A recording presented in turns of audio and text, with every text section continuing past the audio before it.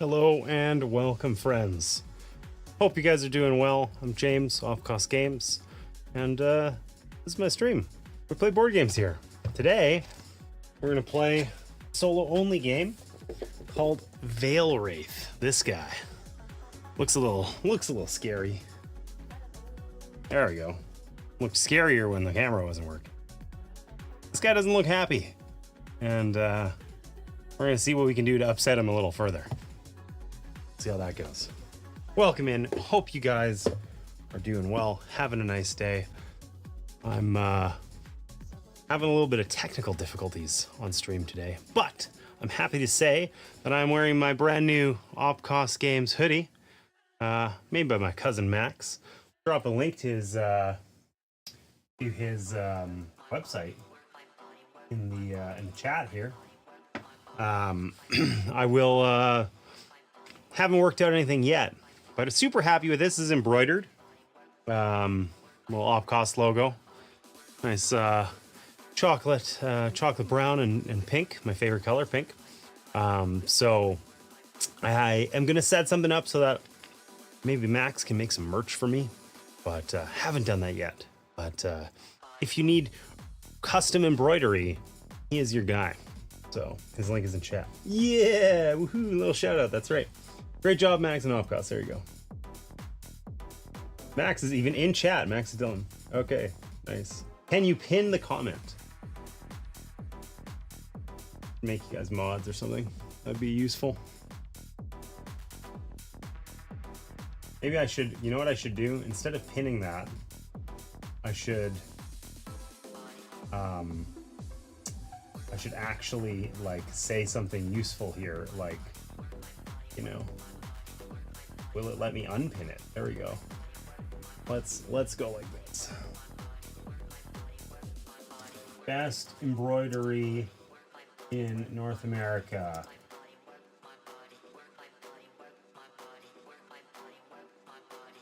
Pin that. Boom. All right, a little more context for us there. Okay, so today we're gonna play a game called Veilwraith. Veilwraith is a solo only game. Basically, this is our setup here. So you can see it's got some really gloomy, the whole thing's black and white. Everything looks a little bit upset. That's because essentially the world is over. It's been destroyed. There's just little, kind of like almost in purgatory or something. And there's just little fragments of, you know, memories and glimpses of the world. And we're trying to kind of piece everything back together and escape. And there's evil threats that are trying to prevent us from doing that. So we are going to slowly gain memories. It's a bit of deck building here. It's our memory deck. I have no idea what's in here. I've never played this game, and I've just shuffled them all together before our stream started.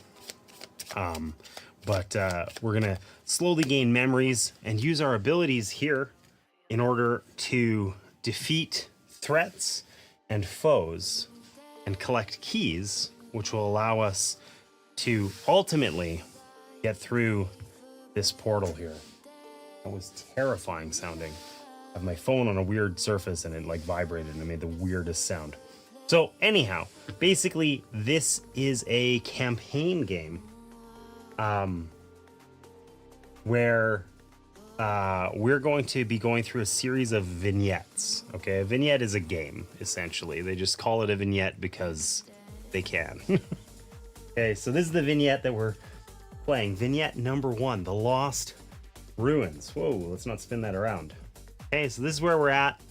We're trying to explore the Lost Ruins and get out, basically. Okay? And there's 5 vignettes in the base game. We also do have this Absolution expansion just lurking over here, just in case we need it. Okay? We'll just leave that off to the side. So there are 5 vignettes, and in a given vignette, we have 20 spirit tracked on this little dial here. I like the art in this game. It's kind of cool. Kind of cool. So we lose the game if we run out of spirit. Okay? We also lose the game if we ever encounter this guy, the Archfiend. Okay? He's pissed off. He's literally invincible.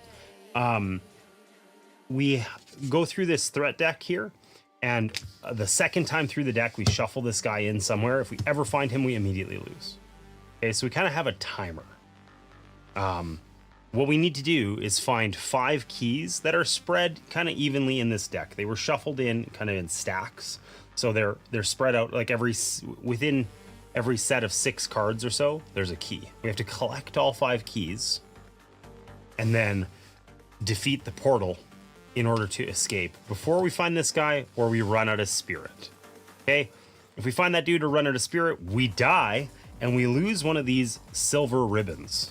Okay, we have 5 of them. Our goal here is actually to complete all 5 vignettes before running out of ribbons. If we run out of ribbons, our campaign's over. We have to restart at the scenario 1, the scenario we're at right now, the Lost Ruins. Campaign games for the win. It's true. Elden Ring, the board game. Yeah, I mean, it does look like there's some mean dudes here and a bit of RNG. So we're gonna see how that treats us. So this game, we have actions here.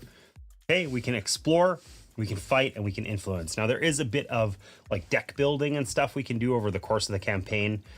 If we defeat the vignette 1, we get to, you know, do some stuff to make our deck a little bit better or play a certain way or what have you for vignette 2. But these are the 3 actions we can take, and this is their relative power level. So 1, 2, or 3. So a tricky thing in this game is that we can basically only ever take 1 action per turn. So if I choose to fight an enemy, what's going to happen is that this fight action is going to end up over here on the next round, and then it becomes available again. But now the number above it is its power. So currently we can do a explore power 1, a fight level 2, and an influence level 3. And we basically, if we want to do these actions strongly, we'll have to take this action. All right. So there's a little bit of kind of management here. We can also there are a couple things we can do to manipulate this a little bit, but overall we're taking like one action per round, which I think is going to be mean to us.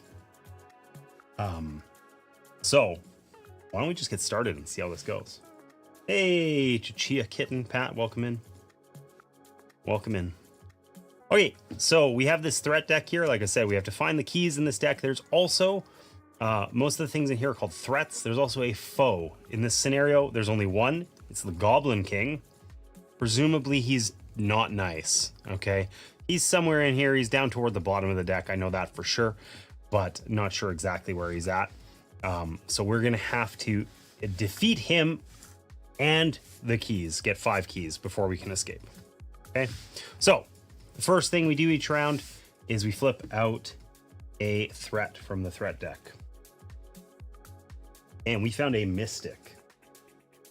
There are different types of threats, Dejas, and I don't remember. They're all funky names that I don't know. But anyhow, this is the one we found this time. Okay, so this one says, when played, reveal threats until you reveal a key, put it into play, shuffle and replace the rest back on the threat deck. So this is actually going to help us find this key faster, sorta. So we're going to flip these over until we find a key. There's a key every 6 cards, so I shuffled it to the bottom of the deck. So I suck, actually. But that's okay. All right, and then we're going to put these back on top of our threat deck. So normally we would only flip out 1 threat card, but we got 2 because that was this Mystic's special ability. We now found here the key of sight. Tables, cards on here. Shadowy. Okay. And the key of sight, it tells us, it gives us some benefits once we've defeated it. Okay. So keys are how we win. We have to defeat them. Threats, these guys, we're gonna put out 1 every round. They're bad. We're gonna lose spirit each round that we go without defeating this threat. Okay. So the first thing we do is put out threat. Then we draw a memory. So that's from our little memory deck here. There's 20 cards in here. Okay, memories generally let us empower our abilities or do specific things. Okay, but typically they won't allow us to eliminate threats on their own. So we found a memory of home. Rad. Nice. Feels good. Home looks a lot more pleasant than most of this other stuff here. Veilwraith and not Veilwraith. Listen, that's true. So this game is very clearly called Veilwraith with an I in it, and I was calling it Veilwraith the whole time, and I figured out the reason why, because I went to their website and they have it misnamed as Veilwraith on their own website. It's from a place called Hall or Nothing Productions, because the guy, designer Tristan Hall. There's a few other games he's made. Killforth, the Killforth series is I think the most popular of them. But yeah, anyways, even the designer got it wrong, so ha. But yes, strictly speaking, we are the Veilwraith in this game. Okay, so we have a memory of home. Now, this memory lets us empower one specific ability, so we can use it to empower our explore action. I have no idea what this means, because there's all these glyphy things that have some significance that I totally don't remember. And then we can combine pairs of memories to boost any action by the value shown here. If we combine a pair, we get whatever the lowest number is. We've boosted by that. Our deck sucks, so all of them are 1s. And I'm going to look up what that little fish hook means, because what the hell is that? It's going to bug me.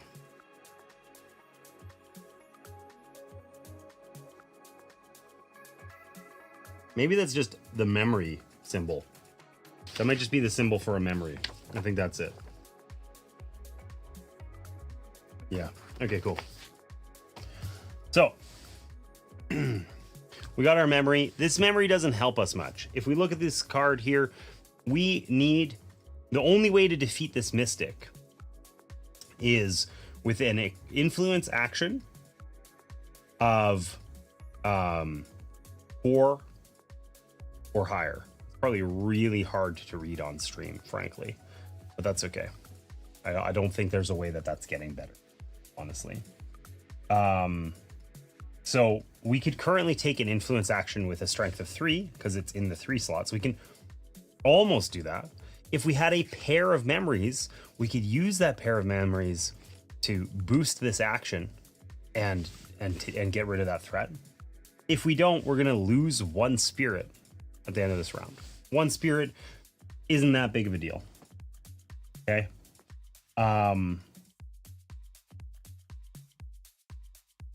I have any number of power things? I think I do. Okay, I want to check something really quick, make sure I get this rule correct, because we have a little bit of hand management to do here. So things we can do, right? We can play memories from our hand. That only helps us if they boost the actions we want to take, which they don't. Okay, we can combine memories, which we can't because we need pairs. We don't have. We can tilt these cards, so we could tilt a card 45 degrees, and then we can put a power token on it, and it will be 1 stronger. Like that, each card can have a max of 5 of those tokens, but we can then use them anytime we take them that action. They travel with the card. We can spend them or not. Okay, we can use an action where we turn it 90 degrees. And we can use keys if we've unlocked any. So I think what we want to do is we want to tilt this influence and put a power token on it. Okay, because then it will be 4 next turn. And then we don't have anyone to fight or explore, so we can't defeat any threats with these, but instead we can draw a memory. Okay, so maybe before we tilt this, let's we're not going to use the fight action for sure, so let's use it to draw a memory, because maybe we'll get something that will allow us to boost our influence action. Oh, we did. Look at that. Memory of Honor. This makes me think of Game of Thrones a little bit.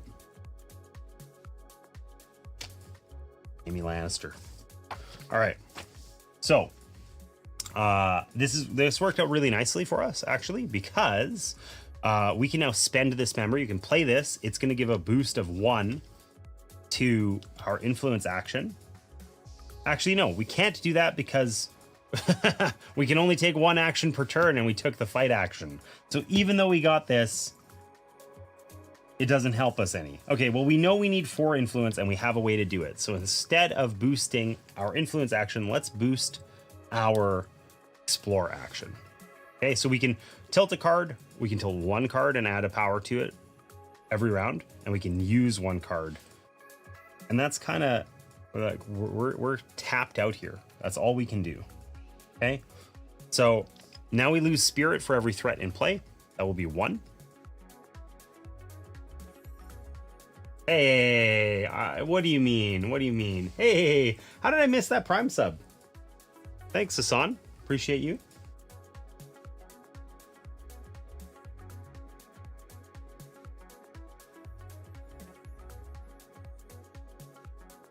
All right. So we lost 1 spirit, and then any memories we played, we discarded. We have a hand limit of 6. These things go back. We've now buffed this, and that was 1 turn. We keep doing that until we either win or more likely get our butts kicked. Okay, so we're gonna add a threat. It's a healer. This one also requires an influence of 4 to get rid of. Also causes us to lose a spirit, but when we defeat her, we're going to gain a spirit as well. And when played, she actually gives us a spirit back. So we're full. That's cool. It's cool. We like that. We get to draw a memory. This time we found the Memory of Heart. Use 1 additional available action. So when we play this, we can take 2 actions that round. That's probably going to be really helpful to hang on to. So I think we're going to play this memory and take the influence action. So it's 3 plus 1. Okay. This memory will end up getting discarded. And we can eliminate this mystic. So she takes her fancy makeup and gets placed over there. Okay, and this is turned. Can't do anything more. At the end of the round, it'll end up over here. I think that happens at the end. Or does it happen immediately? Actually, an important distinction.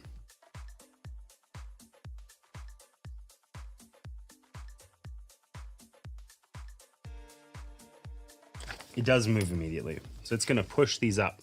So if we used this additional available action, we could actually take like 2-3 strength actions in a single round or something like that. Okay, so we can turn one of these cards to add a power token to it. Or tilt it, I guess. Do that one. Now we can fight strongly.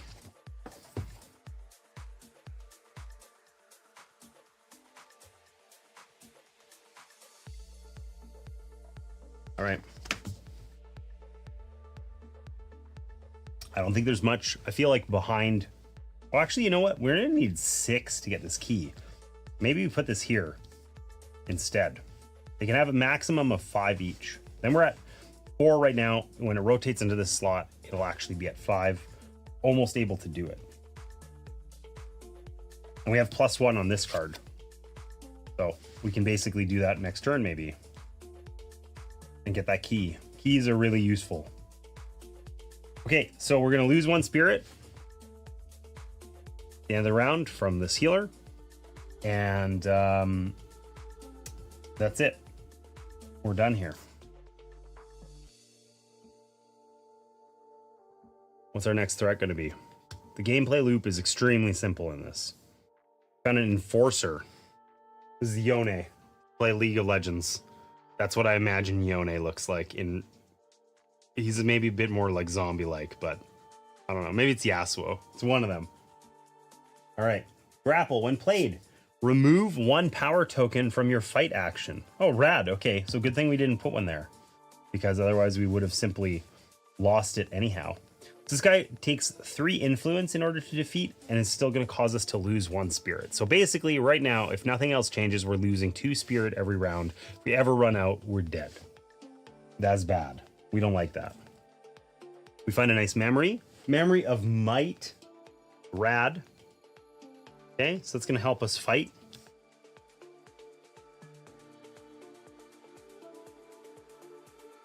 Okay, so we can't get rid of the key. We need lots of influence actions for all of our stuff. And none of our things boost our influence. And even if we combine them, we can only boost it by 1, which is not enough. So we have to like use one of these other actions. We need to make some stuff happen here. You know? How can we manage this so that it works better?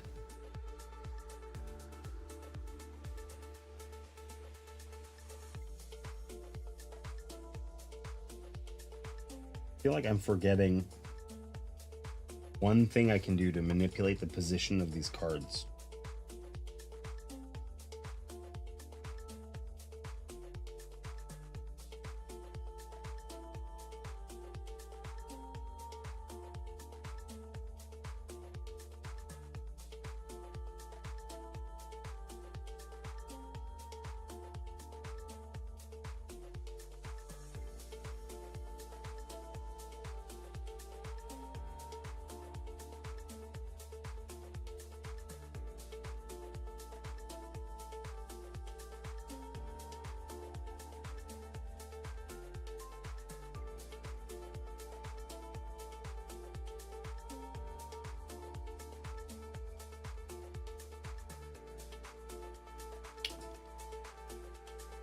Specifically told me about doing something in order to, you know, make this work better, but I don't know what it was. Okay, so here's what we're gonna do. We're gonna try and get this key. So we are going to, because that'll move our influence up. Oh, wow. This is really zoomed out. Let's not do that. We can get +1. So we have 2, 3, 4, 5. We need 6 influence. So what we're going to do is we're going to combine these. So that gives us +1. And then we're going to use this memory of home, which also gives us +1. So we have 1, 2, 3, 4, 5, 6 on our influence action. We're going to spend these power tokens. This action gets used up and we complete this key. We defeat that one. It seems pretty realistic. They even got the gray screen simulator. It's true. It's true. All right, so we defeated this key of sight. So keys always let us do 2 things. Like the actions that they can do might vary, but they have a turn and a flip ability. So we can use those each once per game. If we use the flip ability, the keys face down, we can no longer use the turn. But if we use the turn ability, it's once per game. It stays turned until the end of the game. We could turn and then flip, or we can just flip, but that's it. And it doesn't go in our hand. So basically we can take an additional action or put a power token on the explore action. So on that note, the explore action is over here now. And we can still tilt one of these to improve it. We haven't needed fight, and we do need influence. So I think we're going to tilt the influence to put this on it. And then sucks to suck, we're losing 2 spirit.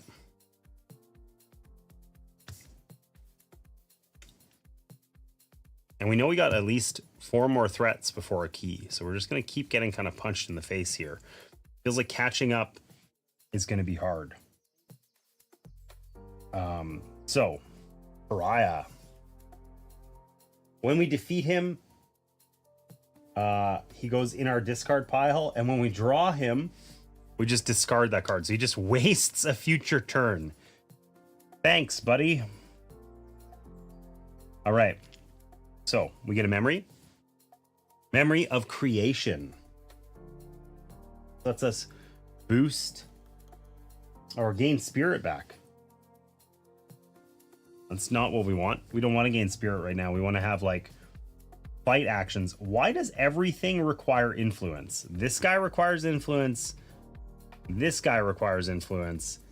And this girl requires influence. That is upsetting.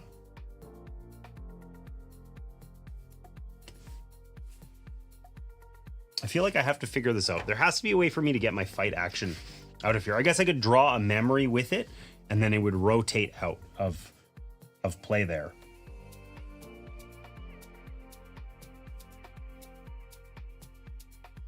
Okay, so let's use this to draw a memory. We found the same one again. Not super useful. But then we could use our key to take this influence action right away. And we could get rid of this healer using the power token, 3+1. And because we got to use 2 abilities that turn, doing that. And when we get rid of the healer, we heal 1 spirit. And then this is going to go back over here. And we just need more influence, period. But that's okay. We can still tilt this, put a thing on it. So we have a nice, strong explore action queued up. And we're going to lose 2 spirit, though.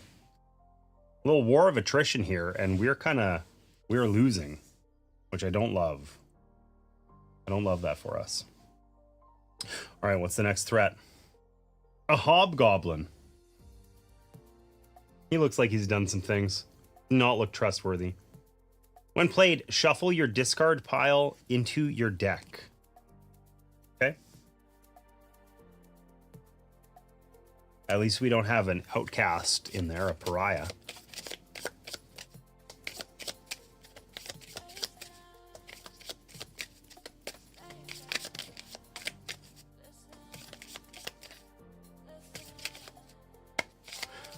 I like the monochrome art in this game. It's pretty cool. Reminds me, I've had a couple other games that had a similar vibe. One was much nastier looking. It actually, like, for a while there, it was like super expensive. I actually sold it because the game was okay. The art style was amazing. I wish I had kept it. It was called Cave Evil, and it's got a very similar vibe, but just a little bit scarier. Check out that schnoz, though. Yeah, I mean, honestly, like, I think this guy uses like a bed sheet if he needs to blow his nose. Like, that's oof, rough out there. Seems like a stand-up guy would let him read bedtime stories to my kids. Okay, sure you would.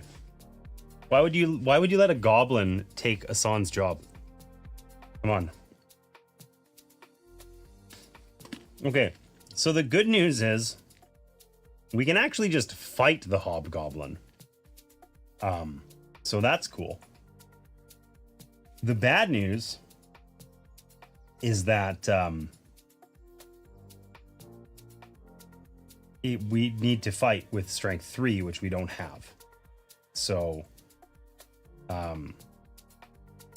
we really don't need this explore action, which is irritating. The good news is our memory of redemption here is influence +2. So that was like a super good draw.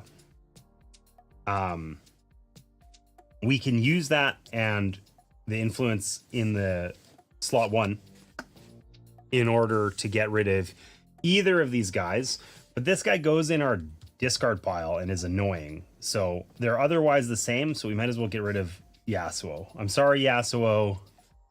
It's time. And then we can put a power token on our fight action, and we'll be able to use it next round in order to defeat the hobgoblin. That's nice.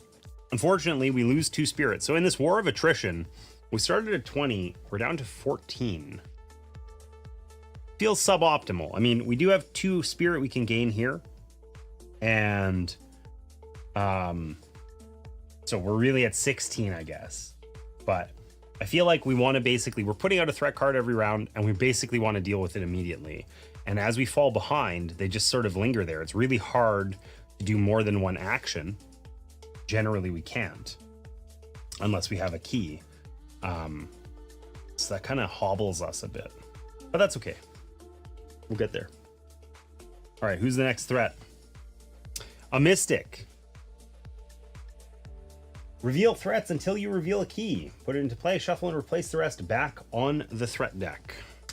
Okay, so we have an opportunity to get early access to a key here because it was probably, never mind, it was literally the next card. So I shuffled one to the bottom and then shuffled this one to the top of its respective stack. But this is the Key of Valor. Definite chainmail bikini action happening for Valor. But we need to take a 7 explore action. That is rough. We currently have 4 that we can do. So getting that key would be great, but that feels like a lot. Memory of Honor, this gives us a boost to our influence. That's cool. Okay, so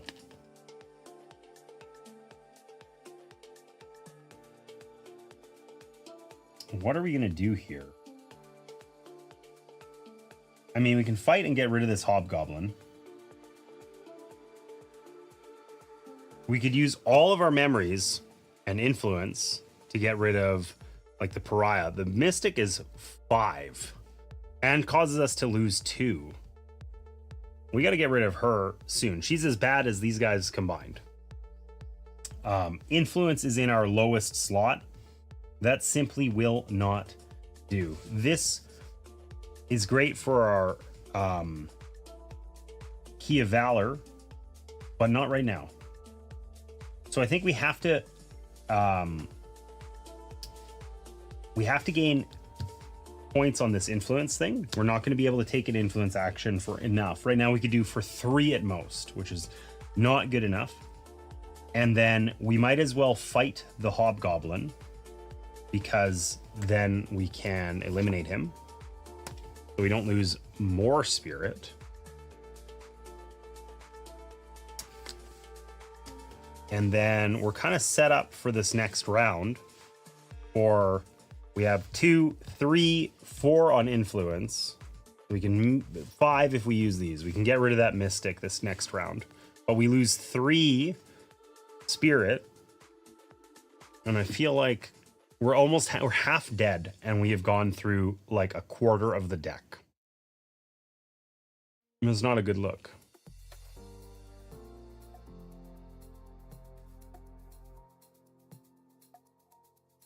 Hey, it never yelled at you. It didn't. You know what? While we're on break right now, I'm gonna go see why that is.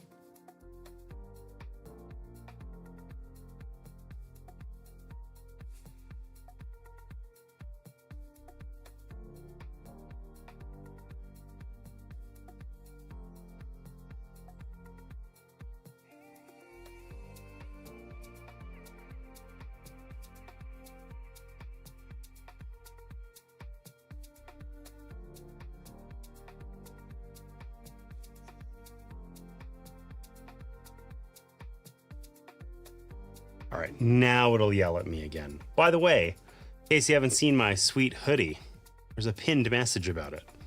All your embroidered goods needs. Scuffed House. Cousin Max. I will get merch one day. All right. So, where were we? I was, I fixed the bot. I don't know if it crashes silently or what. But sometimes the thing that does the AI voices just silently dies, or doesn't open, and I don't notice, or whatever. It's a pair, like 2 pieces of software. I opened them at the same time, but it just wasn't running. Anyhow, okay, so we need a new threat. What's this threat going to be? Oh, he looks nice. Oh, what a bastard. It's a fighter. When played, remove 1 power token from your influence action. The influence action is the one we need to get rid of this stupid mystic. That sucks. That's really bad. And we found a memory of might. We're remembering this huge axe, which is great, except it gives us more to our fight action, which we really don't need. We need 5 influence. That is not happening, and we need 7 explore, which we currently have 4. We want to get this explore token out of here, but the thing that's tricky is, of course, like, we can't just draw memories with it and then not do anything else, or we just end up sort of dying a horrible death. Because right now we're going to lose 1, 2, 3, 4 spirit this turn. We're going to be like 3 more rounds and we will lose the game at this rate. So that's kind of rough.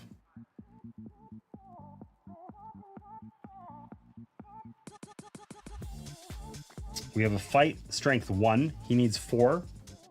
We can add 1 to it. That's 2.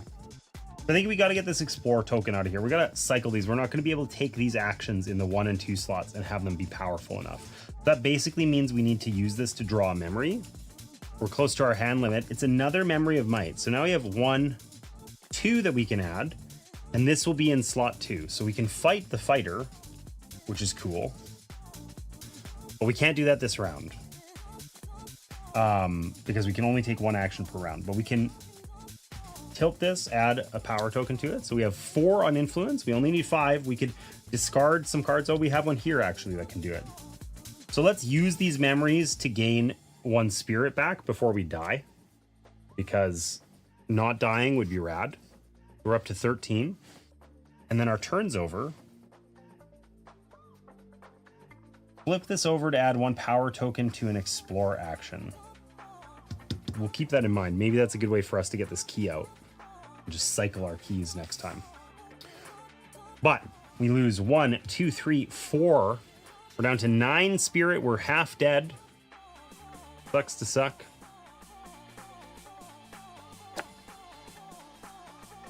Whoa, whoa. They weren't free hoodies. Come on now.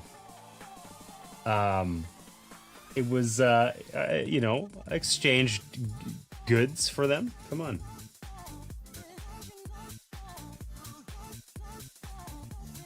Oh, great.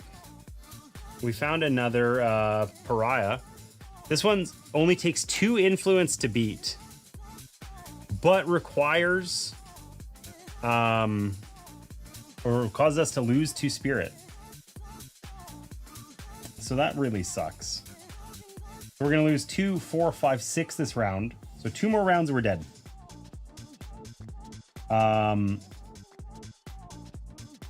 We really want to prioritize getting rid of her.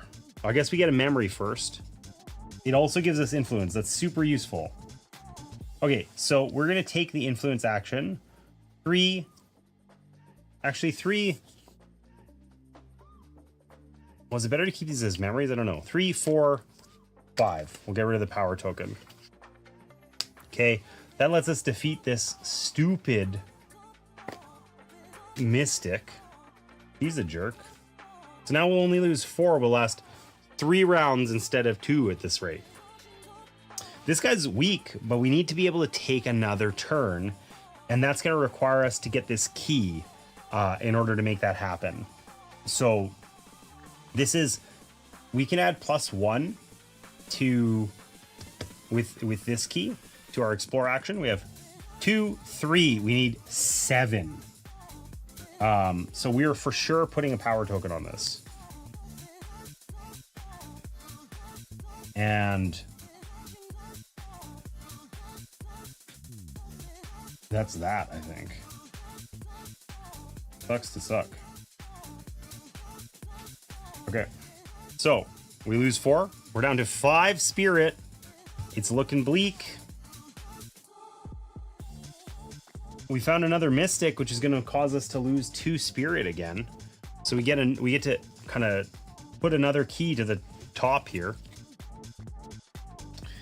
I don't know if these mystics, like, I have no idea if we're getting like disproportionately hard enemies or easy or what, but it's feeling like a war of attrition that we're just straight losing. You know, I don't feel like I've done anything clever that's allowed me to make my way through this. Okay, so we found that other key. That requires 8 explore. That's stupid. I don't like that one little bit. So we need influence. Okay, these guys cause us to lose. Let's take a look here. These guys cause us to lose 2 spirit each. Right now, we will die this turn, actually, if we don't defeat one of these guys. Okay. So that's a real shame because we really don't want to use influence actions. We want to use our fight action to rotate explore into this spot.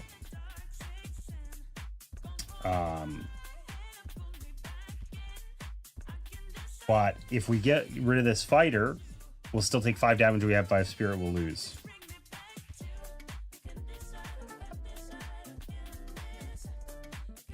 So I think we're kind of just stuck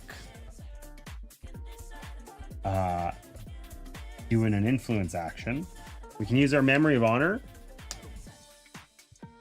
We can defeat this guy. He goes into our discard pile and just wastes a turn in the future. We're going to have 1 spirit at the end of this round, which is pretty bleak. Well, we're going to tilt this, put a thing on it, and we're going to lose our 4 spirit with a smile on our face. We're down to 1. What could go wrong? We do have 2 keys we can work on, so that's cool. That's cool. I like that. You're scaling. Yeah, I'm scaling into next game, I think. It's one of those. It's definitely one of those. Scaling into next game. All right, what's our threat? A goblin. Hey, a guy we can fight. When we defeat him, we remove him from the game. And he also has 2. So here's the problem. I think we just lose, right? Because we have 1 spirit. We can largely, generally speaking, we can get rid of 1 card from up here per turn. We have 4 that are causing us to take damage. And even if we got rid of like these 2, we take some double turn and get rid of these 2, we still have enough here that where we lose.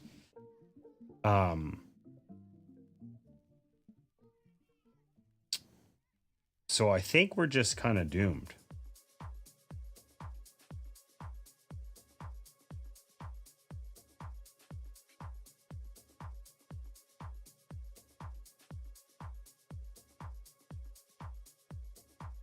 All right, let's see.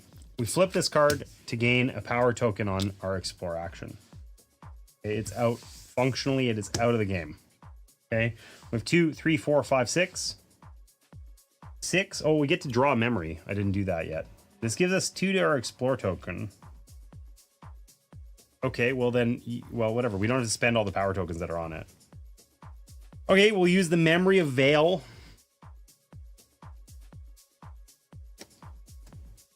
And 3 power tokens. Take this action. And we'll get the key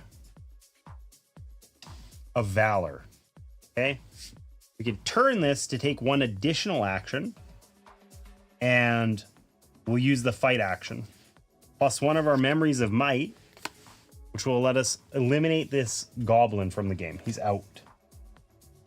He doesn't go back in the threat pile. He's just dead. And hey, we can put a thing on our influence. And then we suffer 1, 2, 3, 4 spirit loss. We're dead. We died. We died. All right. So I feel like I kind of ran it down there. I'm not sure what I could do to have a little bit more agency in manipulating the cards here or something like that. Like, I don't think I did anything horribly bad. Let's find all of our keys. We're gonna set up again. So normally in a campaign, we would lose 1 of our silver ribbons here. We're gonna call that one a warm-up game and just start over. See what happens. How did this memory get into the threat deck? All right, I don't know that. Oh, I just picked it up. That's why. Looks skill like issue. Looks like a skill issue. Yeah, totally. I will say all the keys are extremely attractive. Key of power. Key of love. We did successfully find the key of valor and the key of sight. So we had 2 out of 4 keys completed. We have to collect 5, right? We had the key of light available to us. So we had 3 out of 5, like 2 completed, 1 kind of halfway there, and 2 were horrifically buried in the deck. All right, so the way we set this up is, I don't think we got a particularly bad draw or anything like that. Honestly, these enemies could have been worse for us. But the way we set this up is we shuffle up all of our memories. I guess we have the one pariah in here. That guy's out.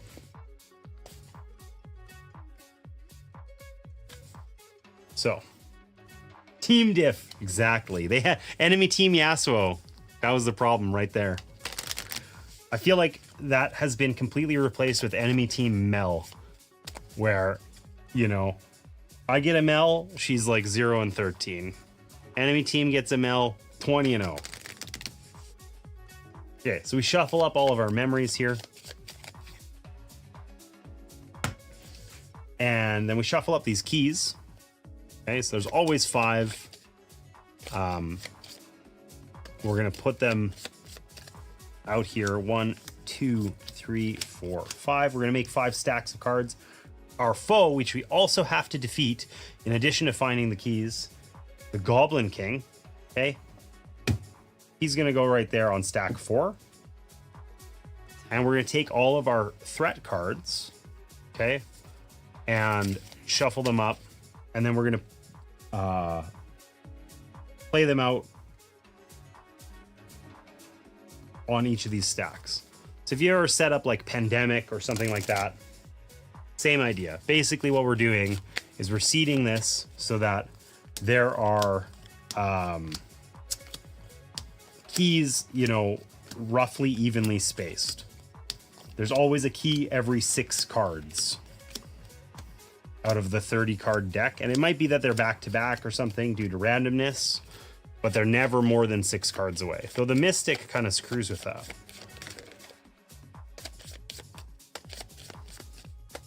All right. So there's stack 5.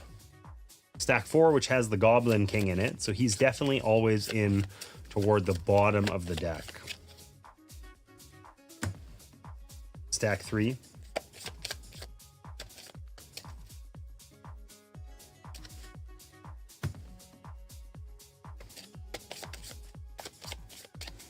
Two and 1.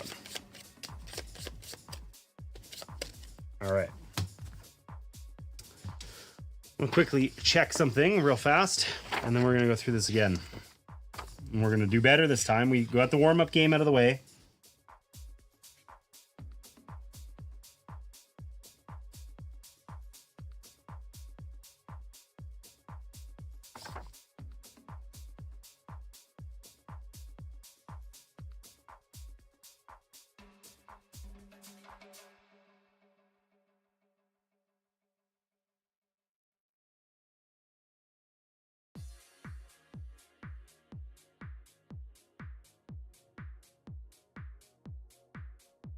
Hey, sit up. Yay, the trombone. Bet you it is. It is. Thanks for that, trombone. Appreciate you.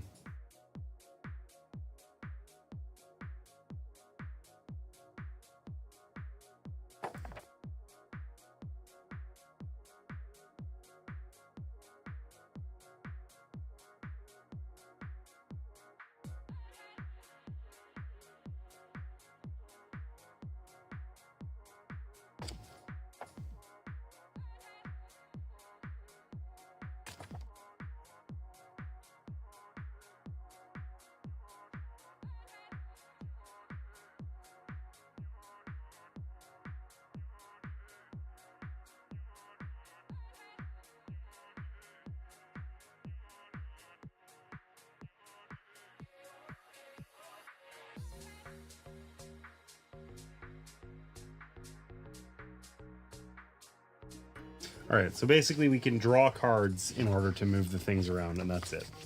So we just played poorly. Simple as that. All right, we're set back up. These start explore, fight, influence in that order. And we are ready to go. Let's do it. Warm-up game out. Just watching out for you. Thanks, trombone. Let's leave that one off the quotes. There's been lots of those. Whatever the issue or question is, it must be clear in black and white. Boo! I was just trying to see if there's anything else I could do to manipulate the cards here. And the answer is not really. So we have a little bit of agency there, but not a ton. So let's just figure this out. Let's just try again. We had our warm-up game. What's our first threat? A pariah. So we're immediately seeding our deck with garbage, but he's probably pretty defeatable. So that's good. Okay. So he doesn't do anything when we place him, but if we defeat him, he goes in our discard pile and then he wastes a future turn. Okay. We gain 1 memory. Hopefully it has influence on it. It does not. Okay. So there is little we can do to get rid of this guy this turn, but same as last time. We didn't need a ton of fight cards, so I think we're gonna spend the fight card to draw a card. So that's gonna change our order. We can manipulate that a little bit, and this gives us a boost to fight. The Memory of Blood. Low contrast. Kind of creepy looking, actually. I'm not sure what's happening there. Little fountain of blood? Like, what is this? What is this exactly? What's happening there? I really don't know. Anyway. So that didn't help us get what we wanted. Maybe let's try playing this differently this time. Strictly speaking, if we get matchy cards, right? We get one of these cards that matches the one we need. Like, this gives us +2 fight. If we combine these cards and use them to give us like a boost. Actually, we can't do that anyway, because we already took our one action and we can only take one. Anyways, we could combine them to get rid of this guy, but then we're getting less value from them each time. But we're kind of staying ahead of that curve where if these guys accumulate, it's a disaster, right? Anyways, so we'll tilt our influence and add one to it so that we can get rid of this guy next round. We'll lose one spirit. And we'll move on. I was trying to figure out ways to cheat. No, hardly. Oh, it's another of these guys. Rad. Well, this guy only needs 3 influence. So that's cool. And he doesn't do anything immediately. He's no worse than the other one. We gain a memory of heart. Use 1 additional available action. We're going to hang on to that one. That seems exceptionally valuable. So we can take an influence action and pay 1 power to get rid of the harder of these 2 guys. He sadly goes into our discard pile and just wastes a future turn. And then we can add to one of these. We already have a +2 to fight here. So I think it stands to reason that we could boost our explore action instead. And then we're going to lose 1 spirit. And we're on to the next round. Goblin. Okay, we got to fight this guy.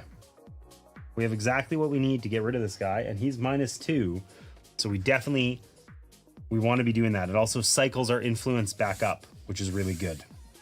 Getting like 4 cards in a row that all needed influence on the first round maybe was suboptimal. I don't know.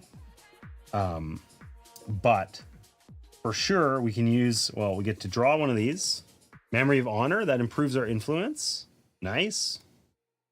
Okay, so I think we can actually get rid of both of these cards this turn, and that's probably worth doing just to get ahead of that attrition curve, right? So we're going to take our fight action using our Memory of Blood. That gives us +2 fight. Okay, so that gives us 4, and we defeat this guy, and he gets removed from the game. He doesn't go in the discard pile. That's going to cycle this like this, right? And then we could use our Memory of Heart to take an additional available action, and our Memory of Honor. You can use any number of memories. That gives us +1 to influence. So we have 2, 3, which is enough to get rid of this guy. Sadly, he goes in our discard pile. I guess if we are going to cycle this, because we do that sometimes, some of the enemies we place cause us to cycle this. If we just have the pariahs in there, it's going to mean more missed turns. That's going to be bad. So that would put our influence over here. And we know some of those keys have big explore numbers on them. So they also have big influence, but I think we're going to put this on here and hope that that's what we get. And now, hey, we didn't lose any spirit that round. I don't think that's happened for us yet. But we're slowly getting there. We're figuring it out. All right, what's our next threat? Hey, the Key of Power. And it does need Explore, just like we said. Okay, so this almost gives us like a break, right? This turn, we're not going to lose any spirit, okay? And we get a Memory of Might that increases our fight. So we have exactly what we need to complete this key. We have 2 power tokens on our Explore, which is in slot 3. So 3 + 2 is, of course, 5. We can get this Key of Power. That's going to let us, on a future turn, we can use 2 actions on that turn, and we can flip it to make our fight better. And we can do those independently, but of course, once we flipped it, if we didn't turn it yet, We can't do that. So because we have ways to increase our fight in multiple places, we know we need lots of influence. We're going to increase our influence value.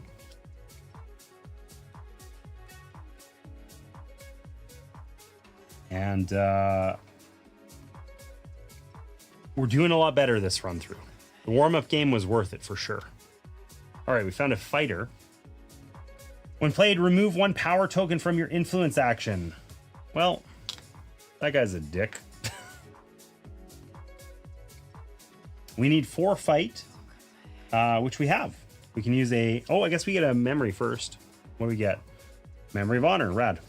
Okay, so we can use our 3 fight plus our memory of might in order to defeat this guy.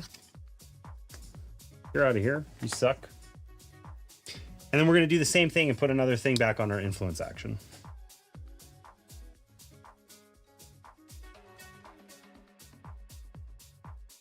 All right, we just got to stay ahead of that attrition curve. All right, another goblin. Unfortunate timing. He doesn't do anything bad to us right now. But he's -2 and our fight is in slot 1. So we do not have the 4 we need to defeat that goblin. That's for sure. Gonna be a minute. So what do we find? Memory of blood. 2 fight. I think the art on the memory of blood is really creepy, but it has proven quite useful. So that almost gives us enough to defeat this goblin, and I think it's worth doing.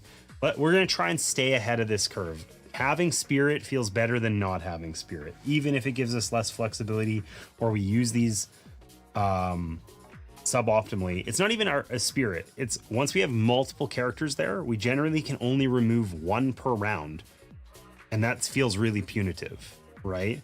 Because then we just, the odd round where we can't remove 1, then we fall further and further behind, and instead of losing 1 or 2 spirit, we're suddenly losing 5. So our memory of blood makes our fight action a 3, and then if we combine these, their combined strength is down here of 1. We use the lower of whichever, but they're both 1 and 1. So that gives us 4 on our fight action, and we can eliminate this guy from the game. He's out. And then we're going to add to explore. We're going to diversify a little bit here, just in case.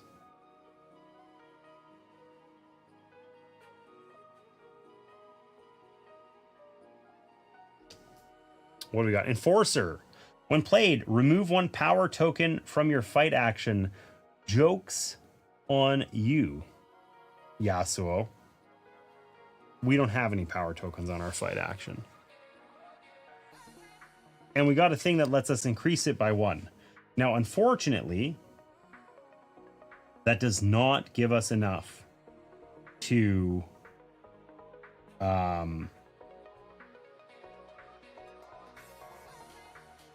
defeat him. We have 1 fight, 2 fight. We don't have enough cards to combine to get a 3rd one.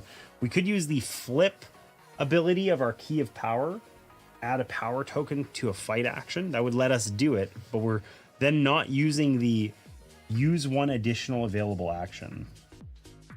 Maybe that's what we'll do. Okay, so let's use our... kind of want to keep influence in slot 3. So let's use our explore action. Okay, we'll use that to draw a card. Gives us +2 to influence. We got huge amounts of influence available. And it also rotates these. And then we can use the turn ability of this. Turn this to use 1 additional action. And we can take our fight action, which is now in slot 2, +1. That's 3. We're getting better. We're getting better. Okay, that will remove this guy. And then we can still tilt this and add another thing to it. And we've remained at 0 threats for like 5 turns in a row. We're doing it. What do we find? We found the key of valor. All right. So we need 7 explore for that, which is absolutely nonsense. We found the memory of cold. Ignore a spirit cost -1 at this round. Okay, so we can just not deal with a threat. That's cool. Wonder if that means we could ignore a threat's played effects or not. I doubt it. Probably we just ignore -1. Let's just assume that. Okay, so we need to get our explorer up here into slot 3.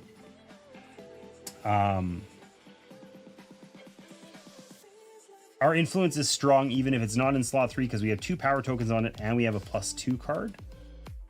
So let's take this influence action to draw a memory. We found a memory of home that gives us explore. That's rad. What we need.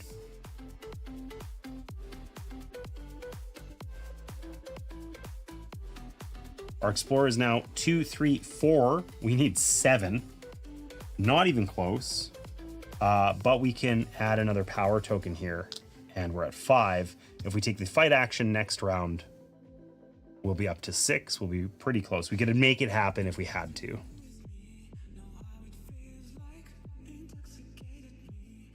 All right. We found Yasuo again. Remove 1 power token from your fight action. Joke's on you, buddy. Our fight action sucks. So, we really want to use our fight action, unfortunately.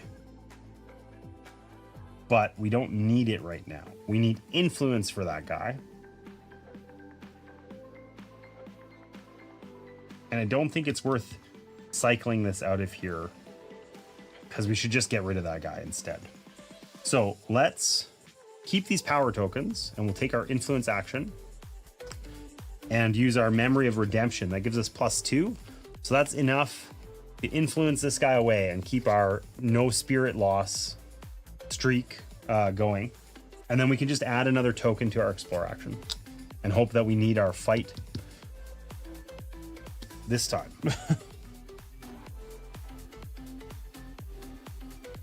All right.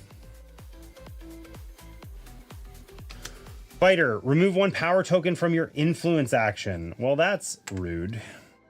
He also needs 5 fight. So suddenly our fight at 3 isn't looking so hot. Okay.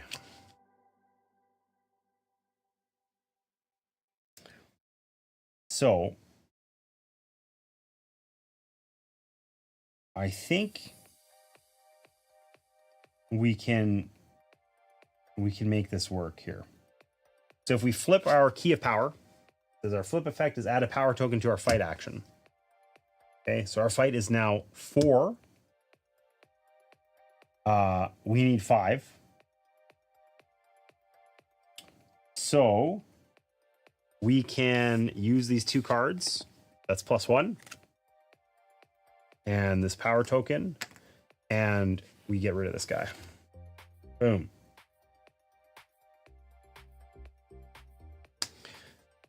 We now have 6 on our explorer. We have a 7th one down here. If we need it. And we can't take another action. Now we could put a power token here and we could, we wouldn't need to use this memory card to do it.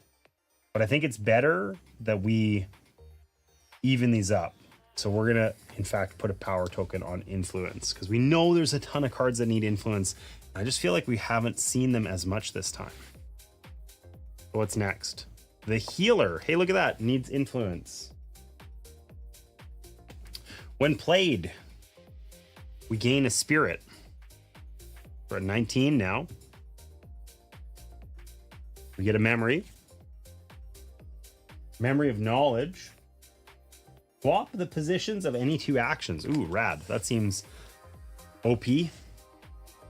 Okay, we're going to use our memory of home and our 3 power tokens and our 3 slot explorer to to get the Key of Valor. All right, that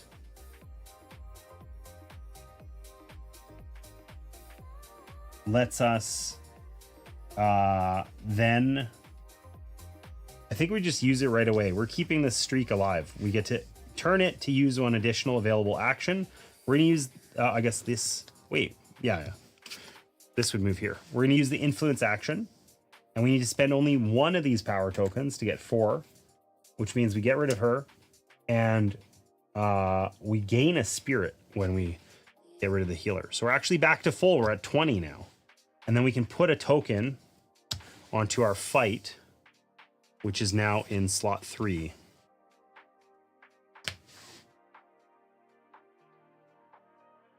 Life's looking good.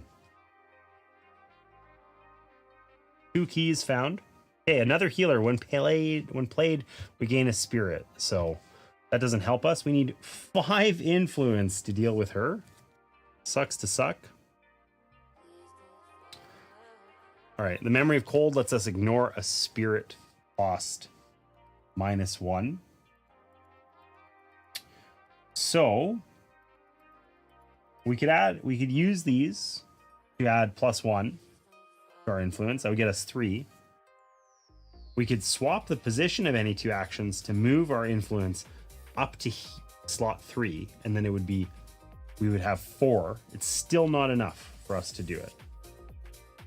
So, and if we tilt it, we can't also take that action this turn. So I think we just have to, we don't have to break our streak. We can use our memory of cold to not take that damage, but actually we should let it happen, because when we defeat her, we gain a spirit back anyway.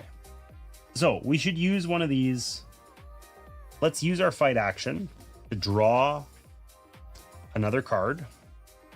Gives us +1 to explore.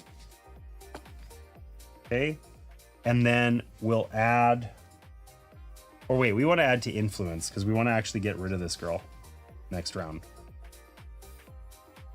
We're going to take 1 loss.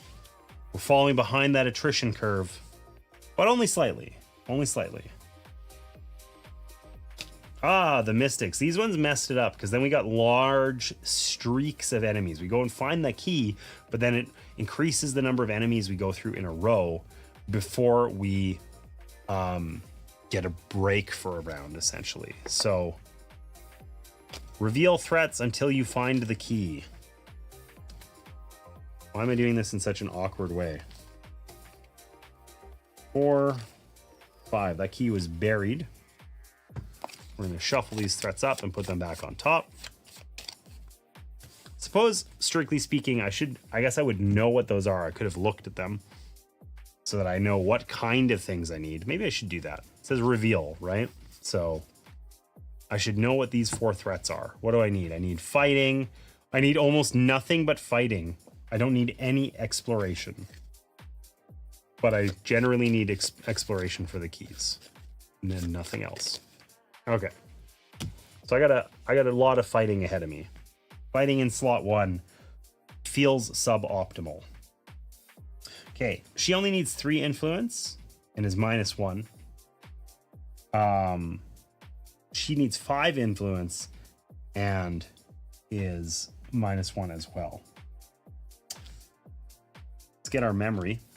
This one gives us more explore. So explore, we're just gonna not worry about. We don't need to explore for a hot minute because, well, I guess we could just do the explore action and get that key. Because we're at 3 and we can get +3 here. Let's just do that. Okay, memory of Veil, memory of home. We're going to use those to gain +3, take our explore action. That gets us this key. We still have a flip power that gives us a spirit back. And now we have our turn and flip powers on this. And I think what that lets us do is we can turn this to use an additional action, take an influence action, and get rid of the healer.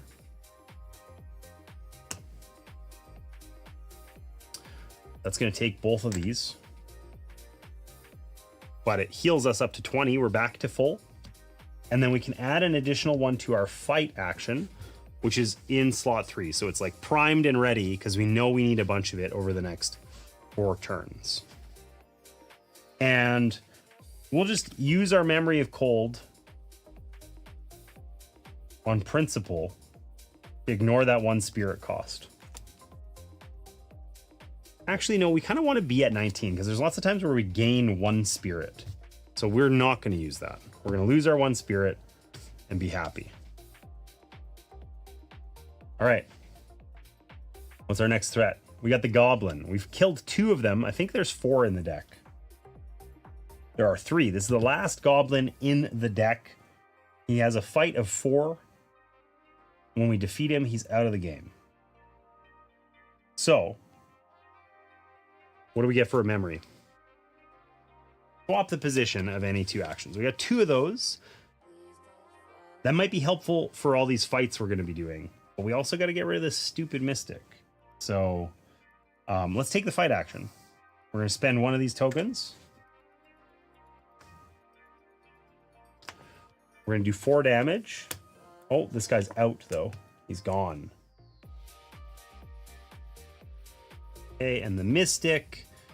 We want to influence her. But doing so is going to be tough. We can add a power token to our explore action. That doesn't help us. We can't take an influence action even if we wanted to, but we can ignore the spirit cost. And we can add a power token to influence.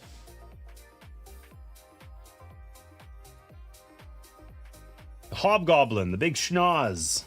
He's back. Hate to think of what the room looks like when this guy sneezes, man. Whew. Okay, when played, shuffle your discard pile into your deck. Okay, so that's good and bad. The good part is we're going to get back some of those strong memories that we have in there. I mean, we don't have any upgraded ones, so we got nothing too spicy. The bad part is that we have those 2 pariahs that literally just cause us to lose a turn. We draw a memory and then we just discard it immediately. I guess we don't lose a turn. We lose a memory for that turn. That's still bad. All right. Memory of might. Great, because we need to fight.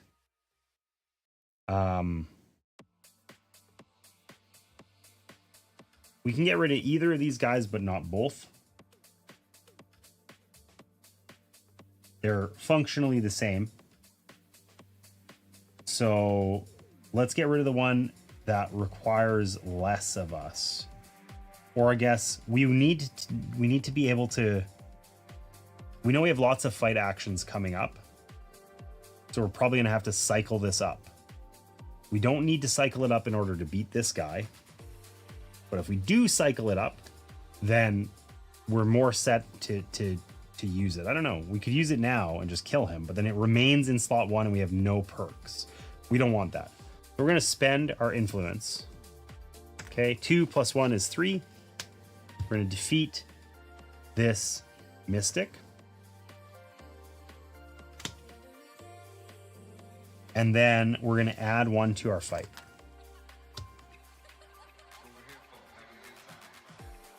And we're going to lose 1 spirit.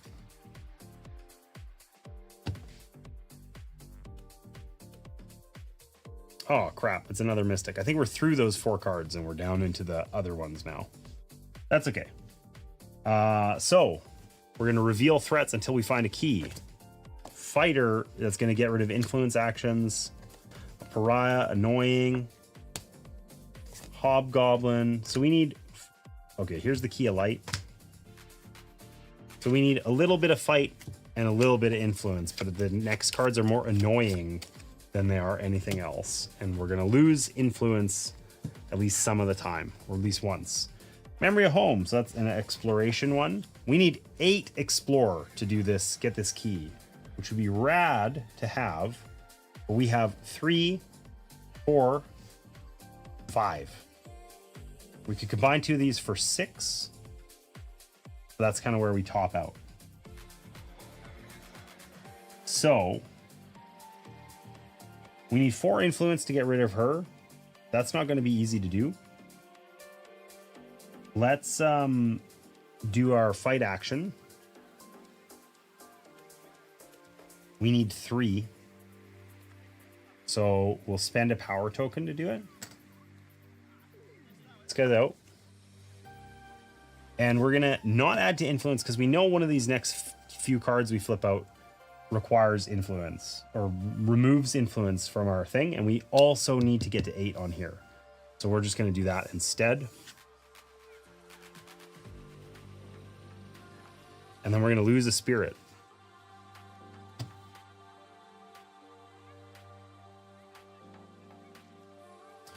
All right, next, Pariah. So this guy needs 1 influence to defeat. And is -2. And then he goes in our stupid discard pile. And one thing that we're explicitly not able to do, which sucks, is we can't get rid of these guys with just memories. We have to take an action in order to defeat them, which is just a shame. I'm 98% sure that that's true.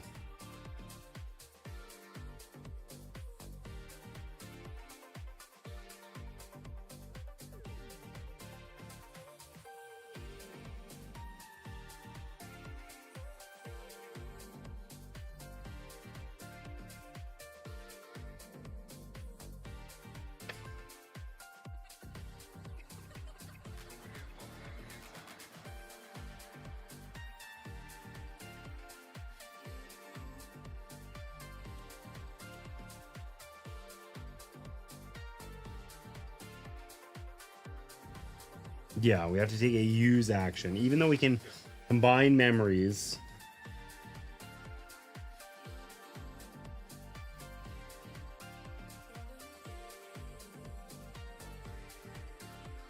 We add it to a card that's being used. So we can't just use our memories to get rid of this 1 influence guy. So he's just a pain in the ass, basically. Okay, so it stands to reason that we should use our 2 influence while it's here to get rid of her. She's 4, and then we can get rid of that guy on the next turn because he's only a 1, right? Now, none of our things here benefit influence, which is a real shame. But we could combine them. So that's 1, 2 bonus. Plus our 2 from this is 4. We'll eliminate this mystic. Those memories go in our discard pile. And we kept the one that gives us explore, because we need explore 8 to get this key. And we have, I think the explore is really only used for keys. We have 3, 4, 5, 6. So we're going to add another one, and that will get us to 7. And then it sucks because we didn't get rid of this guy. We kind of min-maxed there. I don't know if that was worth it. We actually lose 2 spirit. Maybe that was a mistake. I didn't realize that his was 2 spirit, not 1. That's okay. What do we get next? Another Hobgoblin. When played, shuffle your discard pile into your deck. Well, the good news is these are terrible cards. And, well, I guess they don't go on top. They go into it. So we didn't add any pariahs. We hadn't eliminated him yet, so we didn't put another one of those cards into our deck. So that's pretty okay. He's back. True.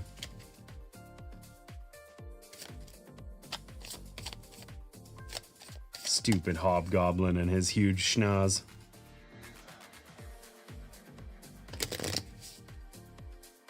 All right, what's our memory going to be? Memory of Redemption. That gives us more influence, which is cool, but not particularly helpful right now. Probably helpful later, though. Okay, so this guy's weak. He only has 2 fight. We can eliminate him whenever we want, but he's only -1 spirit, and this guy is -2. So we're going to use our 1 influence action to get rid of this guy. He's going to go in our discard pile. Sucks to suck. We haven't found any of them yet, though. And then we're going to add 1 more to our Explore here, because we want to be able to do this. We now have 6, 7, 8 on our Explore. So on our next turn, we're going to be able to get that key. And then probably use it immediately and get rid of one of these other threats, because otherwise we fall behind. We're We're on the wrong side of the curve now, right? Remove 1 power token from your influence action. Joke's on you, fighter. We haven't got any there. All right, what's our memory going to be? Oh, it's the guy that just, when we draw it, we just throw it away. So we just don't gain a memory this time. We actually suck. So, let's do our big explore. We use this action, 3, 4, 5, 6, this memory, 7, and we flip this down to add another one onto the thing, 8. Okay, that gets us our key of light. We now have 4 keys. We don't want to fall further behind because that would suck.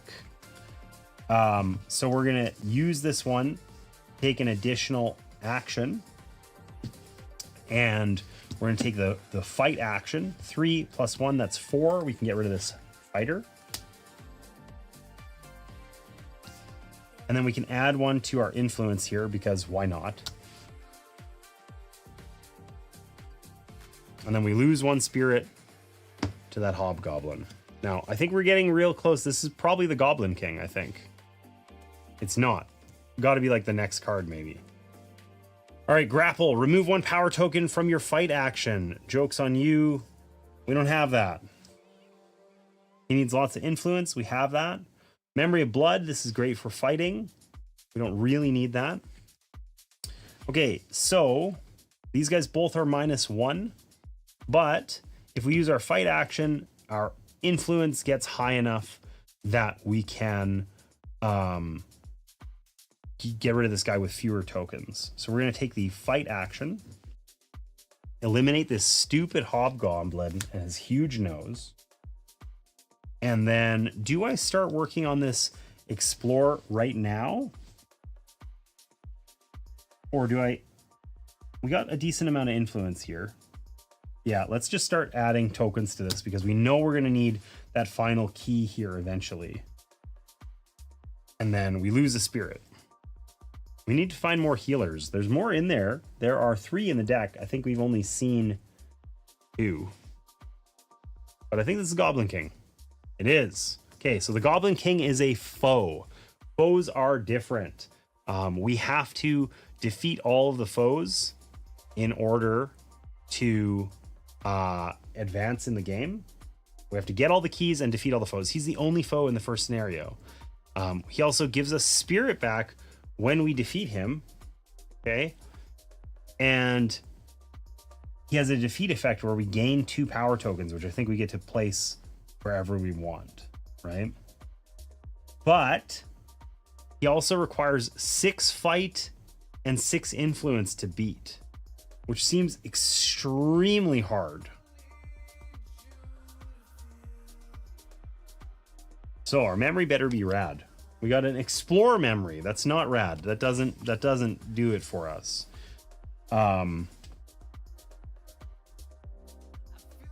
So we have enough influence to do the first of his actions right now if we want. Let's flip this. We can draw a memory when we do. That gives us more explore. We have 4 bonus to explore. We're set for finding that key. We don't have to add any more to this. But we're bad at everything else. So I guess the question is, it would be really good to get rid of this guy sooner because he's -2. But the problem is it's going to take us at least 2 rounds. We have enough influence that we could do it now. But we're a ways away from doing the fight. So realistically, we would have 5 fight next round. We could maybe do it next round. Do we face tank this guy? Or do we just eliminate him? He's only -1. I think we face tank him. Because otherwise we're going to be face tanking the Goblin King for longer and he's worse. Okay. So. We're going to use our influence action. 3, 4, 5, 6 from the Memory of Redemption. We're going to mark that the Goblin King's influence has been done. And we're going to add a power token to our fight action. And then we're going to lose 3 spirit. We're at 9. Please let this be the key. It is not, but it's the mystic that helps us go find the key. But she's also -2. We're probably going to lose here. After all that management, we're just going to get our butts kicked. There are hobgoblins, another stupid pariah. Key of Love.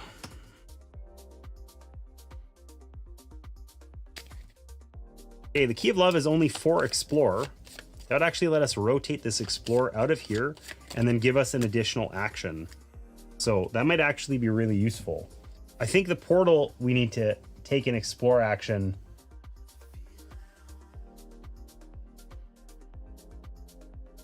Of 3. Okay, so we're like actually decently set up here to win as long as we defeat this guy. So I think what we do here is we use our Explore action. That gives us, with +1, that's 4. That gets us the Key of Love. Okay, we're also going to flip our Key of Valor down. That gives us 1 more spirit back. That just might not be a horrible thing to have. Okay, if we turn this, we can take an additional turn, additional action, and we can use our fight. 3, 4, 6. We can defeat the Goblin King now. And when we defeat him, we set him aside because he's a foe, not a threat. And we gain 2 power tokens immediately. Okay, we're going to put those power tokens on Influence. And then I think we put this portal into play immediately now. Okay, place into the threat area after all 5 keys and all foes are defeated. That's right now. To defeat the portal, use the vignette's Explore value. And if we succeed, we escape. So we'll add an extra thing to Influence just because we can. And essentially, as long as we don't die right now, we'll win this scenario. So we'll lose 3. We'll put out a new enemy, a new threat.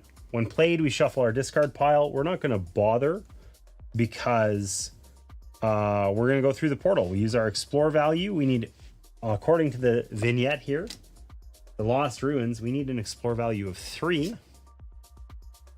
We have 1, 2, 3. Memory of Veil helps us, and we defeated the portal. That means we escape immediately. So we did it. We successfully completed scenario 1. Now, I don't know about you, but that felt not easy. That felt like, 1 or 2 more rounds and we were dead. And I'm gonna hope that that's like by design, that this is supposed to scale and ramp up and whatever. It did feel like essentially we stayed ahead of that attrition curve, right? Every time we can only essentially get rid of 1 enemy per round most of the time. And we stayed generally in front of that. And as soon as we fell behind it, even with just like a single guy that was -1, it then started like -1 became -3, right? When the Goblin King came out and whatever else. So it got really ugly really fast. But we beat it big. And now that means that we get to do a little bit of like deck building and stuff. I don't know exactly how this works because I very quickly skimmed it. So complete each game in the campaign by following these steps. So it says, as the impossible journey to discover more keys continues, the Veilwraith's connection to the world becomes stronger and their memories grow more clear and powerful. Whenever the Veilwraith defeats a vignette, they may upgrade their memory deck by choosing a memory in their memory deck and putting 1 copy of it back in the box, and then choose 1 memory upgrade.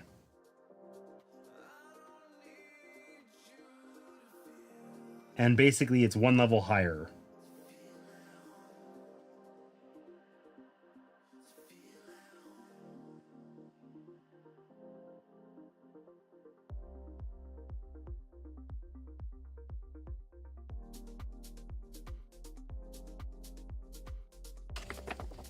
Okay, I can't thin my deck.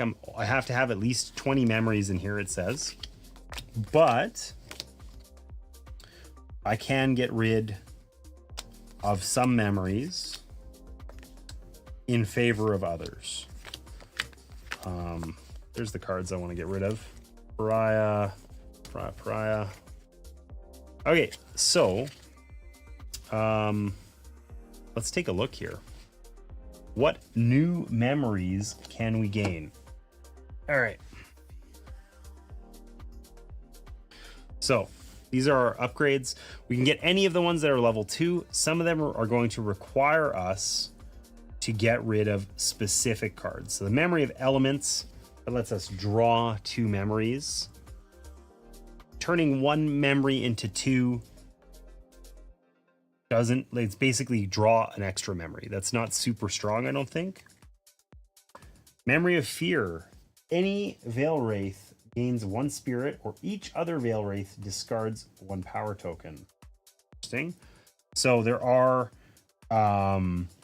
you can play this game with multiple players. So that's more if we were playing with multiples, but it does also give 2 to the influence action, which in and of itself isn't bad.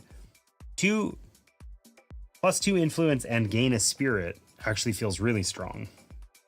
All right, the memory of law. Any Veilwraith, I want to say Veilwraith every time, gains a spirit, and then this is basically the same thing, but fight. Okay, we're not, for sure not taking the memory of elements. That one we can just set aside. That's jank. It's embarrassing that they would include that one. No way. Memory of poison. So this is the same thing, but for the explore action. I think that one's also the weakest because generally the explore action is the thing we use the least. Memory of heaven. We gain a power token on a fight action and recover 2 spirit. That's kind of, that's not horrible.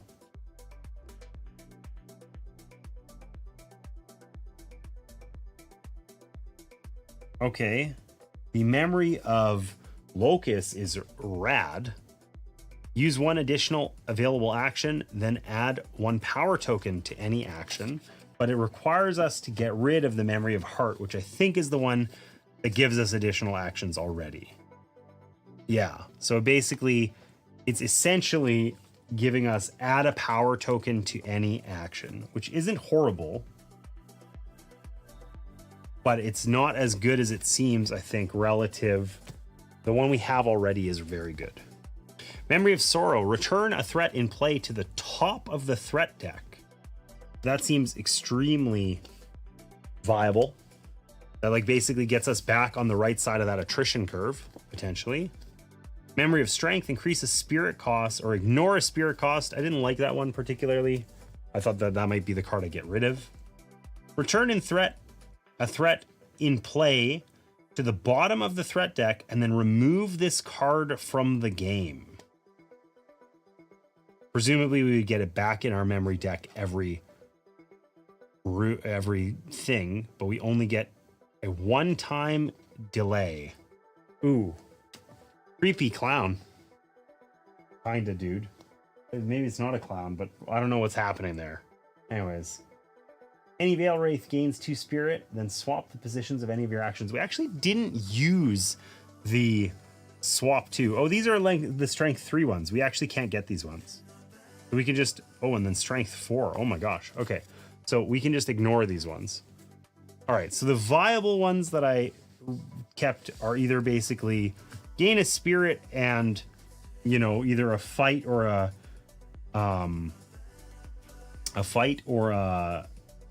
influence action can be really strong, or recover some spirit and add a power token to fight. That seems not bad, but return a threat in play to the top of the threat deck seems super good.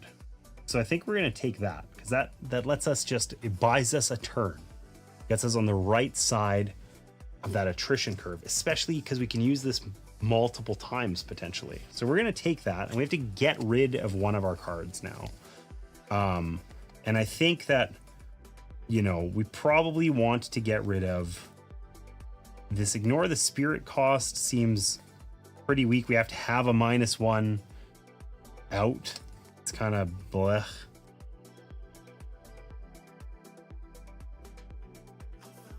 I think that's what we're going to do. We're going to get rid of the ignore the spirit cost. I never find that those ones are like, oh, yay, I'm so happy I had that one. It does sort of buy us a turn, but it also baits us into ignoring enemies and then falling behind on attrition. So we're going to get rid of that. I'll take the memory of sorrow instead.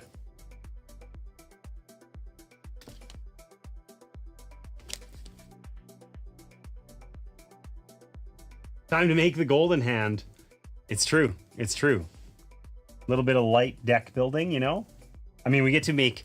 We went from our 20 card deck, we swapped out 2 cards. Like 1 card for one other one. So, I don't know about golden hand, but it gets better. This also is combines to do more. It's more flexible, but the problem is they combine to... You have to use pairs of cards, and they always combine to the value of... like the lowest value. So we're still going to only be able to get a 1. And even if we had 2 of them, then we're combining our best 2 cards in our whole deck, which seems unlikely to be useful. But that's okay. We got our memory upgrade.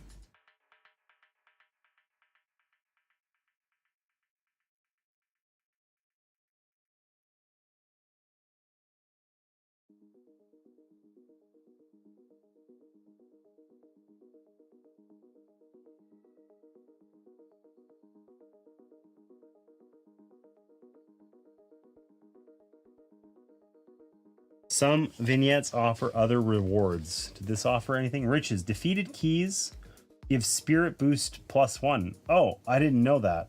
So I guess as we were defeating those keys, we should have gained a spirit. We still would have lost in the warm-up game.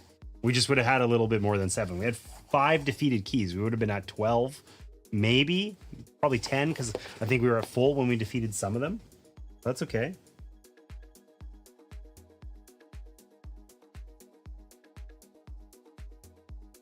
Okay, so that's it. We literally get to upgrade 1 memory, and then we continue by doing the next vignette. So it's going to be a little bit of a pain in the butt because all of these cards are, of course, all mixed up. So we have our foe deck, which is this one.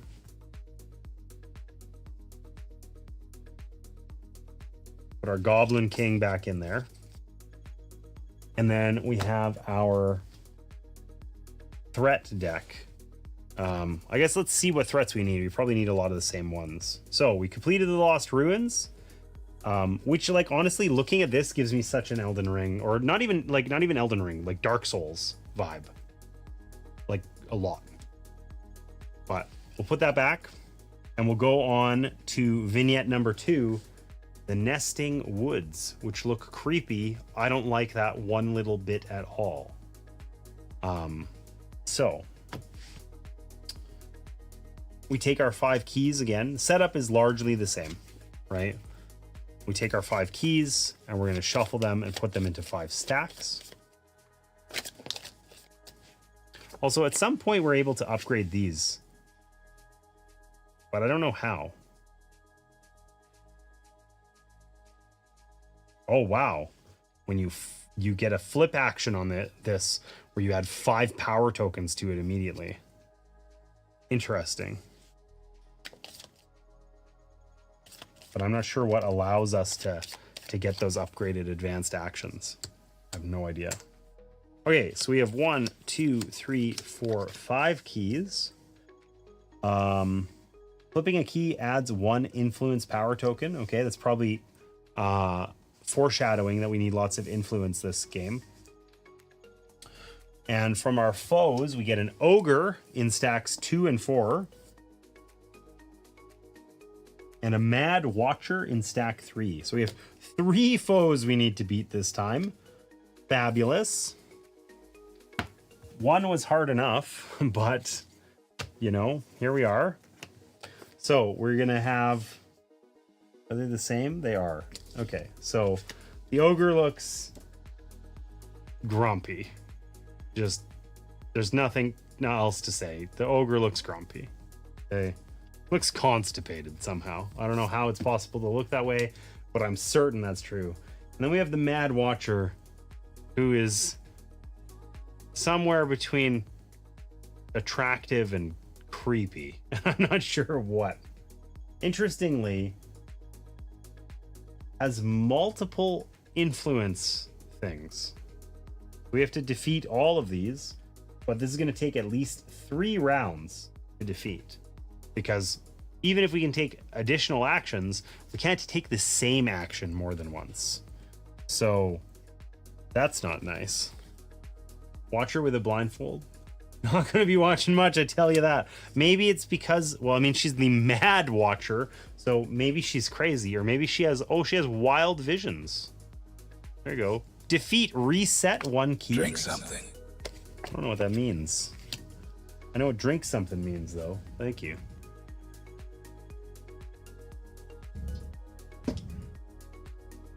Okay, so what do we need? We need enforcers. I guess we're gonna have to sort this whole deck out anyway, no matter what.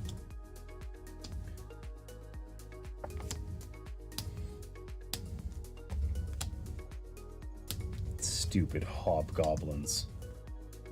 I didn't love these mystics either, honestly. They actually, I think, getting the keys out was nice, but they sort of like artificially increase the kind of the rate of the game, because you play them and a key, so you put 2 cards out, which then of course means you have more stuff to deal with. So I mean, we could let her find a key for us, and then we could use our card to just bury her in the deck, and we could laugh about it. That'd be okay. Okay, so we need 3 enforcers. There are extra ones in the deck. Maybe not enforcers. Okay. So there's 3 enforcers, 3 eremites. These guys, they're staring into my soul. Not sure how I feel about that. Okay, we need 3 of those. All 4 fighters. Great. The fighters are the ones that randomly reduce power things from our cards here. 2 goblins only. Are all the goblins the same? No. 2 of them are stronger. Shuffle those up. Not going to look at which ones we got. All 3 healers. Or no, there's 4 healers. Okay.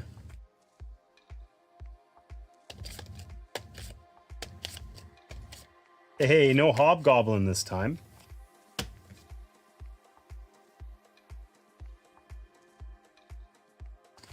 We get the 3 nymphs. Once again, we're going to shuffle. 1,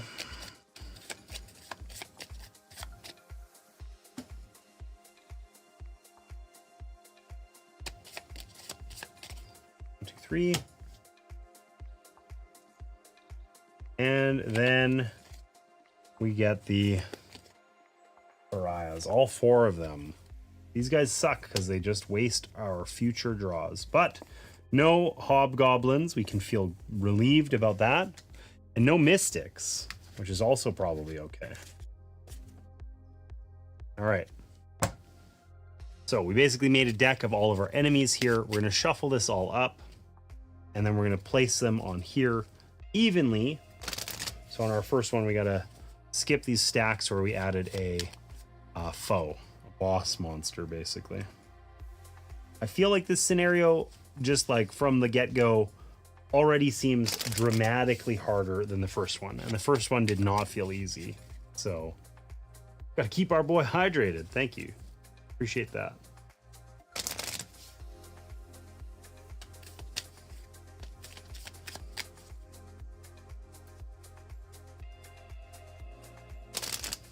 All right.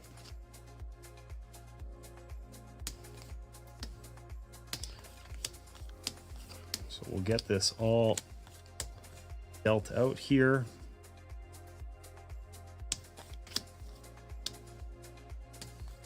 Hopefully I didn't screw that up, but I might have. I did not. All right.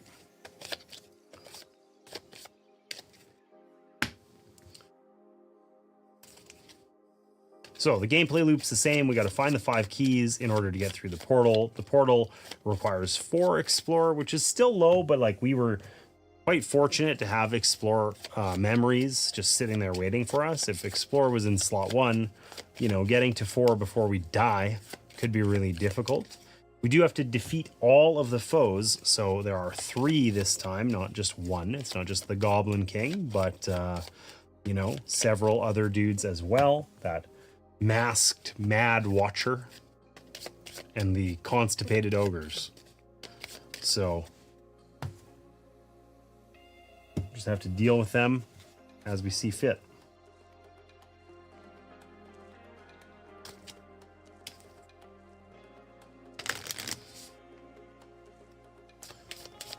I want to see if I can figure out how do we get the advanced things. Is that just...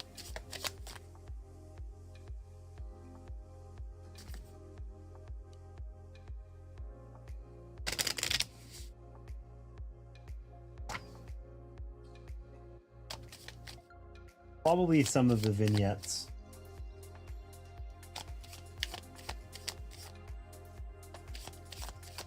Yeah, it implies that some of the vignettes will offer us rewards. But probably once we're a little further into the game. All right. All that complete. These should be in alphabetical order. Explore, fight, influence. And we're back up to 20. Let's go explore the nesting woods, which once again, are these like, are there things nesting in the trees? Is that what it means? Like what's going on here? I'm not sure that I like that too much. I don't know how I feel about it. As your deck gets better, do the monsters get stronger too? Well, we put more and more foes in, and the foes are like way stronger, right? So the first round we had 1 foe, and this time now we have 3 foes. And there are some threats that we haven't used yet either. So in short, yeah, it scales. Mostly through foes though. Instead of having... like the foes replace, like generally speaking, we have 30 cards in the threat deck, and like 1 of 30 was a hard monster last time. 3 out of 30 are hard this time. Probably 4 or 5 out of 30 in the next one. So, and like those are a hard victory condition too. If we have cheesy ways to get, you know, put threats back into the deck. Imagine you had a card that allowed you to put a threat back into the deck and you were going to cheese the game that way. You can't do that with the hard guys, the foes, because you need to defeat them in order to win. So we'll see. Evil tree houses. I feel like the evil part is the fact that it's at the bottom of the tree. That seems creepy and weird in a way that I find quite uncomfortable. I don't like it. All right, let's see where we go. We start by finding a healer. Top decking the thing that heals us. Thanks for the raid, Dutch Yoda. Oh, and welcome hey. you 14 lovely people. Well, we'll stop here then and take care of this raid. Welcome in, Dutch Yoda. Give you a shout out here real quick.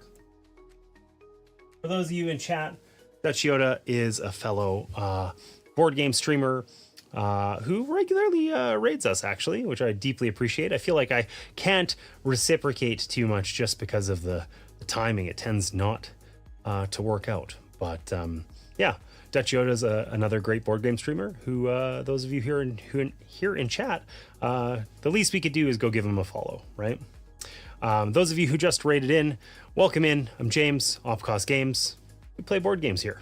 And today we are playing Veilwraith, this game, which is a solo-only game. Usually I play solo games here on Solo Sunday. So this is a little bit of light deck building, kind of push your luck.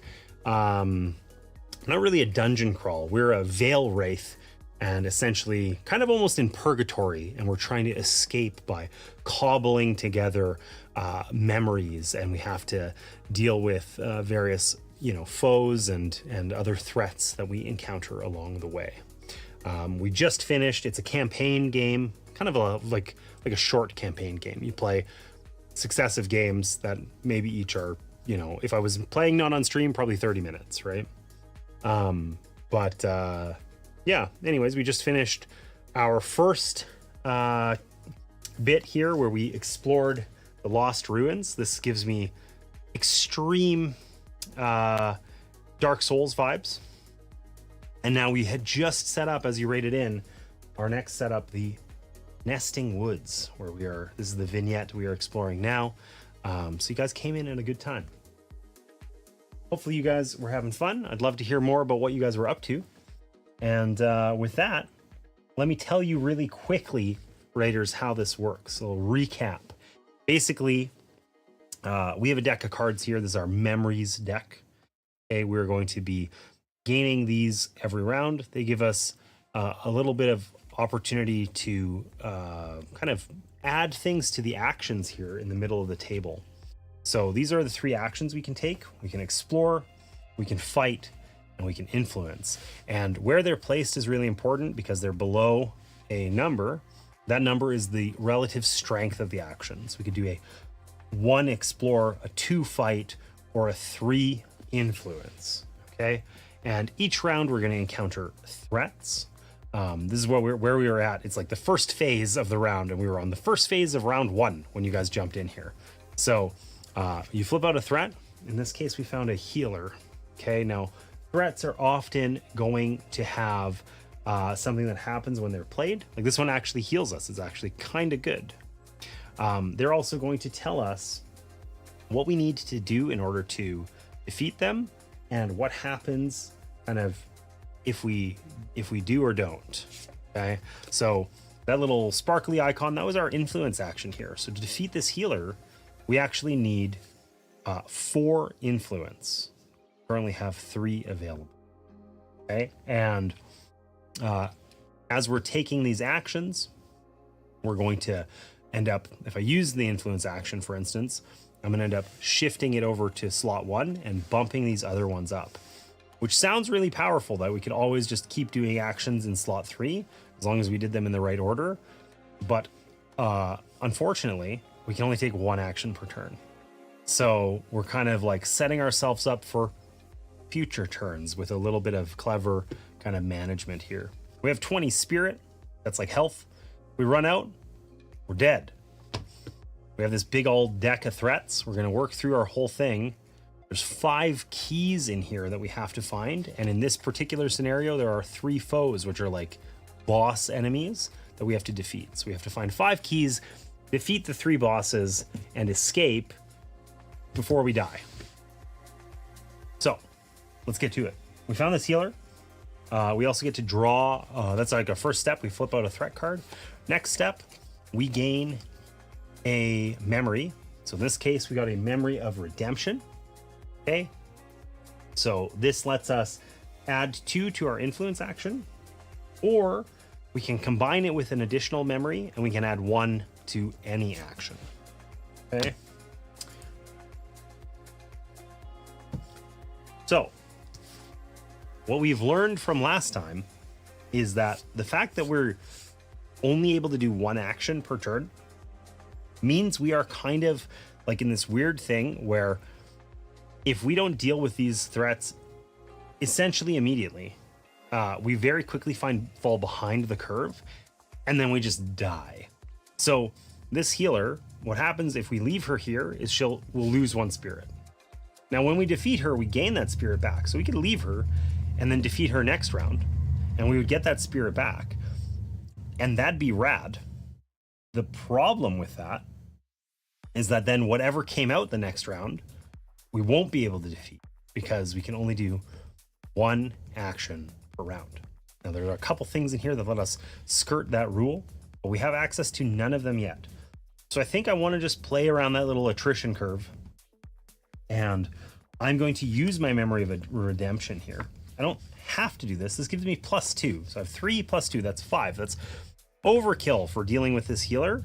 But we're going to do it anyway. And this healer gets eliminated. We gain a spirit. We're already at 20. We can't gain more. And this influence action is done and goes down here. Now the other thing we can do is we can tilt one of these cards in order to add one of these markers onto it. Now, basically we need influence and fight actions a lot as we go through threats, and the keys are where we need this explore action. But generally we need explore values of like 5, 6, 7. So 2 or 3 isn't going to help us a whole heck of a lot. So we know we're going to need to kind of chip away at this. I'm going to put one of these on it. I tilt the card. I can only tilt one card and play one card every round. So my turn's over. We put them back upright, and that's sort of the gameplay loop. Add a new threat card. Aramite. When played, we discard a power token. That sucks. Okay, so we immediately lose this power token that we just placed out. But this guy, mercifully, we have multiple ways of defeating him. So if we use influence, it costs us 4. If we fight him, it's only 3. And if we explore, it is 4. So we have fight at 3 right now. We can use our fight card to get rid of him. And then we can upgrade our influence with a power token. Hey, Cosmic Beat. How goes? Hope you are well. Oh, we did this exactly wrong. We drew a fighter. Remove 1 power token from your influence action. So, oddly specific. I feel like I forgot to draw a memory last turn, so I'm just going to take that now and pretend that I didn't forget. So we get rid of this one. I wish I'd put it on Explore, but you don't know what's going to be in the deck. Okay, so we found a memory of home and a memory of creation. So this would let us increase our Explore action. This one would let us recover spirit. We could combine them, the 2 of them, to get +1 to any of our 3 actions. Now, the problem here is already this is looking bleak because our fighter we need 5 fight, and we currently have 1. So that's pretty bad. So we're going to use the other action. All of these cards, we can use them to draw a memory. Okay, we have a hand limit of 6. This one lets us take an additional action, which is extremely powerful. But that essentially kind of cycles our cards here. So now fight's at 2. We couldn't use it even if it was strong enough, because we can only do 1 action per turn, but we can add +1 to it. And we're in a much happier place than we were a minute ago. Now, that's the end of our turn. Because this guy's here, we lose 1 spirit. And then we get another threat card. Okay, we found a key. This is our goal. Key of Valor. Okay, there are 5 keys in here. These get, when we take them, they get placed off to the side. And they require a lot of Explore in order to get. This requires 7. Essentially, we're not drawing an actual threat. As long as this is up here, it doesn't hurt us in any way. And when we get it, that's one of the few ways where we can take additional actions. So that's pretty cool. We get a memory as well. This memory increases our our influence action. We have a hard limit of 6 cards here. Okay. So I think what we want to do here is we want to defeat this guy if we can at all, which I think we can. So I think we use our influence action to draw a memory. And that gave us a memory of blood that gives us +2 fight. That's actually super timely. Okay, so this influence action is used, but we can use our memory of heart to take an additional action. And we're going to do the fight action. So we have 3 plus our memory of blood, that's +2. That is 5, which is enough to eliminate this fighter. And we didn't have to spend this token, which is great. It can just stay there for next time. And we can tilt our Explorer. It's still available. And now we have Explore 4, 5. We need 7. Maybe we can get that soon. But we don't lose any spirit because there's no active threats up here on the board.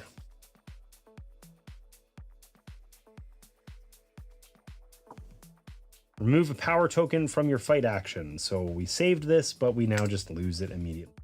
Anyway, sucks to suck. Okay. Memory of Redemption, +2 influence. Okay, so that means we can take our influence action. +2. This guy's out. This is what we want to be doing. We want to be eliminating the threat every single time. And then we can tilt our Explorer. Our Explorer is now at 3, 4, 5, and we have a +1. That's 6. If we combined these, we could get 7. So we could potentially get this key next turn. We don't have to do that strictly. Ooh, a nymph. We've never seen one of these. This is from, these weren't in our first scenario here. So when played, remove a power token from your Explorer action. What a jerk. Okay, we can either defeat them with fighting or influence. But screwed our plan up. All right, we found the memory of Veil. That lets us get 2 Explorer. Very strong for getting keys.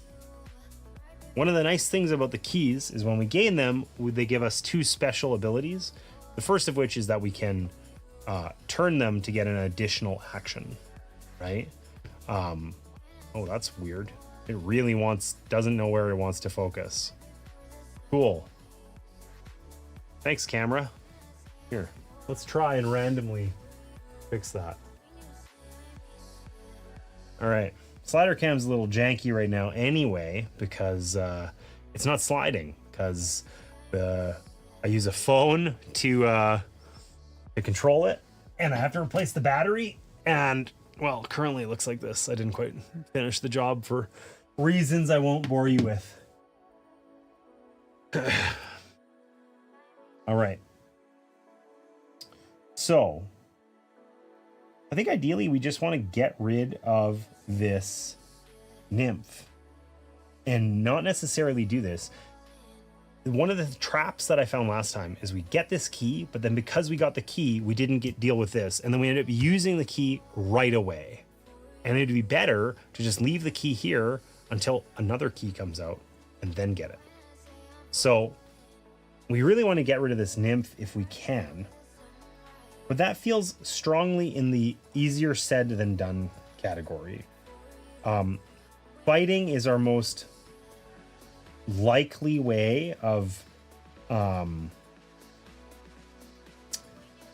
getting rid of the nymph. It's only 4. It was 5 influence. But unfortunately, our fight is at 2.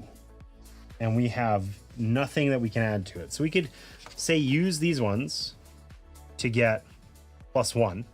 That would bring it to 3. But in order to get it, we'd have to get 4. What was that? That was weird. Thanks for that follow. Appreciate that. That was a weird overlay thing I saw on stream. I don't know what that was about. I'll have to figure that out. Just a little Twitch icon. It's bizarre. Okay, so we could use all of our memories in order to get rid of this.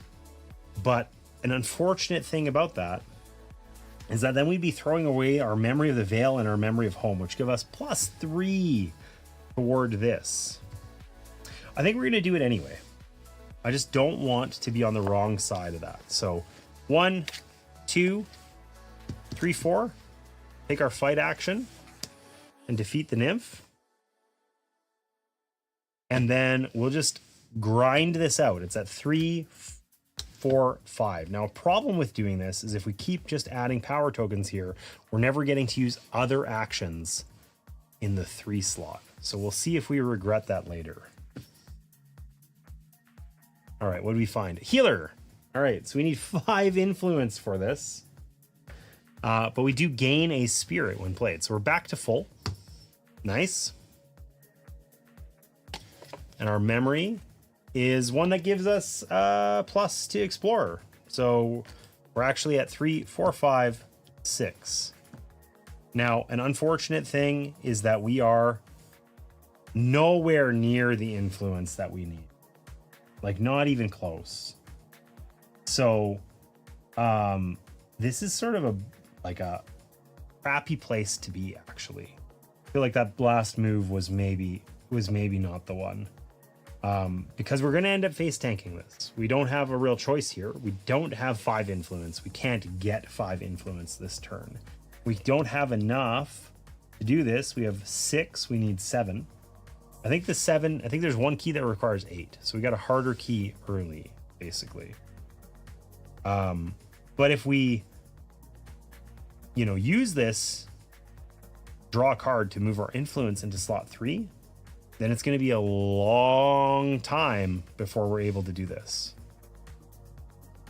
But I think that's exactly what we're going to do. We're going to just use this to draw a memory. The memory we got is the memory of the Veil. Maybe it's not going to be a long time. These are going to shift. And we're going to tilt this and add +1 to it. And then we're where we don't want to be. We're leaving a threat up. But happens sometimes. Lose a spirit. And we're on to the next turn.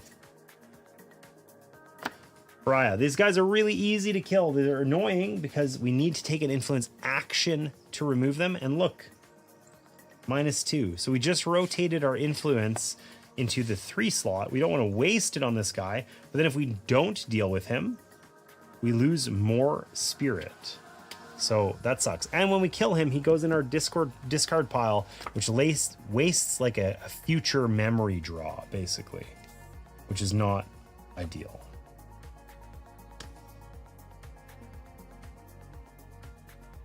All right, Memory of Knowledge, swap the positions of any 2 actions. So we have what we need to eliminate the healer if we want.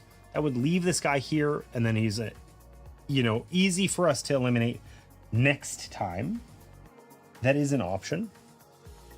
Alternatively, we could use our Memory of Knowledge. We could swap the positions of actions. If we swap these 2, we could get the key and then use the key to eliminate this guy.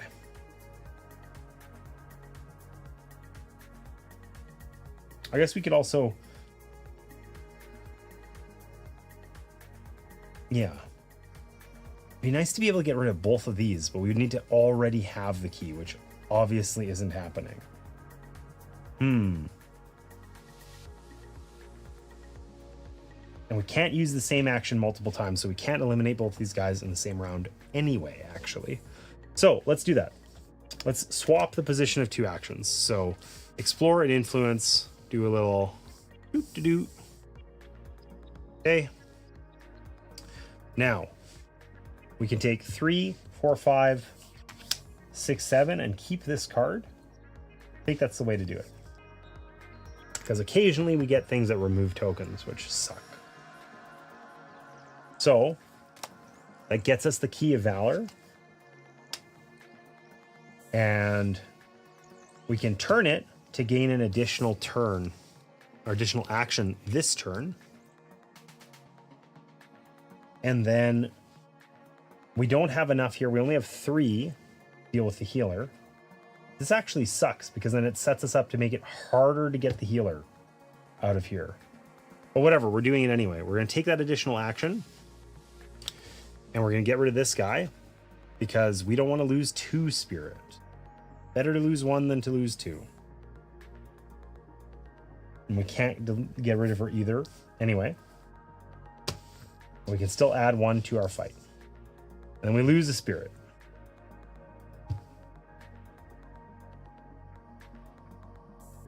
All right, what's next?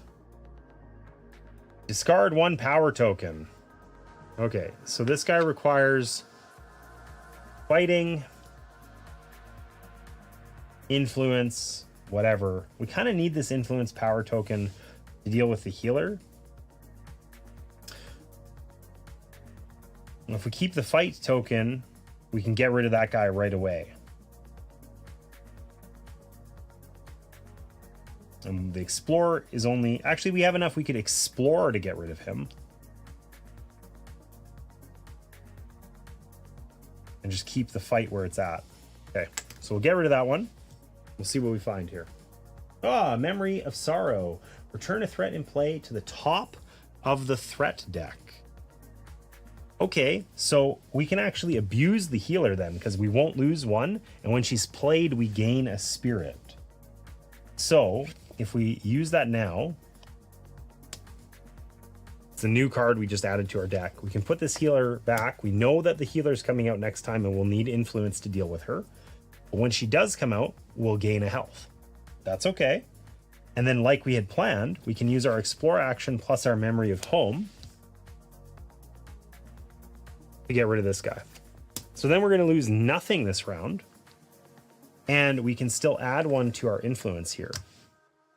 So our influence is currently at 4, which isn't going to be enough to deal with her, but hopefully we can make that happen. And next turn. Hey, look, a healer. Who'd have thunk it? So we gain a spirit, and we get one of these. Hopefully it gives us influence. It does not. It gives us fight. Memory of Might. That is a downer. That's okay. I think what we'll do is we'll use... We can't deal with that. It didn't take long for us to fall behind again, but we can't deal with that. We can use our fight action to draw a memory. This lets us get spirit back. And then this is enough to deal with the healer. And we know that there's another key coming up soon. So let's add power to our Explore action. And then we lose a spirit. We're kind of back to where we were. We just sort of flubbed it for a turn there, but we didn't fall further behind. Important. There's keys and foes. We found one of the foes for the first time. So, foe is like a boss. Okay?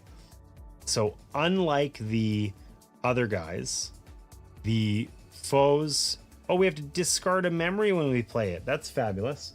So foes have multiple things. And like this guy, for instance, had multiples, but we just need any of them. Gives us multiple ways to defeat him. The foes, we need all of them. That's why they're marked with a star. And we have to defeat all of the foes in order to win the game. So... that is not what we wanted to see there. We need lots of influence and lots of fight. 5 influence, 5 fight. This is also 5 influence. I mean, we have the influence now. No, this one's -2. She's only -1. And when we play it, we have to discard a thing. So we need to keep the one that gives us some fight. We'll discard this memory. Memory of Creation. And hopefully this gives us fight. Ignore a spirit cost -1 threat this round. Okay, so we can ignore the healer, basically. Okay, so I think we know what we need to do here. We're going to use our 5 influence. 3, 4, 5. And we're going to influence this ogre. Okay? And then we're going to add a token to our fight card. So that now fight's at 3, 4.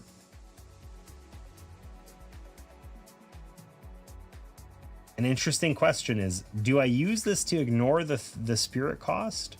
Or do I keep it because then I would be able to use it and combine it in order to get 5 fight? I think I keep it. Because if I don't have fight on this card, I'm kind of pooched. So, unfortunately, this round we'll lose 3 spirit. We're down to 15. That's lower than we ever got, like, in the first, I don't know, 9/10 of the last one. That's okay.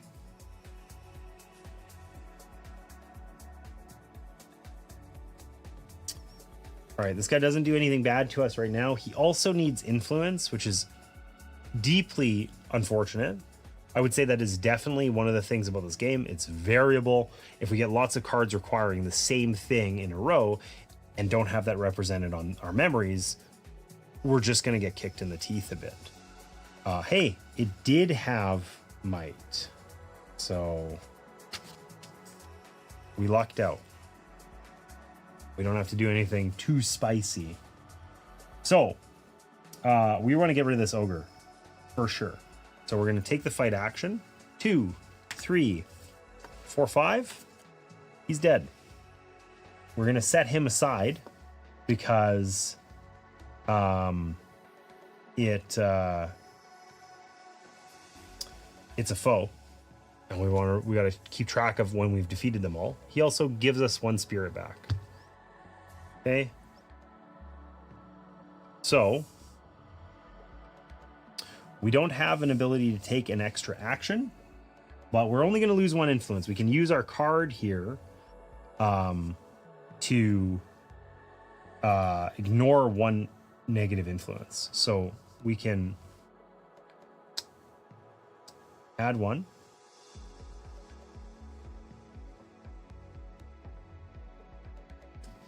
I want to check something really quick. It just occurred to me.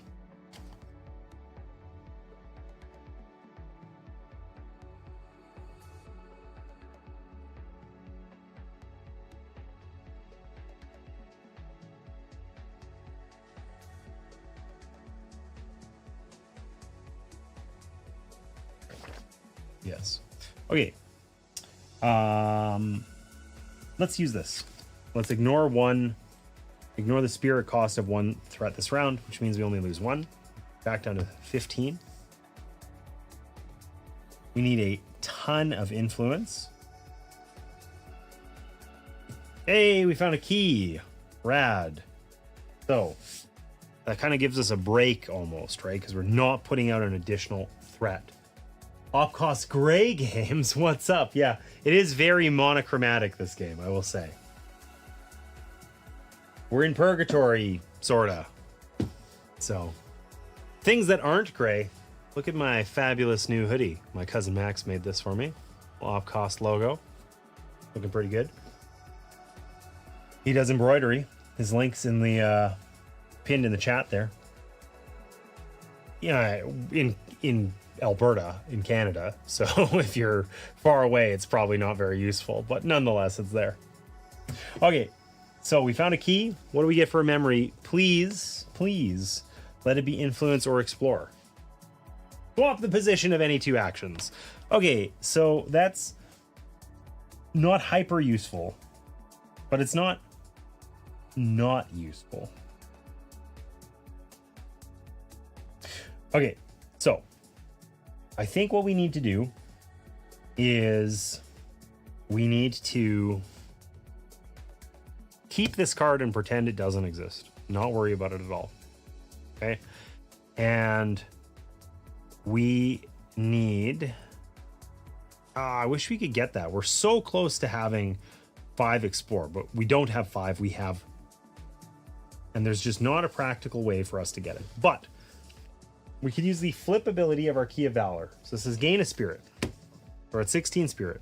And in this particular scenario, when we flip a key, we gain a power token on the influence spot.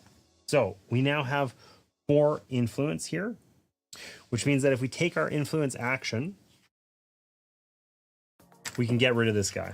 Sadly, he goes in our discard pile. Sucks to suck, but what are you going to do?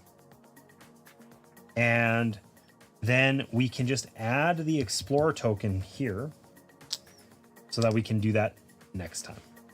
We're still going to lose that spirit right away to the stupid healer. I feel like we're slowly falling behind. We're also going to find another foe here soon. Everybody needing influence was kind of not nice. Be careful what you wish for. Remove 1 power token from your influence action. The good news is we don't have any. We've actually been quite fortunate about that, generally. We can ship. We offer delivery. Where do you get your custom mat printed? You're in Canada. Awesome. The website for the embroidery stuff is pinned in the chat, scuffed.house. That's just Max's website.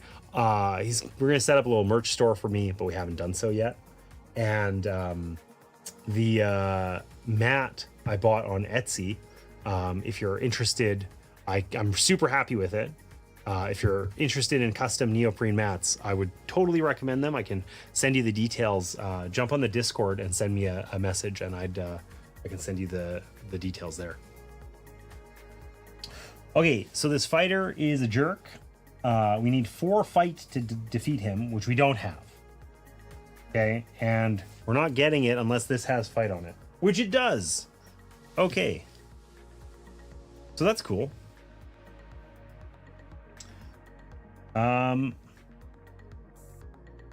Do we just kill him and leave the key there? I think we do. Getting the key and immediately using it feels like bad play. I don't want to keep doing that. And it doesn't matter whether I do or not. If I get the key and eliminate him, I still have the healer there. If I eliminate him and leave the key, I still have the healer there. So we're going to use our Memory of Blood and our fight action. And we're going to get rid of this fighter. And then we're going to add a power token to influence. And we're going to lose the health. A spirit. Bet you this is the boss too. The masked evil lady. All right. Grapple. Remove 1 power token from your fight action. So we didn't have any. Memory of Heart. Use 1 additional available action. Rad. This is the most powerful thing. This is super good. We're really glad this came out. Didn't quite work out, but it almost did. Okay, so we're going to use our explore action now. 3, 4, 5. We get the key of power. Okay. That's good. We're going to use our Memory of Heart. It lets us take an additional available action. And before we do that, we're going to swap the position of any 2 actions so that fight is in slot 3. And when we use it, we can eliminate this guy. And then we can tilt this. And it now has 5. We're set up to do that next time. I could take an additional action with my key, but it doesn't actually help me right now. So we still lose 1. Man, is it hard to get ahead of that curve. All right, Goblin. When we defeat him, he's out of the game. He's just 4 damage to kill him, 4 fight, but does 2 damage to us. 2 spirit each time. We want to get rid of him. I need a weird sized mat. Can't find one that fits my weird 8-seat table. I'm pretty sure this was basically cut to size.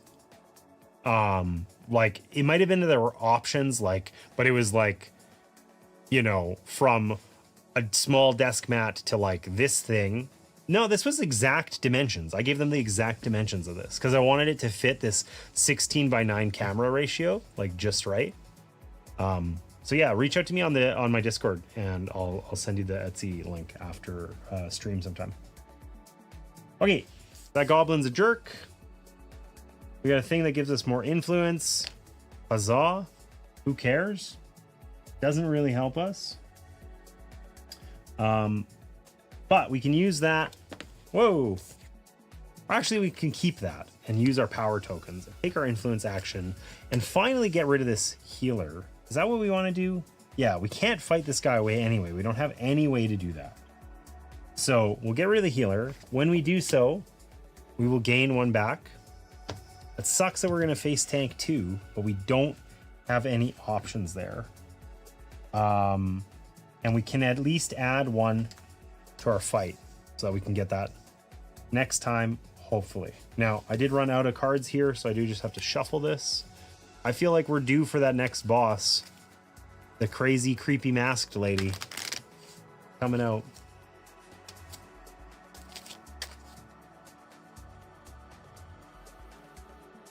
Done. I'll talk to you soon then. All right. Whoa, let's not flip that over. That's not what we want to do.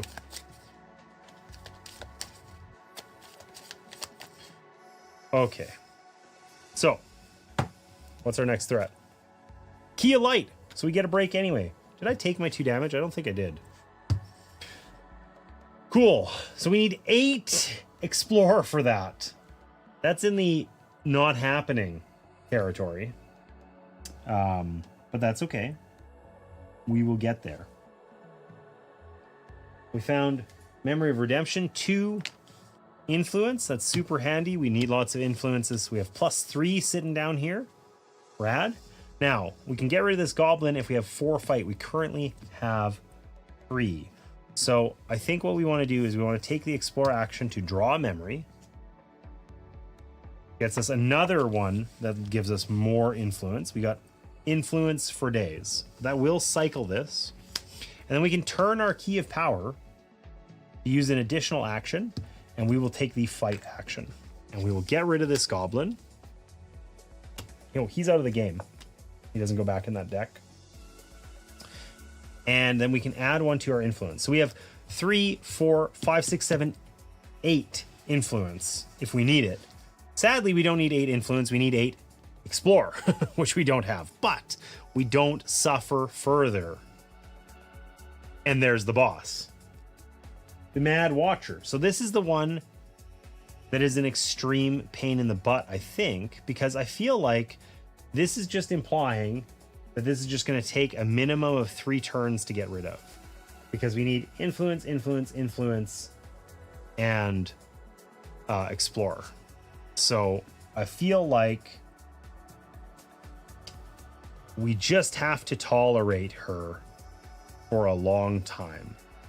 It also says when we defeat her, we reset 1 key. Does that mean we flip it back up? What does that mean? What does reset mean? Rotated to their original upright face-up position. So we would get their abilities again. That's kind of cool. Okay, so something unfortunate is that we cannot use... We have what we need to do this in like a turn, but we're explicitly not allowed to do that. We cannot use memories on their own. They have to be as part of an action. So that sucks. So the only reasonable thing to do, I think, would be to use our influence action. We don't have to use the power token. We can keep that because we can do 3 influence right now. And then we can add a thing to our explorer so that we have the 4 explore that we need. We're just sitting on it. This key of light is going to be rotting there for a very long time. It has 8 on it. That's just not happening because we need 4 here. So, oh well. In good news, we're only going to lose 1 spirit. Hey, this one gives us that explorer. I kind of want to be able to get rid of this girl's influence, but I think it makes sense. I do the explore now while this is sitting here, and then I can do the 2 influence next turn. Oh, you know what? I drew one of these, but I didn't draw a threat yet. Whoops. Oh, it's a healer. Okay, so the healer also needs influence. Isn't that fabulous for us? I really love how all I need is influence on all of these things right now. The good news is I have influence on my cards. The bad news is that that doesn't save me, you know? And I don't have a way of doing multiples. So, okay, let's take the explore action for 4. Because we got to get rid of this boss sometime before never, or we're just dead. And then, I mean, we are using a ton of influence. Like, let's just put this influence token out. Maybe it makes sense to get rid of the healer even. I don't know. Okay, we lose 2. We're down to 10. We're at half health. We're about halfway through, but generally we can't gain very much health back. Wait, I never gained my 1 spirit when we played the healer. Okay, so what's our next threat? Fighter, remove a power token from the influence action. So I hummed and hawed, and it just goes away anyway.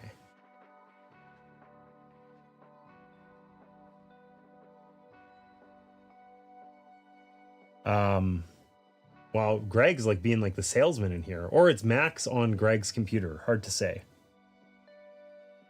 Okay, so the good news is that guy only does -1. The bad news is at the current rate, in 4 turns, we are dead. So let's see what our memory is. Does this help us? Memory of creation. It just gets us a spirit back. That's not horrible. Prevents us from being deadified. Taking an additional action right now would be really swell. Or having a way of using something that we can just fight and get rid of. I mean, this guy, that's true, but we're kind of stuck on the influence actions. And as soon as we get that done, then we can reset a key, which gives us an extra turn, which is really big. So we're going to take an influence action for 2. We're going to leave the token there. And then all we have to do is an influence action for 1 next turn to beat this lady. And we might as well add... We don't have anything that gives us extra fight. So if we add to the fight, then we can actually get rid of this fighter guy. But we're almost at our limit for cards too. So that sucks. And we lose 1, 2, 3. We're down to 8. Yikes. All right, what's our next one here? Another fighter. Remove a power from your influence action. At least this guy also does -1. We're slowly working on it. We're getting there. Okay, so we're just going to do our influence action for 1. We defeat the Mad Watcher. The can't decide if I'm creeped out or attracted. I don't know. Anyways, Mad Watcher. When we defeat her, we gain 2 spirit. Okay, and then we also reset a key. So this key becomes available to us again. That's huge. Now, unfortunately, we need mostly influence. We need influence for this healer again. We can't do our influence action, but our fight is available. So we could use this key to take an additional action, and we could use our fight action. That is... Did I draw one of these? I did not, because we should have been at 6. It's another explore one. Anyways, this is at 4. So we'll kill one of these guys. Eliminated. Easy. And I think that we'll just put our token on here. We need to get up to 8. We're at 4. We got 5, 6. We're getting there. We're going to lose 2 spirit. We're down to 8. That is rough.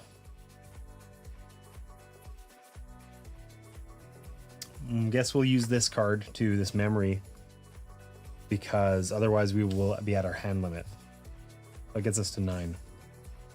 Okay, what's next? Another boss. No. Another annoying influence dude that if we don't defeat him, he's -2. So he's as bad as the healer and the fighter combined anyway. Oh, and we just drew one of those in our deck. So we've previously killed him. He just wastes our card draw. So didn't do anything spectacular for us. He's only 2 influence to get rid of, and he's the worst threat out there. We don't have enough. I mean, we could use everything. 3, 4, 5, 6, 7. We can do 7. We can't do 8. So we can't get that key anyway. So let's take the influence action. Let's get rid of this stupid guy.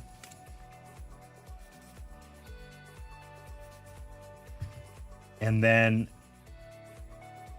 I mean, we want to be able to fight this dude away next turn. So we probably got to put the token here. And the War of Attrition is going badly. We're down to 7 spirit. We're gonna lose. We found the other ogre. He hits us for 2. That's really suboptimal. We need the card that lets us stack our deck and put one back. We need to find that memory. We found it once only. I mean, we've only been through the deck once, I guess.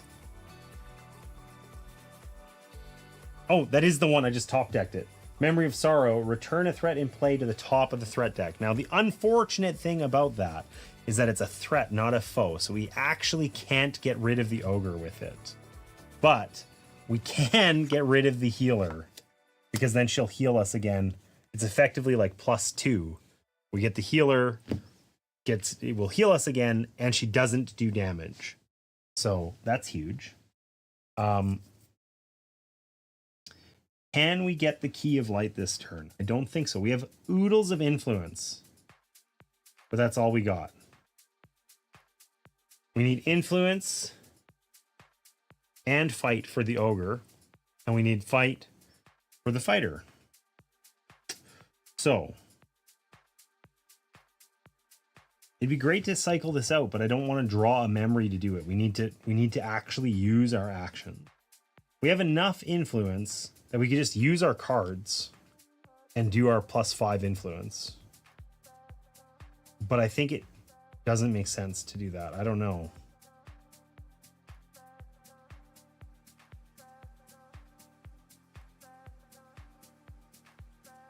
We can't face tank this guy for very long.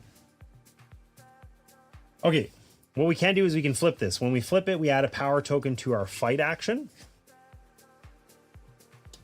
And we get a thing on our influence token. That's the effect of the nesting woods. So now we have fight 4. We could combine a couple of these into fight 5. And then we could do the influence next turn. We're going to take 3 damage this turn. It's going to hurt. It's going to suck. Everything about that is bad. But there's no avoiding it. So this is +1, 2, 3, 4, 5.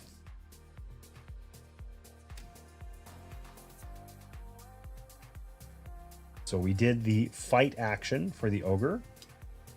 This is the last boss in the deck. We defeat him, we heal a little bit, and then we just have to get our keys. We've been quite unlucky on where the keys have been spaced. Like, we got all the bosses kind of first. This one, we also got the hard ones. Anyway, hasn't been an optimal draw, but it hasn't been that bad either.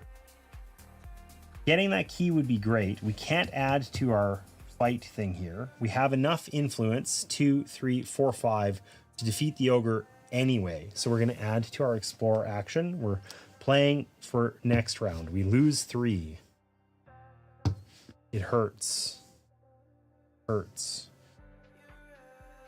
Please, for the love of God, be another key. Is not. Oh wait, of course it's the healer. I put that there on purpose. So we gain 1, and then we can do stuff. We gain a memory. Use an additional available action. The Memory of Heart, the most powerful one. Of course, I just discarded a bunch of our cards. So, what have I got here? I've got 3, 4, 5, 6, 7. I can't do that yet. Okay. We want to influence this guy away. We're at 3, 4, 5. We're going to defeat the ogre with influence. Okay. He is gone. We've defeated all the foes. We gain 1 spirit. Woo. Okay.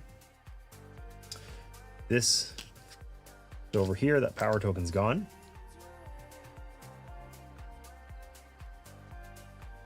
And if I use this Memory of Heart, we can take another action, but I don't think it actually... I don't think we have an action that we can take. We can flip our key to gain a spirit and an influence on our power token. Or a power token on our influence. That doesn't help us. We can't take the influence action again. We are one shy of having enough to get this key. And we're only at 2 fight. We don't want to use this explore action just to draw a memory or something, because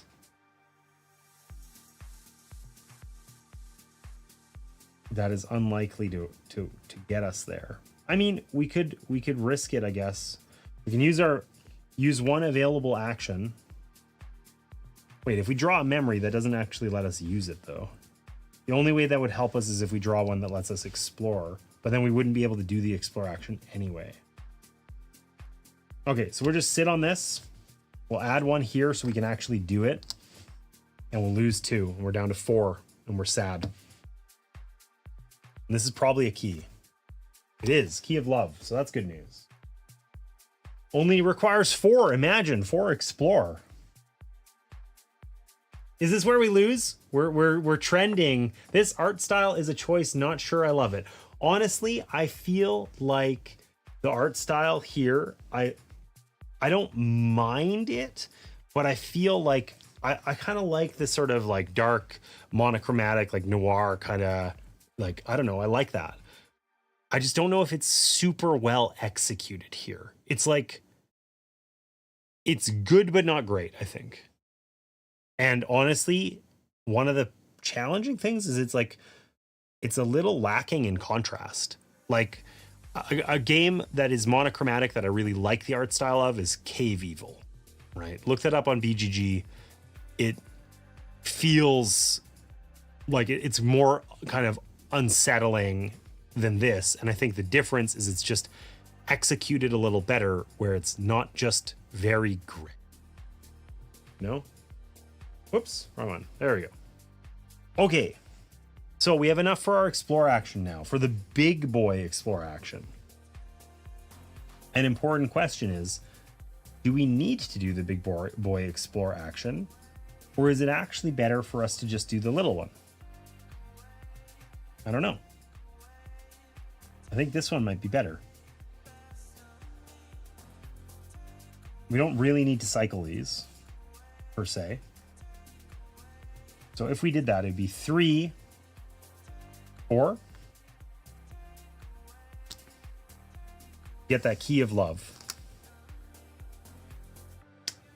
Okay. And then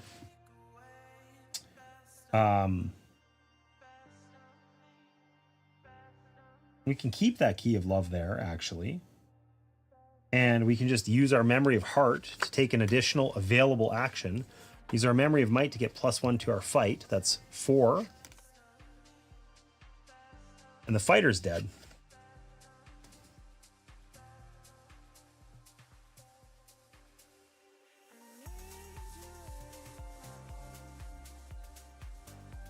Now we could use this to get an additional available action and get rid of the healer, but only if we actually had enough stuff on there. And I think we can actually do it. So, because flipping a key adds 1 power token to our influence action. So if we flip this, Key of Valor, we gain a spirit, we're at 5, and we put a power token here. Then we use this to gain an additional action, and we flip it, and it adds a power token and an additional one. So we actually had 2 power tokens to influence, and we have 1 more action to do, which is going to be our influence action. We're going to spend 3, 4, 5 and get rid of this healer finally, which also gains us a spirit. So now we're back up to 6, and we've cleared our board here where we're not going to lose anything. And we've even rotated our explore action back into spot 3. So we have 3, 4, 5, 6, 7. Because we need to get all the keys. We currently have 3. And then we need to do another explore action and run away. We basically just have to, our goal now is not die. Find all the keys while not dying. All the big bads are out, but the little bad guys can be mean too. Only 44 days. Tell me what happens in 44 days. All right, when we play this, we have to discard a power token.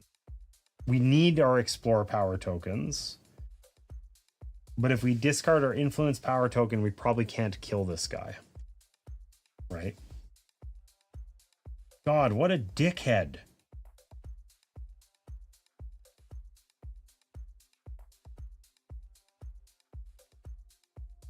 We're going to spend so much time trying to get these explore tokens that we're just going to die. Now, I know there are some other +2 explorers in this deck. There's at least one, probably two. But are we going to get there? I don't know. I think we're going to get rid of the explore token because we're going to need this influence token before we know it. And we can just take the explore action to get rid of that dude.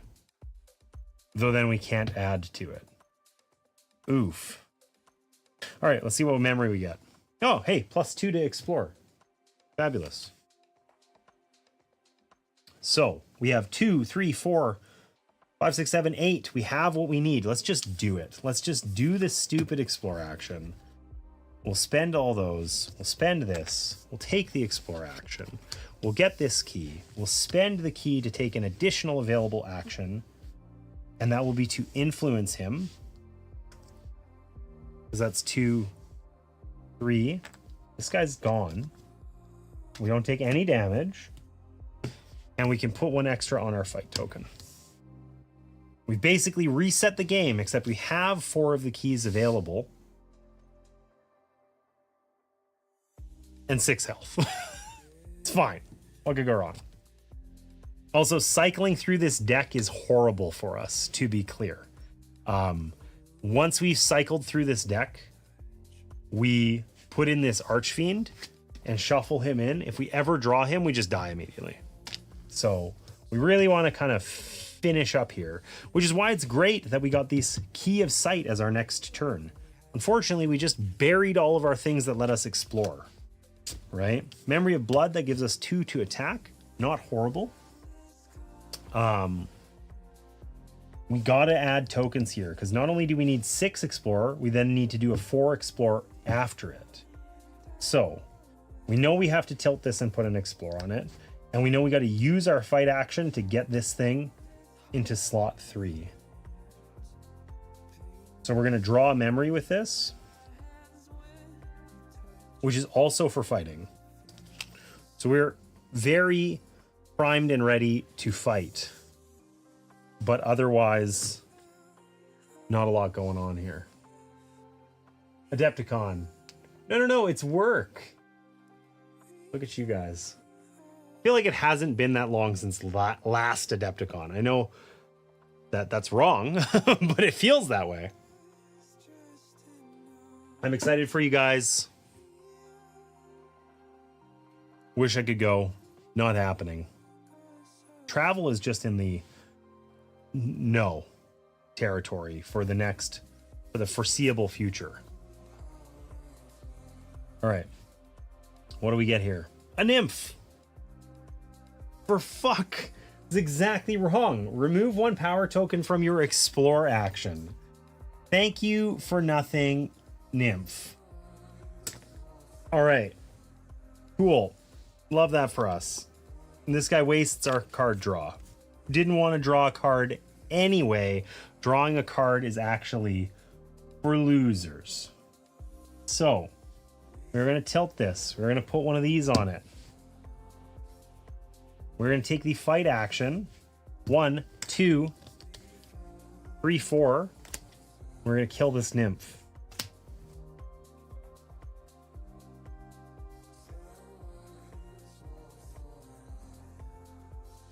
Just got to get this Key of Sight.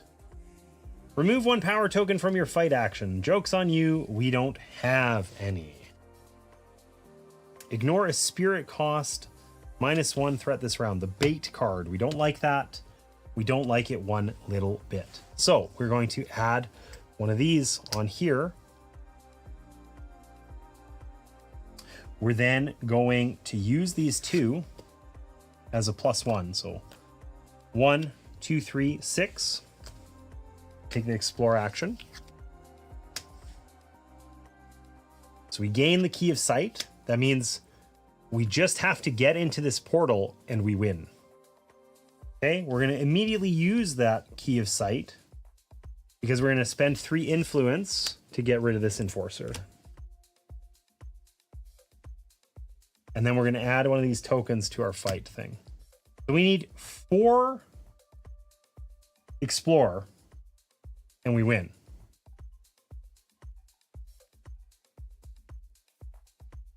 It's achievable. This gives us a power token to our explore action, the key of sight. It's going to work. We're going to get it. Okay, we found another nymph. Remove a power token from your explore action. Too bad, nymph. We don't have any. You suck. You're ugly. That's what I think about you. Memory of Heart, a super useful one that I think lets us get out on this turn probably, because we have 3/4 fight, so we can fight the nymph, and she dies. She's out. She's gone. And then we have 3 explore. If we flip our power token or our key of sight, we have 4 explore. We use our memory to take an additional action, take our 4 explore action, go through the portal, and we escape. So we managed to do it. We beat Vignette 2.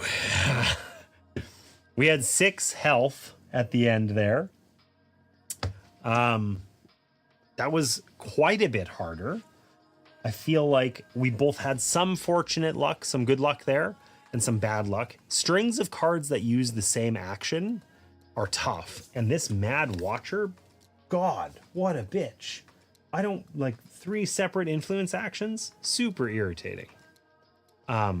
So that was mean. That was a lot harder. But still fun. And if we'd failed, we would just lose a ribbon and try again. We were at 5. We still have 5 out of 5. And we have 5 vignettes in the whole campaign. And honestly, what is it, 4 o'clock? I think I'm just going to keep playing. I've been enjoying it. Understandable, we'll all eat dots in your honor. And by we, I mean me and Ainsley. Nice. Nice. I like it. As long as, listen, I have one request, Allison. You got to eat the dots and you have to like stare into Jared's soul while eating them.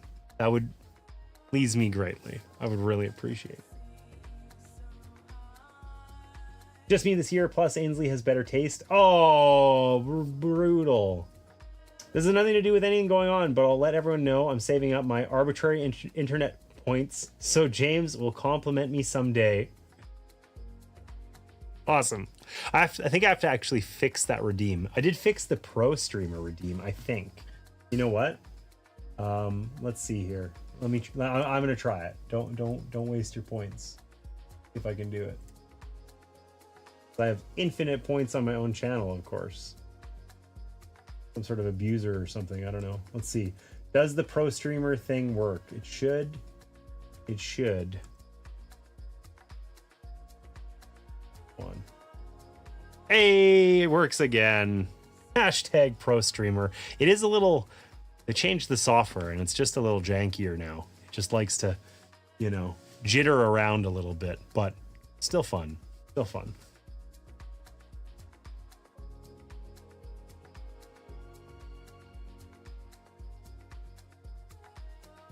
I do aspire to one day get a compliment from James. Max got lots of compliments. I've been like just nothing but complimentary to your gorgeous work on this OpCost merch.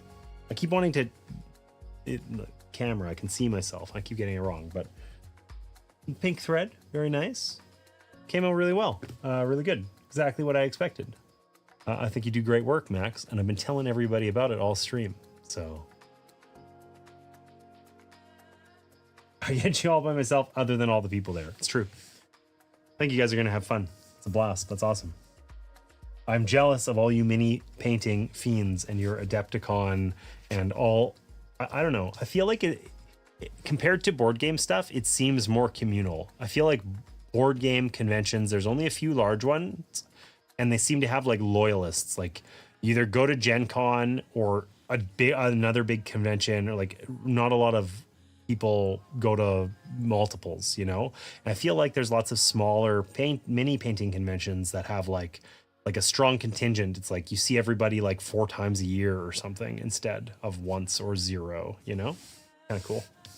All right, so I am going to do some bookkeeping here to set up vignette number 3. We're going to take a look at the vignette, and then I got to take a break. I got to run the washroom so bad.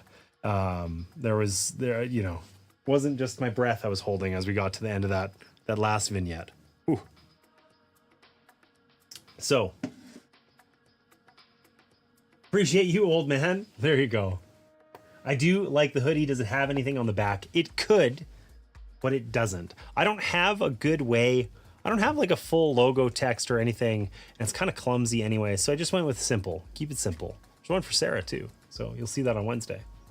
Trying to introduce board games at Adepticon? Shit.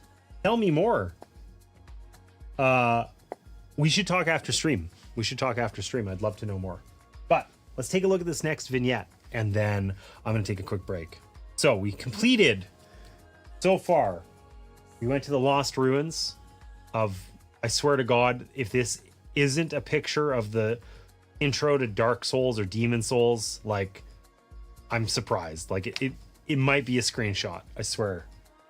We went through the nesting woods of creepy reverse tree houses. We're not sure if those are eggs or zombie babies or what those are in the bases, but we completed it nonetheless. And now, surely, what could go wrong at the Serene Lake?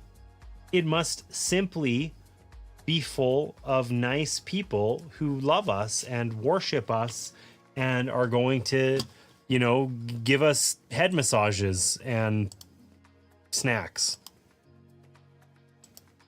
Surely.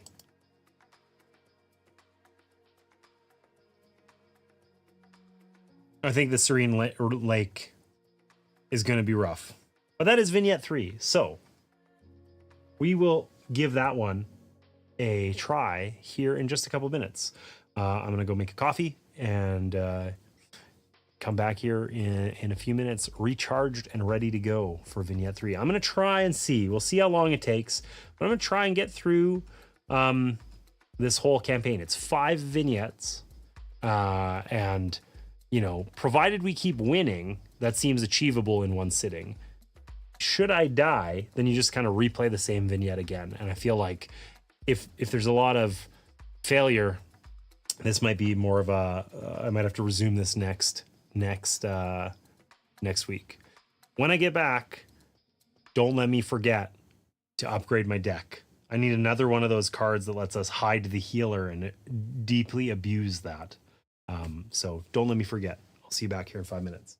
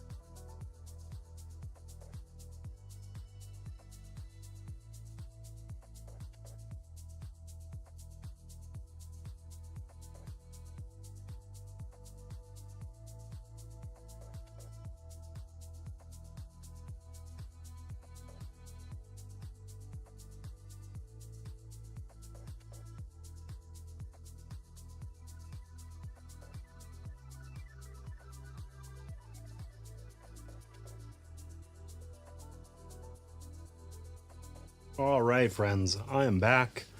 Thanks for bearing with me through that ad.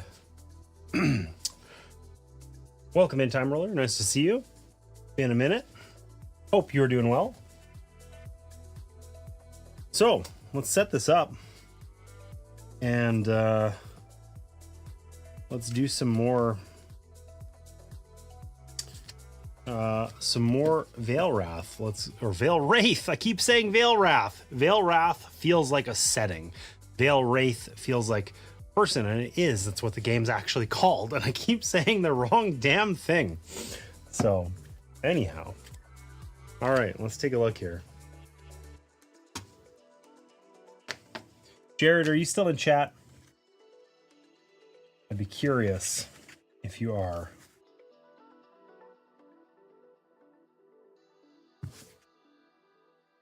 I don't know why I'm struggling so hard here. I have a coffee question if you are.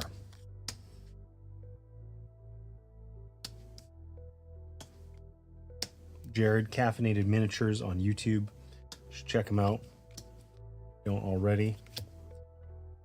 Gonna get him on stream here one of these days, but things got a little bit weird for me in my personal life for a bit there. Gotta get back on track with streaming. It's been pretty good, actually, if I do say so myself.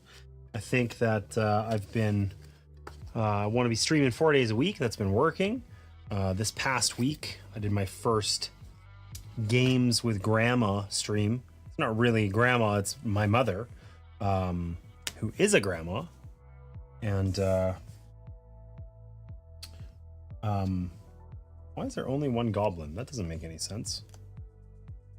Did I accidentally leave that in the deck and it wasn't supposed to be there? Supposed to be 2 goblins.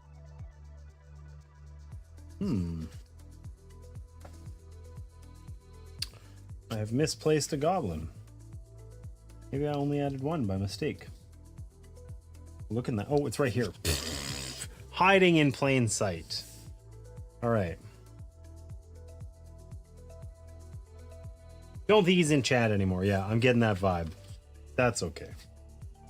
I'll catch him next time. I know where he lives. I can go track him down as necessary. No?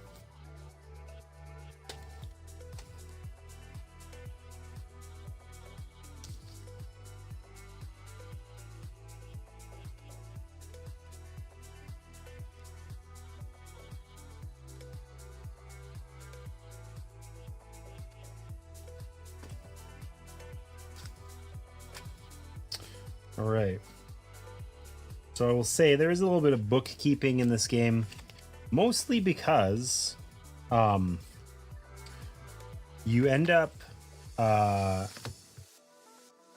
using, like, all these cards are sorted, which is great, but then you end up using like a subset of each of them. So they're kind of like alphabetized, but then you use like 2 out of 4 or 3 out of 4 of each type. So you end up having to kind of go through everything every time anyhow. So, okay, I need to do my upgrade. We're taking that same card again. We're getting rid of the other Memory of Cold and getting the Memory of Sorrow.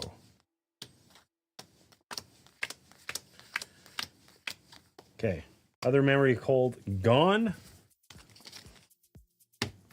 Memory of Sorrow, that was the card I took the first time. It seems super good.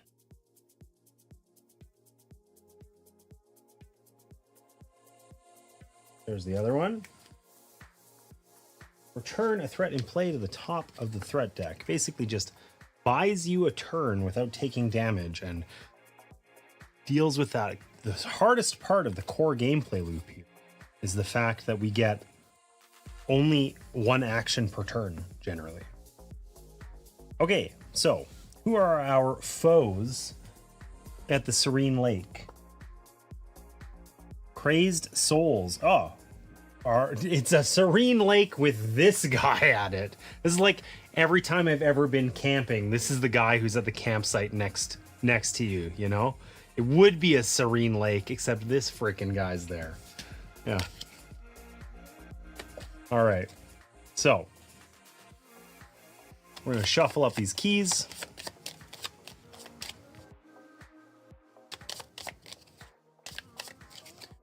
1, 2, 3, 4, 5. There is one of these creepy crazed souls. I don't know if they're the same or not.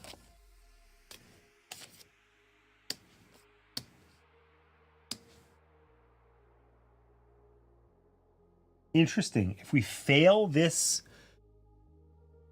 game, we upgrade an additional memory. Do we normally upgrade one when we fail? I don't think so.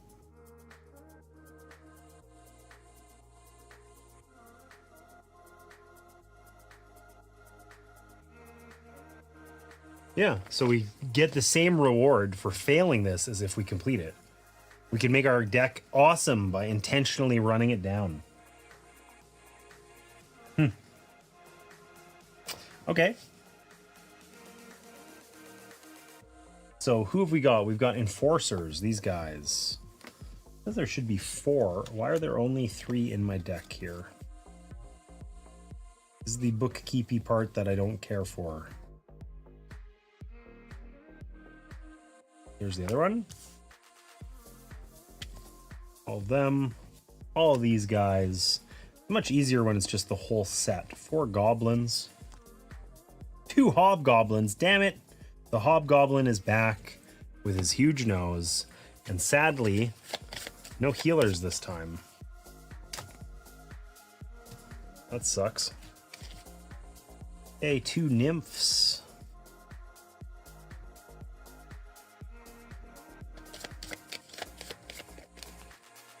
Whoa. Allison, did you say you were working on your Golden Demon entry? If so, tell me about it. Or, I don't know, maybe it's hush hush and you can't tell me anything. I don't know. But, I'd love to know about it. If there's anything you can share.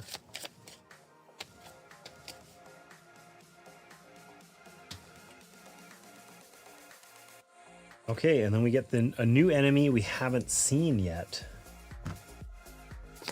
Sarah. Place this card in your discard pile. When drawn, discard this and gain a spirit. Okay, so this is like the pariah, except better, except that they always do more damage. They're generally harder to defeat. But we actually they're not just worthless in our draw pile. They're mostly worthless, but we gain a little bit of spirit back.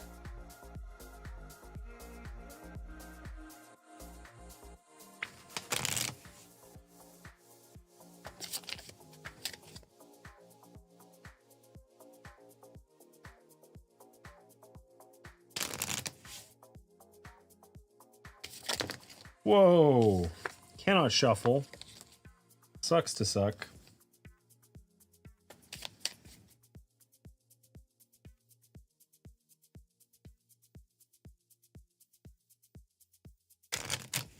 That was a horrible riffle. What happened to me?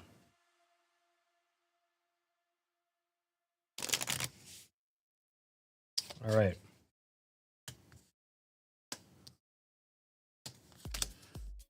Get these stacks all made and go explore the serene lake.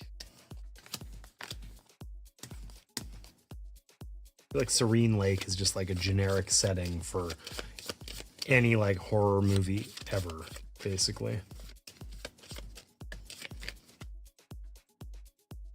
It's for another contest. Oh, what did I say? Did I say Golden Demon? I was just thinking big mini contest. What the hell do I know about mini painting? Come on. Sure, you'll cut me some slack. It's a Scooby-Doo, yet legally distinct Scooby-Doo diorama. Helma and Velma as a mage, Shaggy as a rogue, and Scooby as a squire fighting my. Oh my god, that sounds cool as hell. It does sound fun, Allison. It's rad. How long have you been working on it?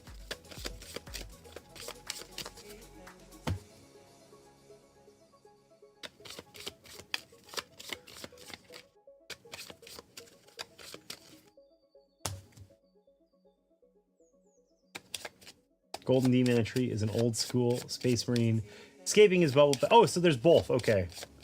Escaping his bubble packaging, being saved by a current space marine. Oh, that's cool. It's a fun little like concept. I like that.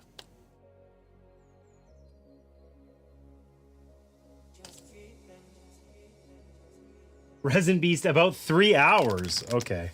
I feel like in 3 hours I might have like a sketch. a figment of an idea that I have something I had imagined that I might do.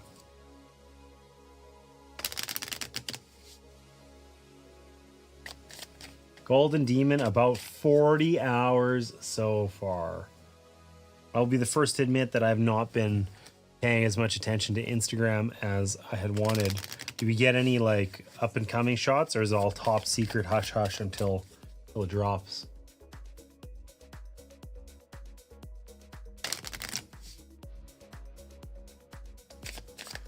All right, I'm all set up. Let's explore this serene lake. Surely this goes great. What could go wrong? I mean, if we fail, we get to upgrade a card anyway. So start with a goblin. Ease peas. And a memory of blood, which helps us to fight, which is what we need for the goblin. And these should be in order here. Explore, fight, influence. They go in alphabetical order. It's all too crappy for that yet? Get out of here. 40 hours in and it's too crappy? I don't believe you. Is that a dark angel? There's a lot of dark angels in here. This is the creepy, I don't know, is that a fountain of blood? I don't know what's happening here. This one I don't quite understand. But all right, we're gonna take the obvious action here. We're gonna fight this guy because we happened to draw the exact card we needed, the memory of blood. So we have 4 fight, and he's removed from the game. He's just out. We stay at 20. We're happy. We're gonna add 1 to our influence action. And we're going to keep on keeping on. The Key of Love. I regret not adding 1 to the Explore action instead. Okay, we found that key really fast. We found the memory of Veil. That gives us more Explore. We have enough with our memory to actually do the Explore action and get that key. Okay, this is a ridiculously good start, I feel, because we received this key immediately, and we don't need to use it on this turn to deal with a threat. So we can just keep it for later. There's a pun there, but we're just not going to talk about it. And I think I'm going to diversify and add to my fight here. And then we're happy. Life's good. All right, so we need either influence, fight, or explore for this guy.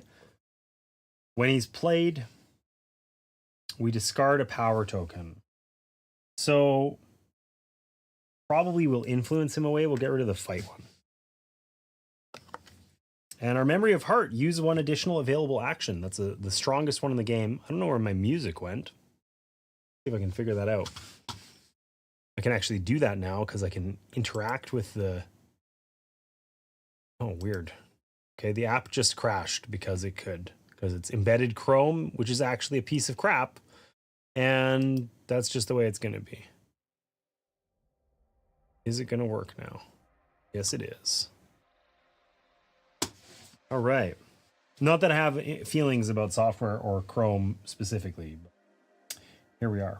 Okay, so we want to get rid of this guy. We're going to use our influence action. It can keep its power token because then we only need 3. And it's going to be a long time till we need this explore. We're more likely to need the fight sooner rather than later. So let's invest in that fight token. And then what do we got next? All right, Pariah, annoying. When he goes, when we get rid of him, he goes into our discard pile. Okay, we got a memory of home that's going to help us explore. We need influence for this guy, which we do not have. So we're going to use our fight action to draw memory, which is the one that lets us take an additional action. So we have 2 memory of hearts That'll give us additional actions. That's huge if we have other stuff so that we can use them, which we don't currently have. But we could use our Key of Love. We don't want to get on the wrong side of the curve. We're going to try and stay ahead of it. This lets us take an additional action, and we can flip it to put a power token on our influence action. So we would have 2 power tokens here, and 2 plus 2 is the 4 that we need in order to get rid of this guy. And then we can add one of these to explore. So we're, you know, working on this, investing now so that we're ready for the keys later. And we do have these additional actions down here. We just needed the flip action from here, so we might as well have used that one. Because whether we use our turn action or not, when we flip it, it's all over. It's gone. All right, another goblin. Fight of 4. We can probably make that happen. He doesn't do anything when played, and when we defeat him, he's out. Memory of Redemption. 2 influence. Now, we only have 3 fight, so that's unfortunate. But we probably want to just use this. This is kind of not like, I don't feel like this is amazing play, but whatever. We're going to draw this, see what we get. Swap the position. That's useful. Would have been useful if we had that in hand earlier. We didn't. But now we can use one of these to take an additional action. Take our fight action. Use our +1. Eliminate the goblin. He's out of the game. And we can still add 1 to our influence, which is now over here. So the only problem we have right now is fights at 1 with no power on it. And everything else is looking pretty okay.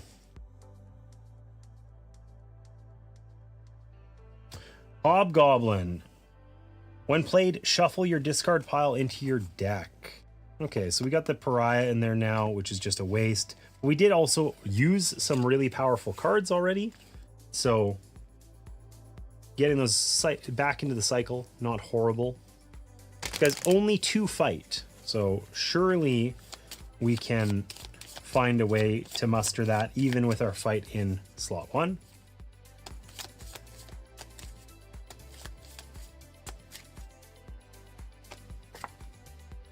All right, that lets us recover a spirit, which we don't need yet.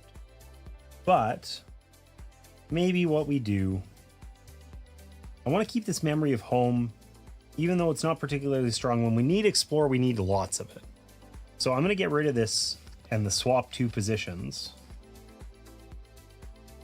Do I want to do that? Or do I just use the swap 2 positions and then fight him? Yeah, then I don't have to use both.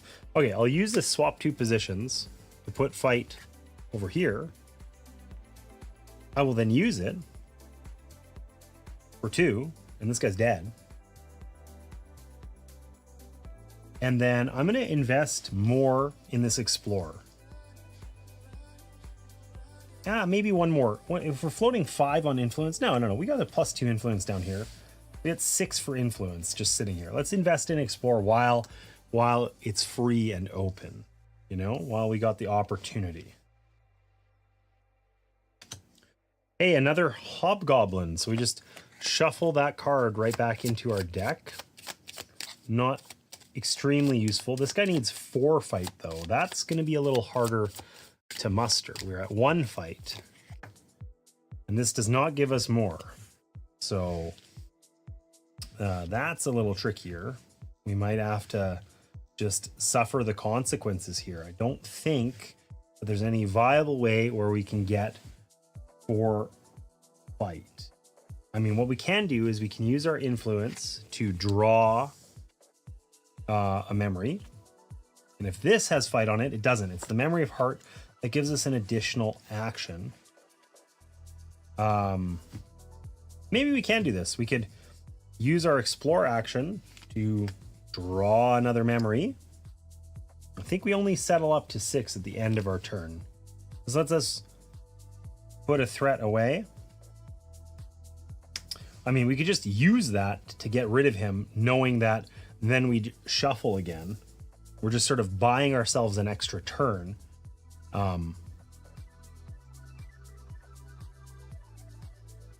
But that we could also keep for something really menacing. So options include... Oh, we could... Did I use my memory of heart? I did, to take the extra action. But I have my second one. Do I want to use another one?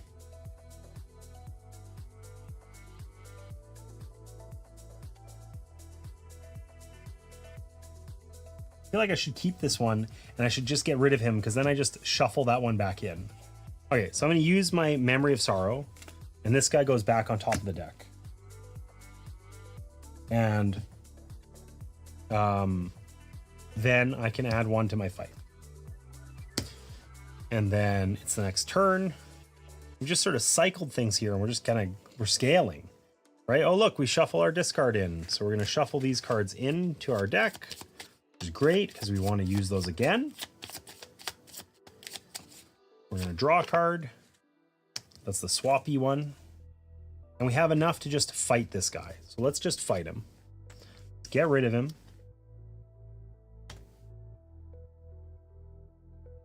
And then we do have 5 on Explorer. Or well, if it's in slot 3, we have 5. We got +1 down here. The worst we need is 8. Influence, we sometimes need like 5, but we do also have some extras down here. I think we just keep investing in this Explorer. We're kind of getting close to being due for a key in the next 3-4 cards here.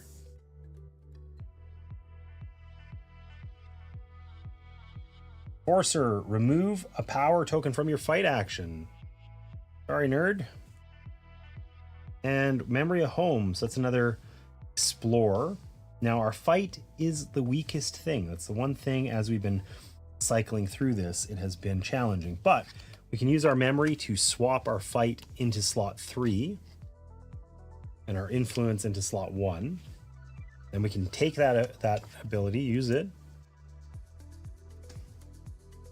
And we're just going to invest in Explore again. We're just going to have Explore like primed and ready. We want to flip out that 8 key like now, basically. We did not. We need another fight. Another goblin. Okay. We did find Memory of Blood. That gives us fight. That's big. Timely.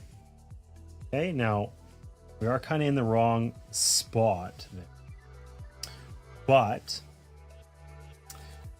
we can either use our Memory of Heart. I don't think that's worth doing. I think we should hang on to it.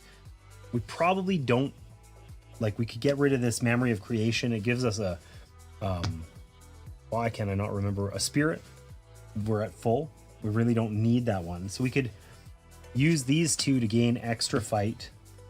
Yeah, let's do that. So we're going to spend these two to get +1 fight. This one to get +2 more fight. That's 3. And then the one that we have here, that's 4 fight. This goblin's out. We've killed almost all the goblins. And then I think we're at a point where we really don't need to invest. We could get the most expensive Explorer right now. We could get an 8. So let's instead invest in Influence because we know there's lots of cards that need Influence as well. Now we have a little bit more space in our hand here. We're still at full. We've cycled through a lot of the deck. We did totally use this card, this key, but that's okay. Hey, there's the final goblin. Okay, we need 4 fight again. We're kind of really front-loaded on fight here. I don't know if we're going to be able to do this. Well, we found our other Memory of Blood. This is about as positive of a draw as we could hope for, I think. So I think what we're going to do is we're going to use our Explore action to draw a memory. This one gives us more Explorer. And then we're going to use our Memory of Blood and our Memory of Heart to take an additional action, get +2 to fight. 2 + 2, that's 4. And we're going to defeat this goblin. He's out. There are no more goblins in the deck. That's actually bad. That makes it incrementally harder. If we cycle through the deck and have the Archfiend in, we're more likely to lose the game. But then we can add one more to our influence here. And we still have not taken a damage so far this game. And with the exception of our fight, these are looking really stacked too. Problem, I mean, we've also done a disproportionately high amount of fighting and managed to make it work, so. Hey, we found our first foe, the Crazed Soul. So this guy we need to fight and influence. And he does, we lose a spirit. He shrieks at us. We lose a spirit when played. He does 2 damage every time, which is not great. And we need to take both a influence and a fight action. And we just used up our memory of heart to take multiple actions. And we just wasted our draw. We get nothing. So, crazed soul. How are we going to do this? We can influence him. We need 5. We might as well do that, right? 3 plus 2, that's 5. We can't take a second action right now. But we have our fight stacked in the correct spot, and we can put one on it so that next round we can deal with him and his terrible attitude. And we're down to 17. And there's our key. So we kind of get a turn of a little break here. This one requires 7. We can do. Let's see what we get on our memory. More influence, unfortunately. Not necessarily what we wanted. That's okay. The good news is that we can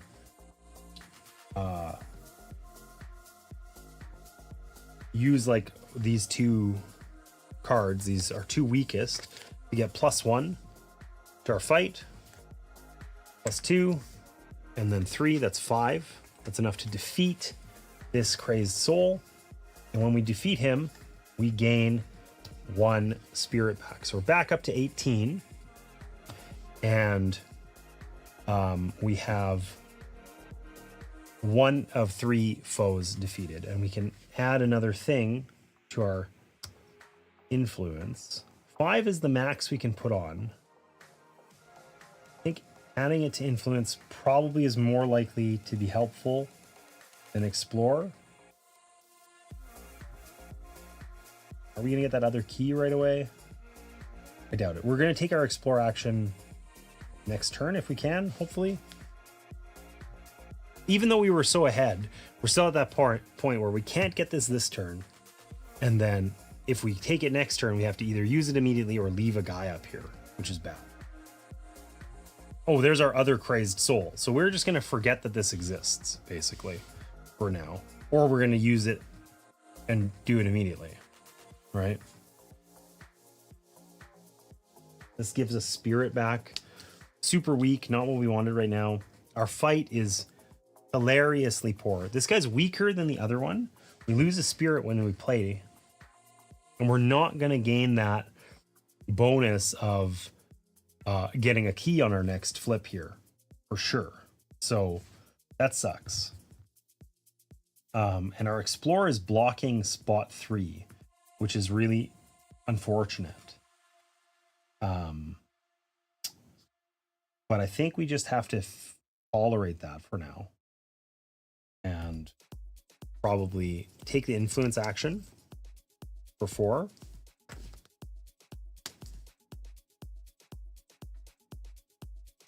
And then we can add 1 to our fight. And then we can deal with him next turn for sure. But we lose 2 this turn. Down to 15.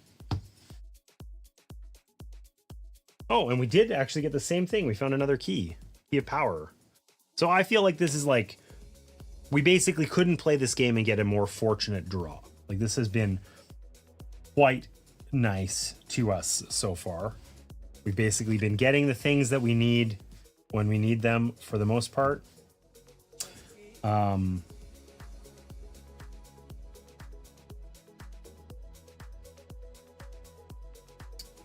I feel like our best bet here is to take our explore action.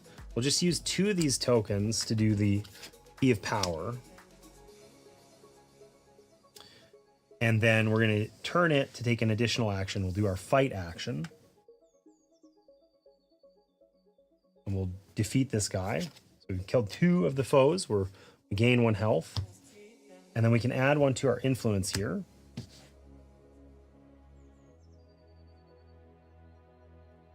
And we're in a very happy spot. When played, discard a power token. We have 2, 3, 4, 5, 6. If this is in slot 3, we have enough to get that key. But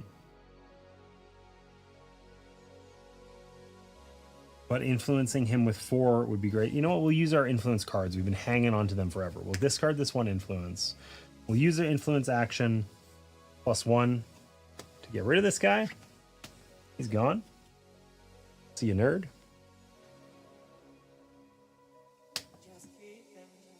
And then if we add 1 to our Explorer, we can get that key back next turn.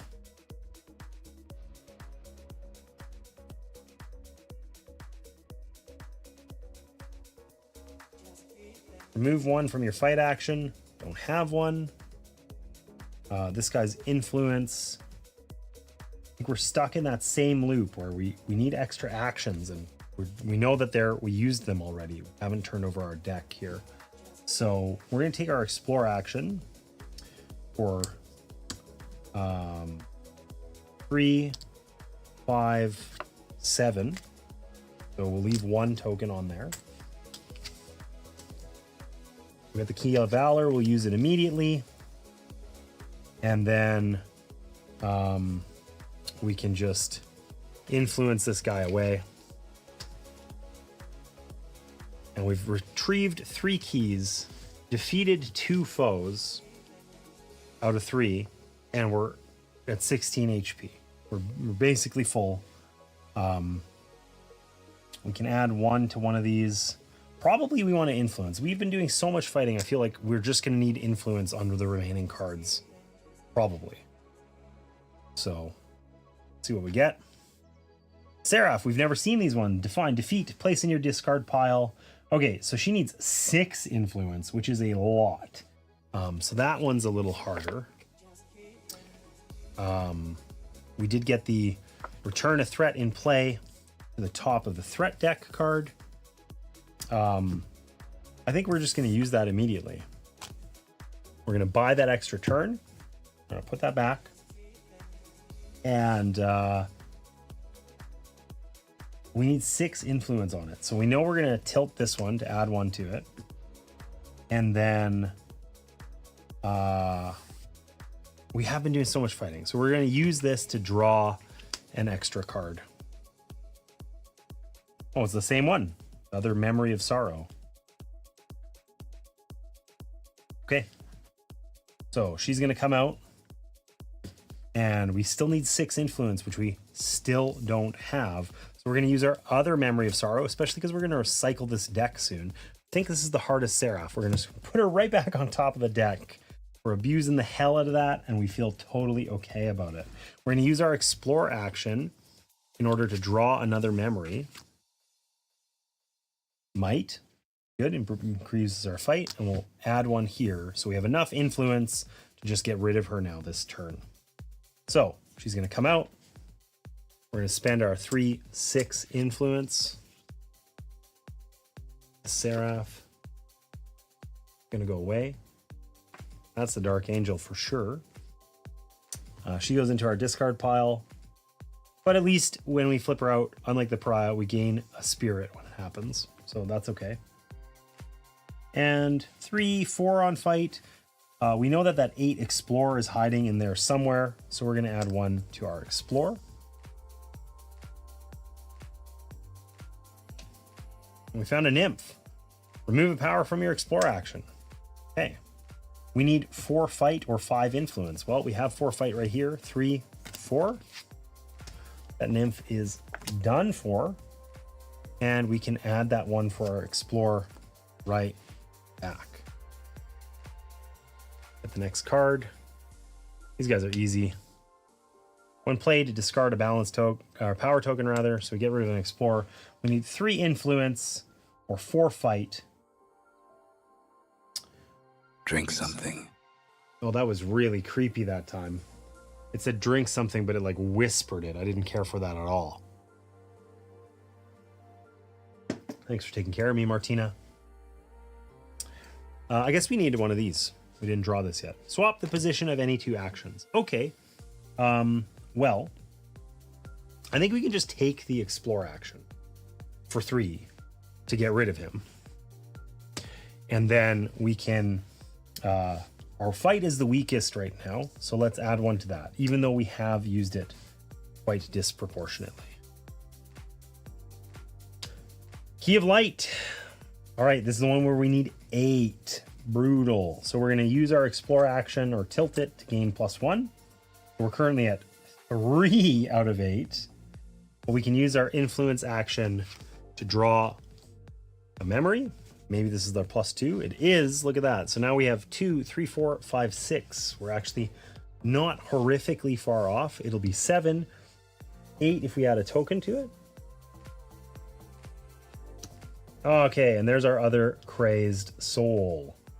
So we're going to put any dreams of getting this Key of Light on hold for now.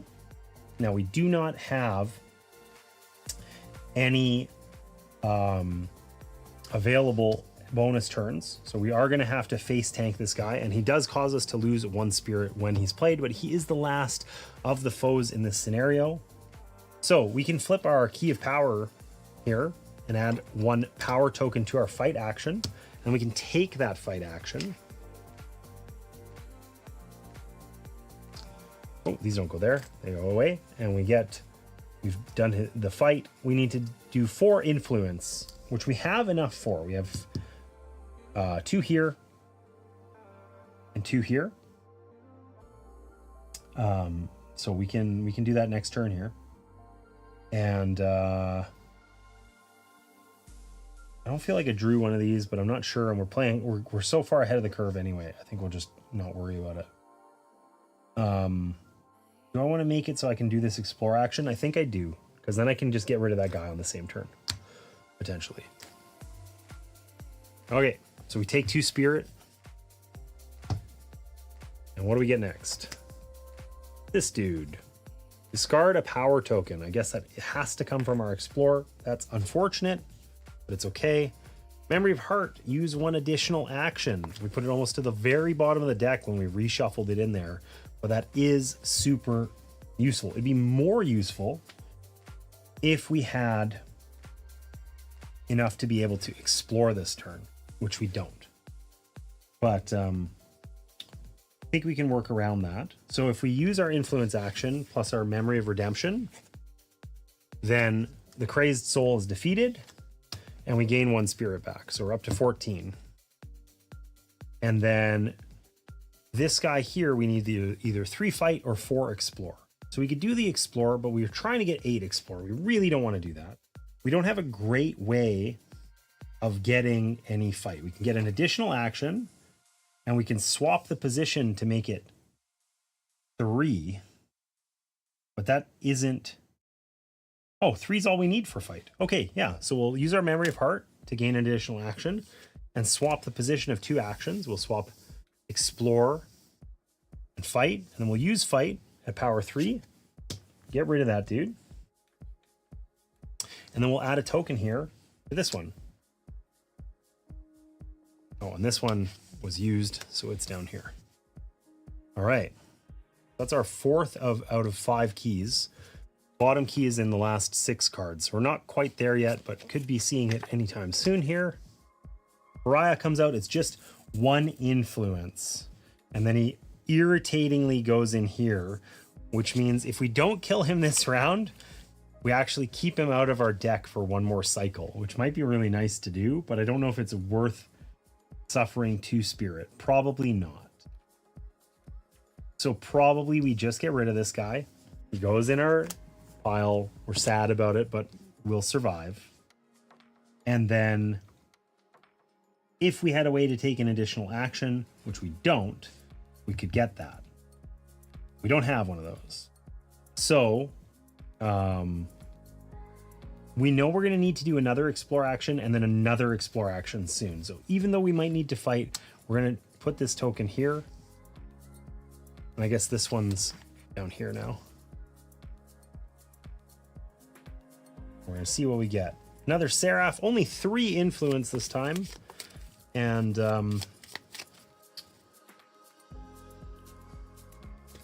gives us spirit back if we flip her out, but does 2 damage. So we definitely want to get rid of her. And we totally could explore, use the key to take an additional action, and then get rid of her through influence. That's a real option for sure. What do we get? More to fight. We don't need to fight her. We need to influence her. We don't really have what we need to make that work. We have 1 influence.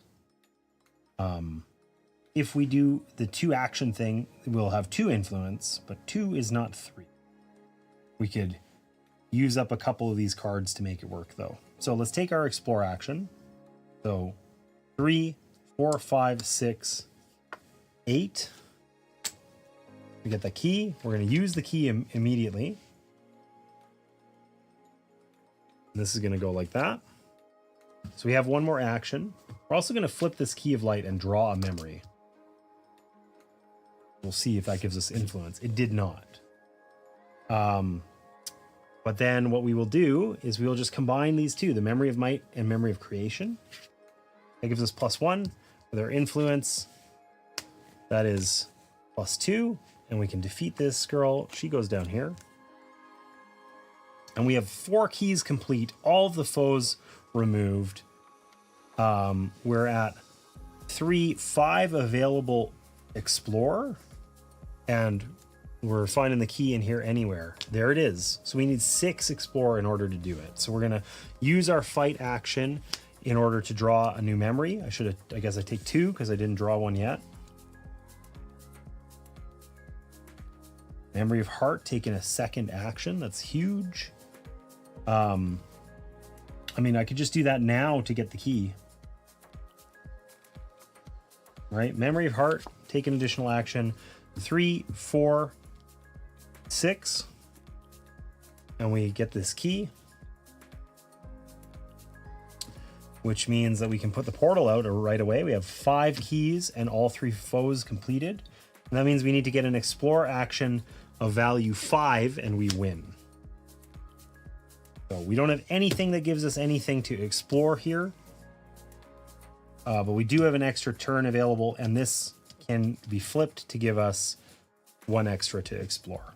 So feels very winnable. We got like a ridiculous deal here, I think. Remove a power token from your explore action. Joke's on them. We don't have any.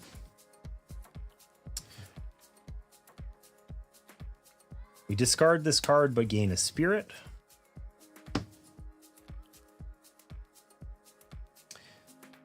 And we either need to influence or fight this lady, but we just want to escape through exploring. So we're just going to use the influence action to gain this. It does nothing for us. It just goes away, but it effectively gives us +1 explore.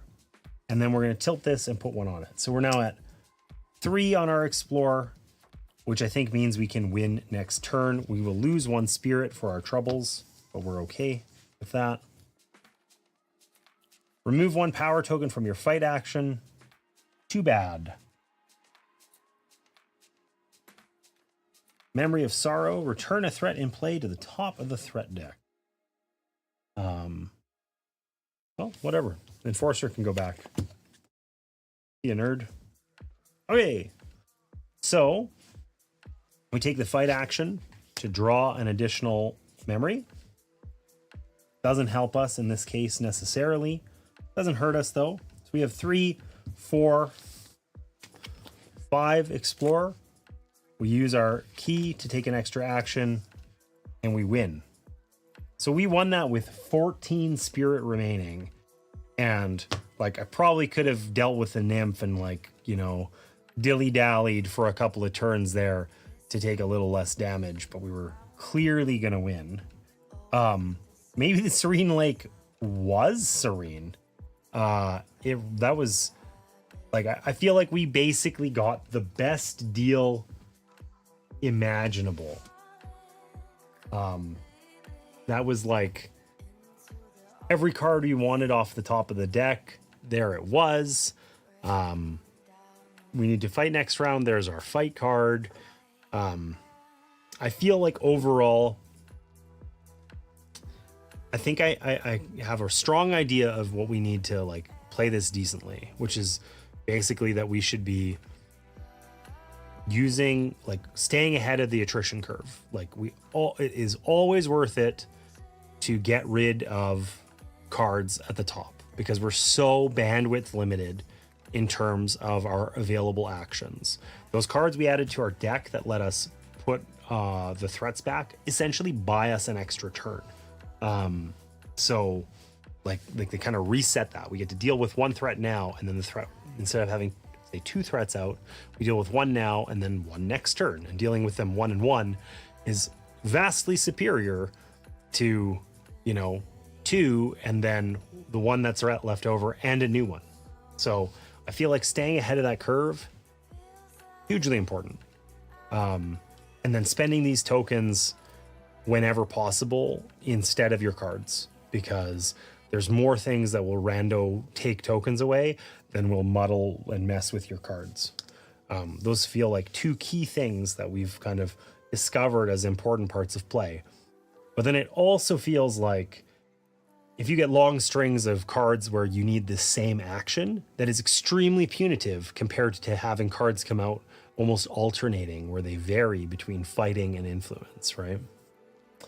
So the good news is that we get to upgrade another card. So I feel like maybe I left the ones that I wanted to get. Winner! I know that's weird, eh?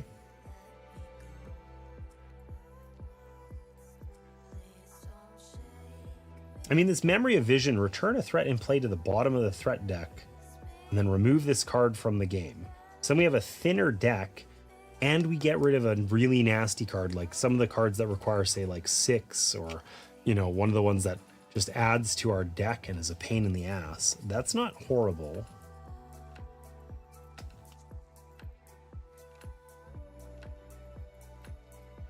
Memory of Locust is a trap because it has to replace our Memory of Heart.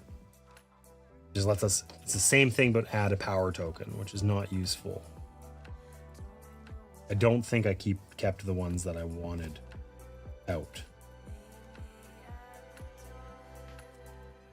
Memory of Heaven lets us heal and gain white tokens. Memory of Fear sucked. Yeah, heal and gain tokens, and then we can't do these ones. Okay, so I feel like Memory of Vision, just to, if we have this when there's really nasty ones out, not like just, I mean, it goes to the bottom of the deck though. So then we just have to, we're just sort of, maybe that's actually a trap. Then we're like end loading it. The end tends to be spicy. We haven't actually turned over the deck yet, but if we were really tight and then got all the hard cards at the end of the deck, it's probably a game losing move. So maybe, I mean, I feel like it's weird. Memory of Poison, like gaining 2, like having more cards that give us Explore, like it's really hard to have bandwidth for Explore actions unless we're get a really easy deal. It's really hard. Like we spend a lot of time just trying to like have a quiet moment so that we can put more on Explore. But then conversely, when we just have a bunch of Explore sitting in front of us, it sucks, right? It feels like the other ones are more kind of straightforward, useful. But this is probably the one that lets us not further delay the game the most. Like if we take a bunch of cards where we're able to always defeat threats, but not make progress on Explore, then we're basically just getting more likely that we're going to see the Archfiend. So maybe let's take this Memory of Poison, and we have to discard an existing card we have, but that could be like, we could get rid of the Memory of Home. So we're essentially just, we have a better card. We don't have a disproportionately high number of Explore cards, just the ones that we have are better. We're going to try that.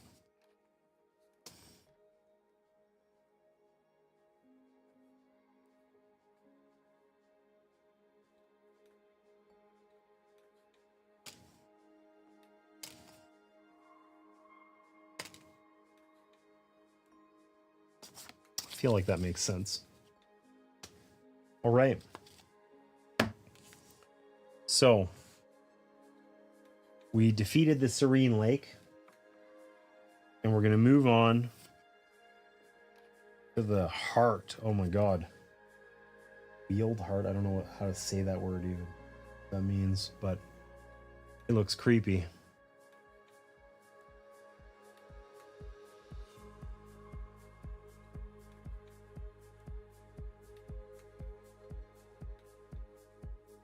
Okay. So, got my memories sorted out. These are good to go. Just got to deal with the threat deck. Our crazed soul, that was easy. We have lantern bearers in stack 3 and 4. What's a lantern bearer do? Let's see. Oh, these guys are harder to deal with for sure. We lose 2 spirit when played, and they require 6 and 6. So those are the toughest enemies we've faced so far, without a doubt.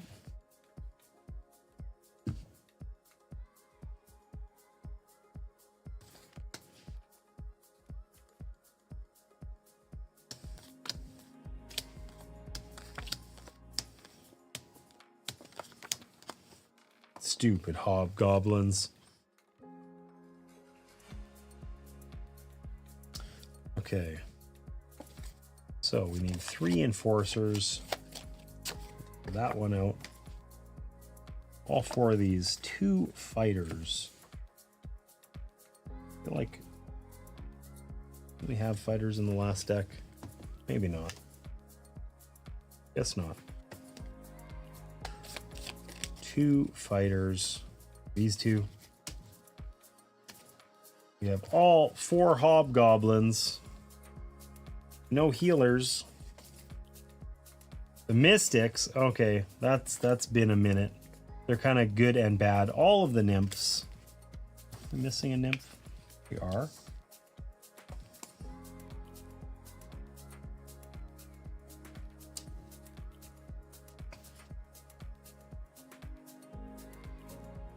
And the 3 pariahs. Add that one to our list. Okay, so where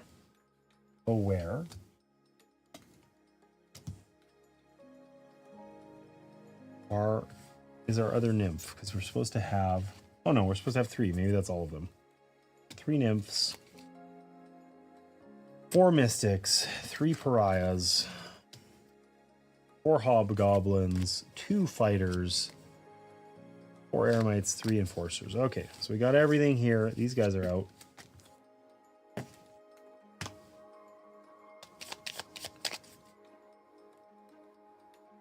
Bears a lantern. Yes, you might say the lantern bearer bears a lantern.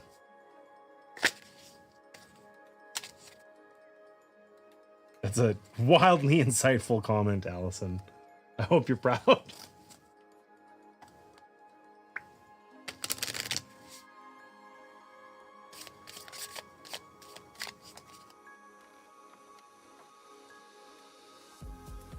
All right. Just here to be the brains of the operation, and it shows. It shows.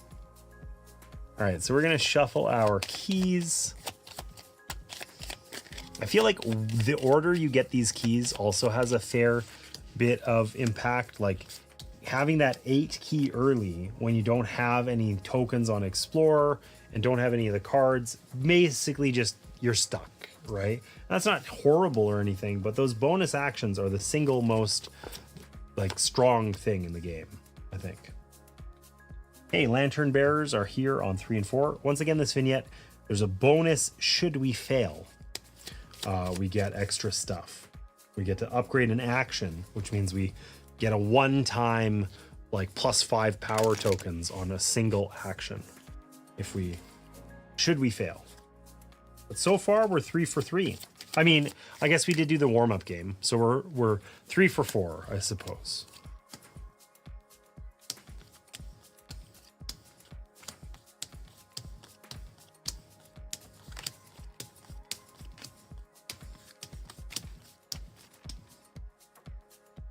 All right.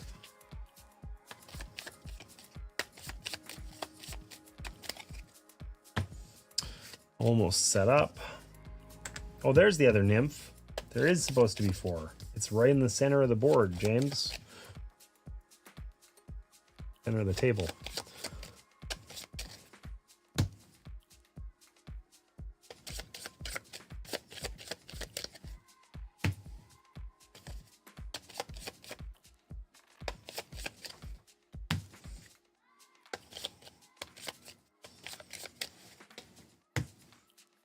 All right. Explore, fight, influence in that order. 20 spirit. And we just got to shuffle up.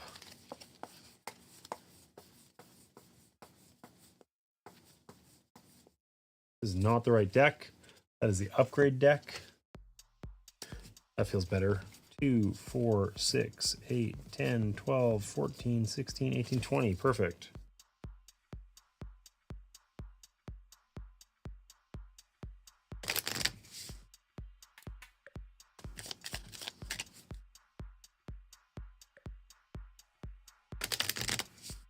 Shuffle up our memories here, and then we are good. Go.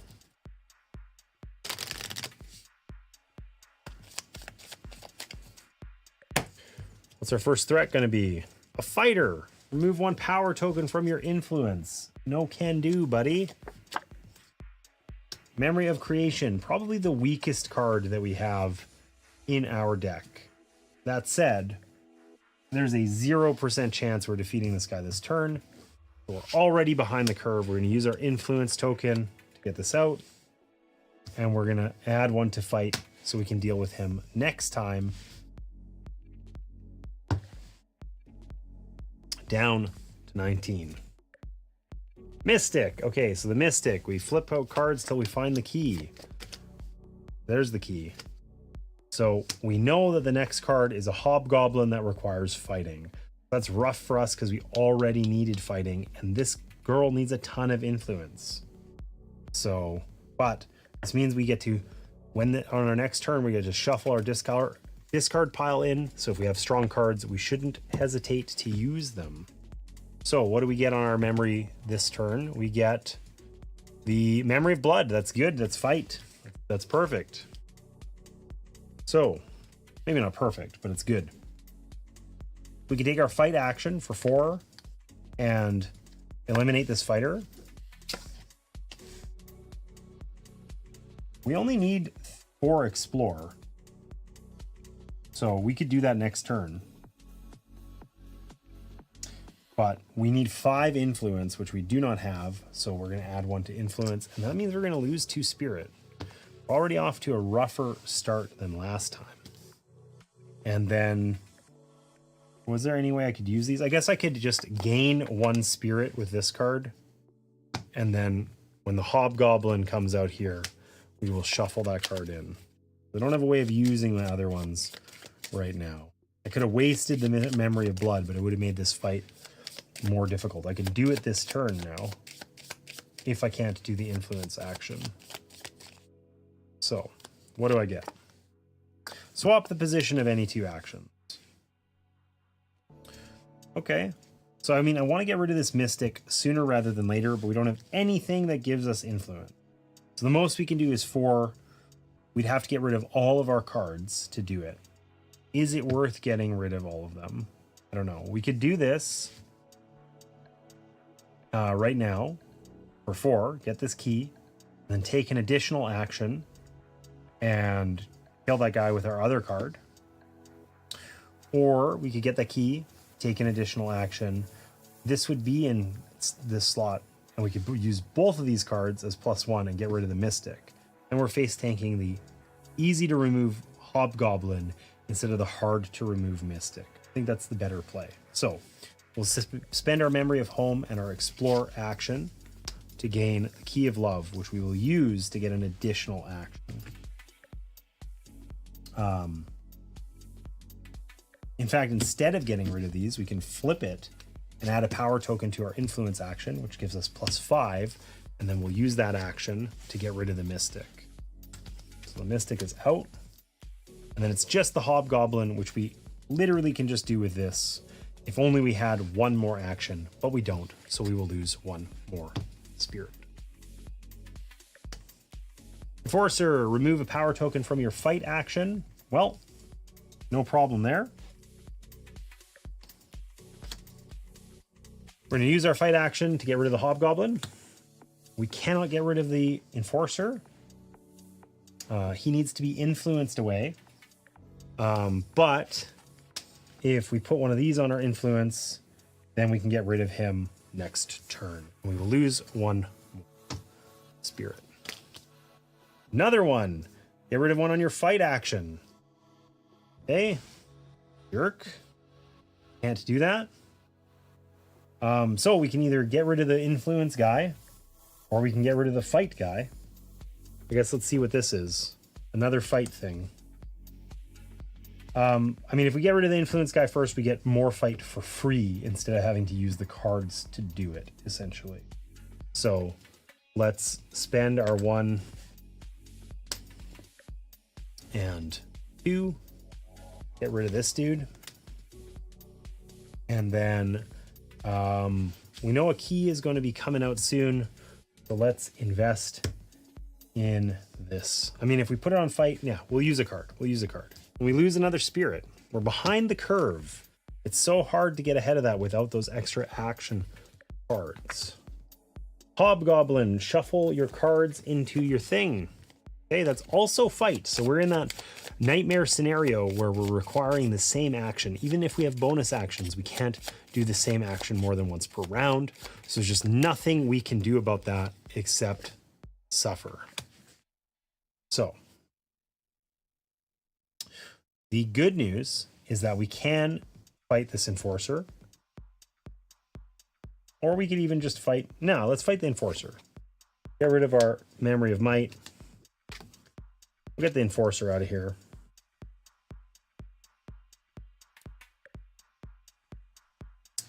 And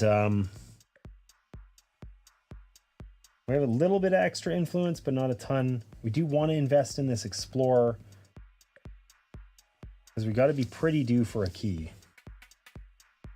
And then we lose a spirit. Where are my extra action cards? Hey, there's the key. Needs 5. Look at that. We have it. Memory of Sorrow. Return a threat in play to the top of the threat deck. Okay, so we're going to abuse this. We're going to use this to put the Hobgoblin away. That's going to shuffle this card back into our deck, which is fine, because that means that we can get this key for 5, and then we don't have to use it. We can just sit on it, and we have our extra action kind of waiting for us there. Now, we know the Hobgoblin is a... oh, I think he was a fight card. Pretty sure he was. So we'll do that. And then when he comes out, he's 2 fight. We didn't even need it anyway. We're going to shuffle these cards back into our pile.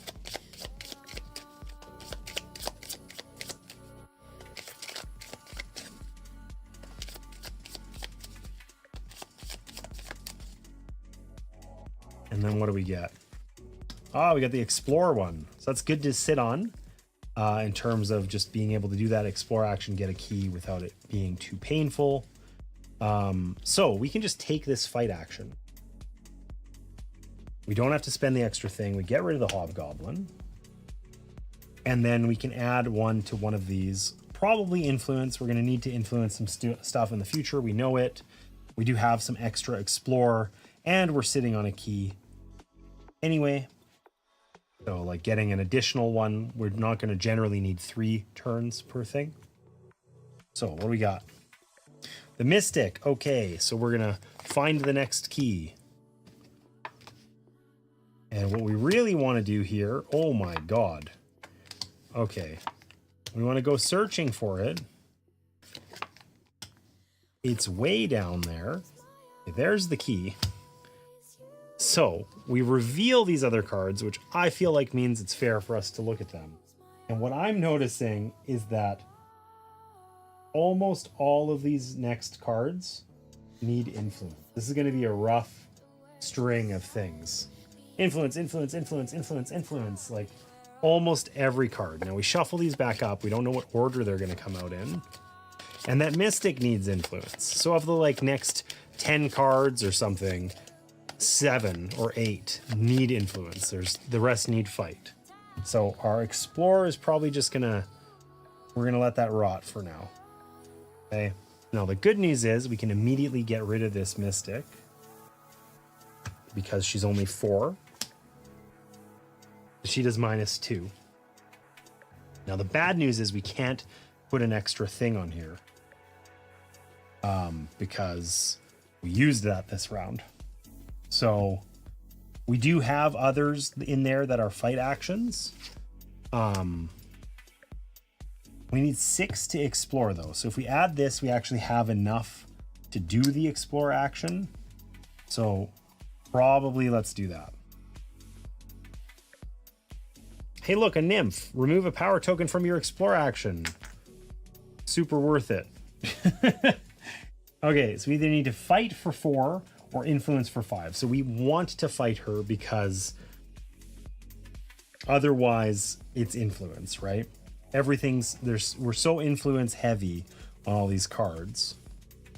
This one lets us put a card on top of the deck. That's going to be really useful, but we don't want to put the nymph back because she's a pain in the butt. So let's get rid of the nymph instead. We need 4 fight. We have 2, 3 with the power token, 4 with our sword here, or axe, I guess, rather. The nymph is gone. Easy. Okay.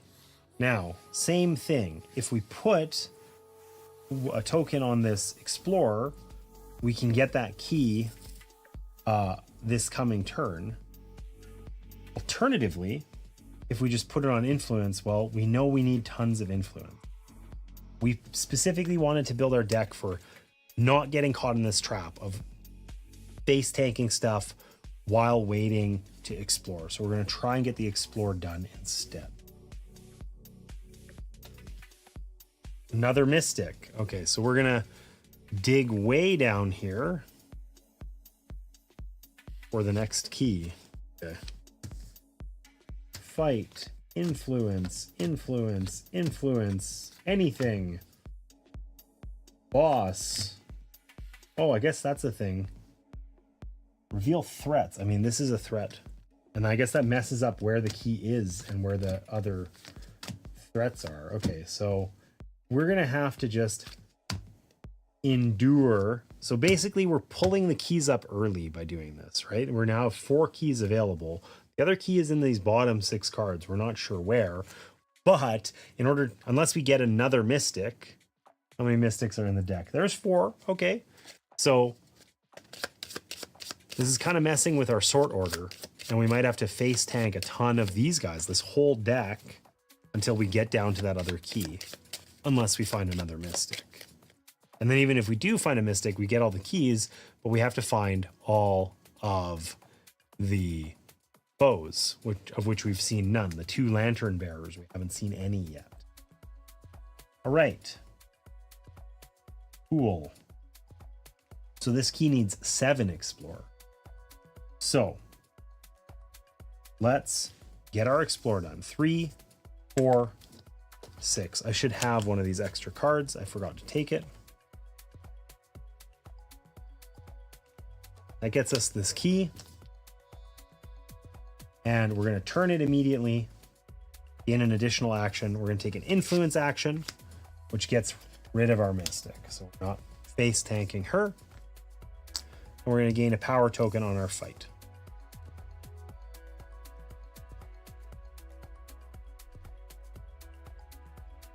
I guess instead of using this, actually, I should use my memory of heart. I will retcon that. Keep the key for now.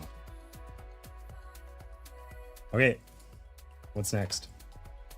Nymph, remove a power token from your explore action.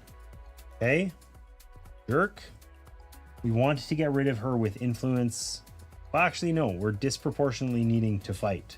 So let's do the fight action. Found our other memory of sorrow. So we have 2 times we can bury a card. Just the nymph is an annoying one to bury. So we have 3, 4. Where is it? I thought we had a... Maybe we don't have 1 fight. Damn. Oh, yes, we do. Right here. 5. So we'll get rid of the nymph.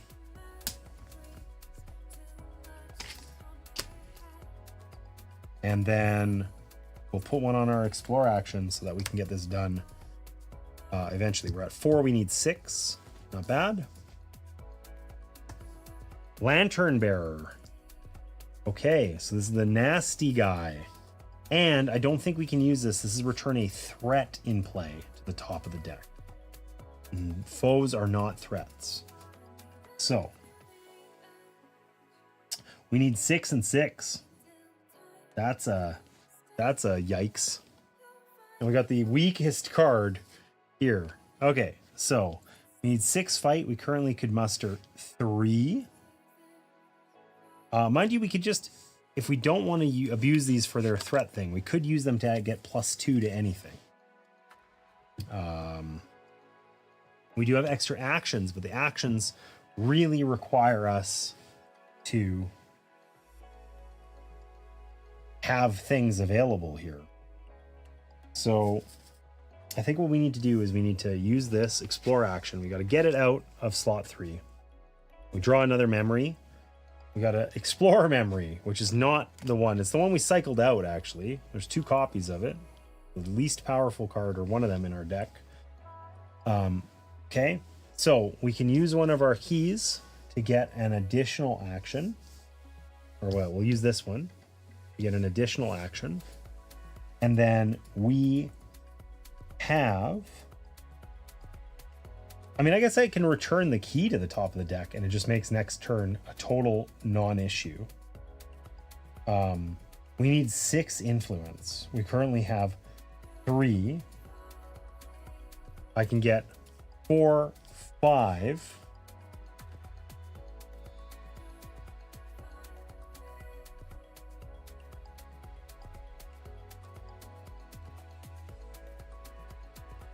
Six. All right, so I'll return this key to the top of the deck, and then I get 1 from this. I combine these for another one. That's 2. This one gives me one. That's 3. That's enough to get 6. Take this action, and we did the influence part of this at great cost, but we can add a token here, and then we have enough to do the fight next turn. So, oh, when he's played, we lose 2 spirit, and then he does another 2 spirit of damage to us. So we're at 10 HP. Yikes. Now we know this is just a key, which is a threat. Easy. So that's cool. We can even put that back again if we want, just to smooth things out here. What's our next one? Memory of Heart. Extra actions. Huge. Okay, so we're going to take a fight. 3, 4, 6. This Lantern Bearer is dead. When we defeat him, we gain 1 spirit back, which is a little lackluster, but that's okay. And then we don't have quite enough to do the key, but what we can do, we're going to use our Memory of Sorrow to put the key back on top of the deck. And then we're going to put an extra power token here.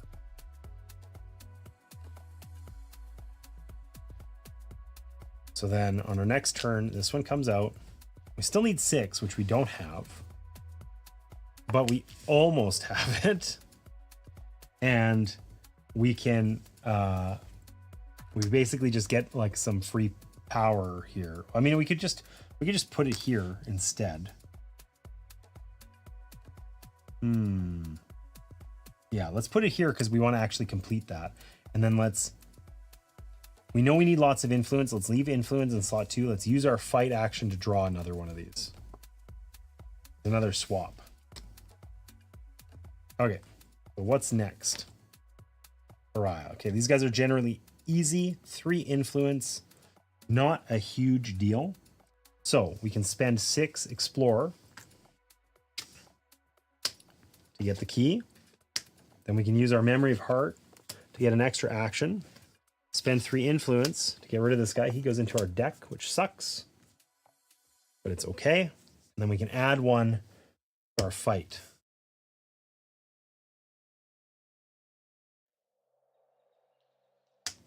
We have 4 keys. Discard a power token, jerk, but we can do 3 explore, 3 influence, or 4 fight. Let's see what we get here. Any Veilwraith gains 1 spirit, or each chooses a memory to discard, and then 2 explore. Okay, so we get that when we play it. We're still at 11.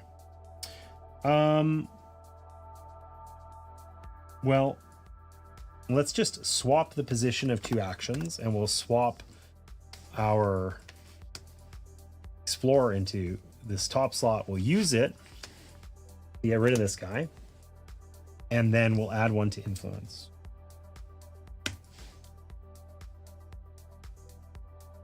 We know we're going to lose 2. We're going to lose at least 4 spirit fighting the next foe, and we're at 11 only, so that's kind of rough. Oh, there he is. When played, lose 2, so we're now at 9, and we need 6 and 6 again, which is rough.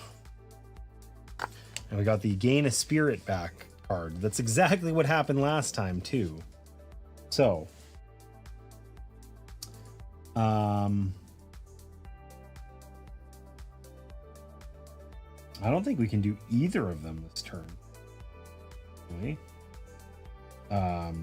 We can get more to our explore action. That really doesn't help us. We have 3 fight here, and we have 3 influence here. We can gain a 4th influence, and we can gain a fight token here. So I could use all of my cards and the fight action and this key to get 6 fight. And then we'd have 4 influence if I wanted to take an additional turn. But I wouldn't have any cards here.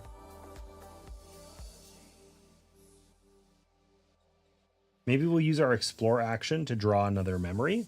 See what we get. Hey, Jack, welcome in. Okay, so we got the exactly wrong one. We got the explore when we don't need it. We have 4 extra explore down here, so we're really comfortable on explore generally. I mean, the only key that's remaining is the 8 key. Sucks, but we have, you know, if it's in slot 3, we can get it with 1 extra thing. So this really didn't work for us. We could swap our actions, and then we would have 3, 4, 5 influence, but we don't have a good way to get an additional one.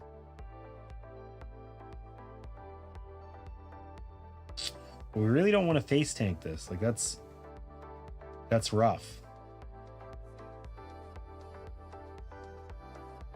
I could use one of my keys to draw an extra card off the deck and hope that that makes a difference, but that also feels unlikely. I strictly speaking, you know, I should have a good idea of what's there, but I don't. We can't tolerate this guy for more than a couple rounds or we lose the game. So we gotta figure out. I don't think using all my cards is a good play. How would we do that? We would use this to swap it. So then this would be 3, 4, 5, 6. And we'd have this card left, which gives us explore only. And then we'd be at 3 fight and have nothing left, basically. I feel like that's still worth doing, because otherwise we're just going to face tank this guy till we die. So we're going to swap these 2. And we have 3, 4, 5, 6. Yikes. And that was the second action. Did I use a thing? I did not. So that requires one of our keys, which we'll just flip and gain a spirit. So we did his influence action. We can also add a token to this fight. So we're at 4 at least. So it's like remotely viable that we can do it. We can get a 5th one here.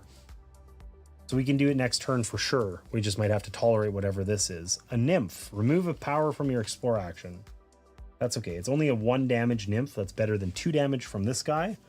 Let this be fight. It is. Okay, so this is easy to do, in fact. We can just fight him for 3, 4, 5, 6. So if I would have greeted and tried the key just to draw a card, it actually would have worked out well last time, but I was too nervous. So we defeat the Lantern Bearer. We gain an HP. I don't think I suffered the 2 HP last time. We should be at 9, not 11. And then this nymph is here. She needs 4 fight, which we can't use fight, or 5 influence, which we have 2. There's no way we can get enough influence to do it. So we're just going to have to tolerate her and lose another spirit. Remove a power token from your fight action. Can't do that because we suck. That also needs influence. Bad. We did get influence on this card though. That's good. So these guys are equivalent, but this guy can also use fight. So what we can do is we can take an influence action for 2, plus 2 from this card, and get rid of this enforcer. And then we can add 1 to our fight so that we can probably deal with the nymph next turn. Down to 7. Hobgoblin. Shuffle your discard pile into your deck. We're basically at the point where we're going to have to shuffle anyhow.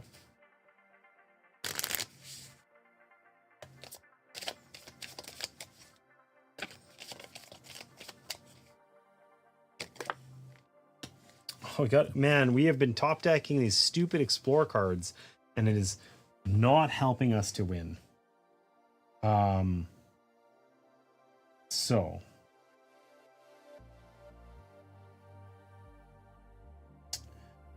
the Hobgoblin only takes 2 to fight. We can't kill both of them because we certainly don't have 5 influence. We could flip this to gain a power token. That would get us to 4 fight, which would be enough to get rid of the nymph, who's the harder of the 2.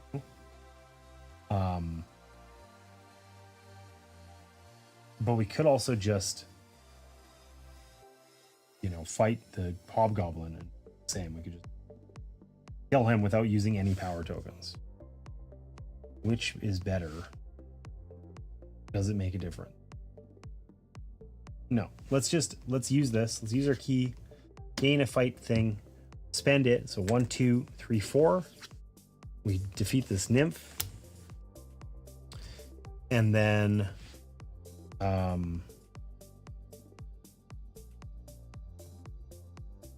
we can add to the influence action. I mean, if we have 1 on here, we can just do it when the key comes out. But we don't know we know the key's in the bottom 6 cards, actually. The key's not coming out for at least 3 turns. So yeah, we'll put it on the influence action. And then we'll lose a spirit. We're in the war of attrition, and like getting caught up is basically impossible. We got all those cards that needed influence, and there's little we can do about it. Hey, another card that needs influence, but this guy needs fight. So we can probably just do both of these this turn and get caught up. We also have the Memory of Sorrow, so we could just, if we didn't want to use our key, we could just make this, we could just put that guy back.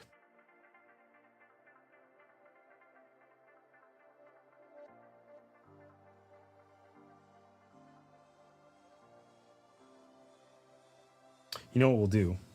We'll use the Memory of Sorrow, return a threat in play to the top of the deck. We'll put the Hobgoblin back, because then we'll shuffle this card in our deck again, because it's great, really strong. I don't think we're going to go through this whole deck, but whatever, better to have it in there than not. And then we'll spend our 1 influence. We'll just use the card. We don't have to do anything special to get rid of this guy. And then our fight is where it needs to be for the Hobgoblin, because we need 2, and we can add that token to Explorer so that we're ready to go when that next key comes out. Okay, we get the Hobgoblin out, we shuffle this card into our deck,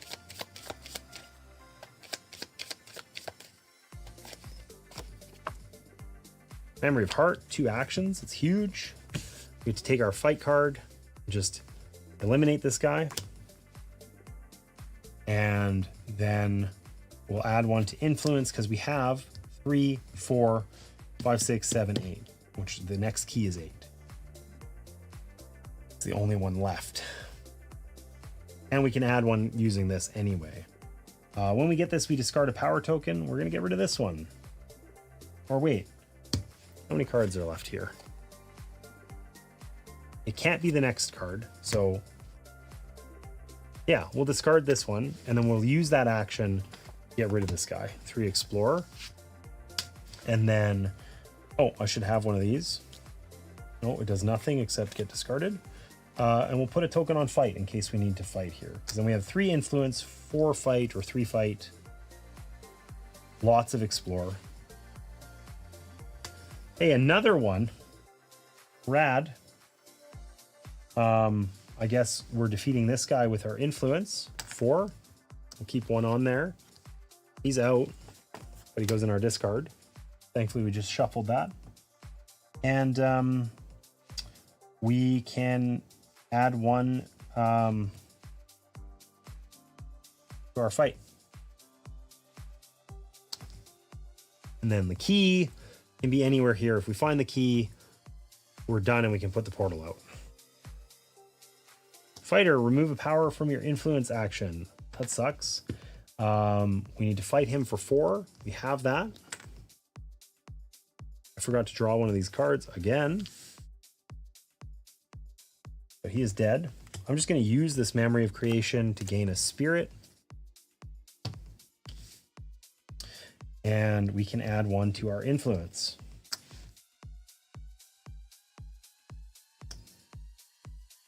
Okay, so we have this guy, discard a power token. That's annoying. We kind of want to keep explore here because then we can just win and we're going to need to actually use explore. I forget, we have 8, but we actually need to do an additional explore after that, right? So we can get rid of this fight power token and then we can take the influence action for 2, 3, and this guy's out. And then we can add 1 here because, yeah, we have to not only do an explore of 8, we have to then do an explore of 6, which I conveniently forgot about. Did I take one of these out? I didn't again. Okay, I'll remember this time. The Mystic. So we go find the other key. Was it the bottom card? It literally was the bottom card. Okay, and what we have left is fight or anything.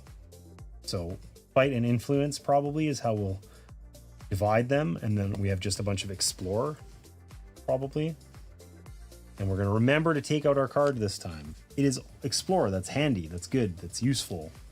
So let's do this. We have our explore 3, 4 on explore plus these 2 is 8, and we gain a spirit while doing it. Get our key of light. And then we can use our Memory of Heart to take in an additional action. Ooh, do we have enough? Yeah, because then we have 2 influence, 4 influence. We can get rid of this Mystic. And our portal is out. We have all 5 keys, and we eliminated those other 2 guys, and we can put 1 on the fight. And then as long as we can get to 6 explore, we win. So we currently have 1, 2, 3, 4. So what's our enemy going to be? Another one of these guys. Discard a power token. Guess it's the fight one.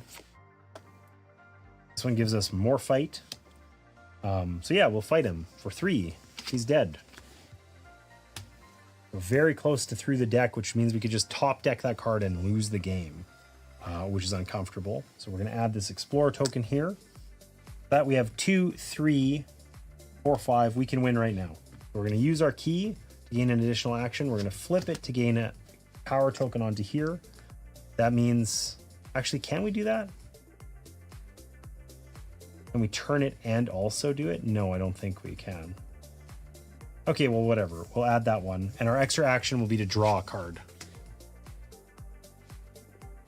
and then we can do it next turn. Could have done it without the key anyway, but this guy comes out, last card of the deck, Hobgoblin. We're going to shuffle our discard into our deck, and then we're going to explore the portal, and we win. So that was a much harder scenario than last time. I feel like that we didn't get like the worst deal ever, but we were thinking about it. We tried. We got down to 8 spirit, and we won with, on the last card, the last threat in the deck. So we wouldn't have lost if we had kept going, like going through this deck. What happens is we would just shuffle the deck and we add this Archfiend to it. But then the Archfiend, if you ever flip him out, you lose. There's no mitigating. You can't use your sorrow card to put him back or anything. You just lose. So you could lose on the next turn, or you could shuffle him to the bottom and have like another 20 turns. You don't know, right? But definitely that was, you know, further up the difficulty curve in terms of having more we were further in the deck and we had less health remaining. We do get to do another upgrade. So I think it didn't feel like we had way too much explore, right? I think it's the same thing. I think we get rid of our single explore and get that other +2 explore, because you know, we still, the thing that was generally holding us back was exploring, not other things. Find a way to make the other things work. Doing the exploration, it's always hard to justify putting those tokens on the explore card.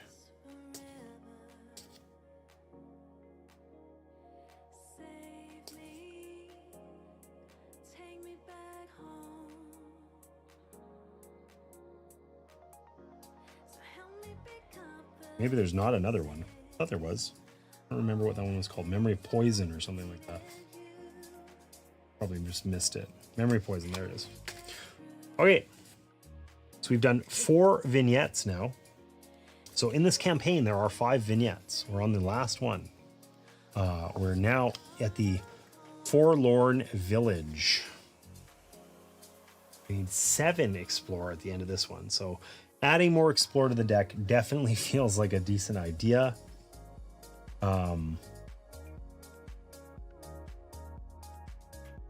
You gain a ribbon if you get defeated on this, which basically means you can try this scenario an infinite number of times, I think. Because when you run out of ribbons, you're done. But if you get defeated, you gain a ribbon.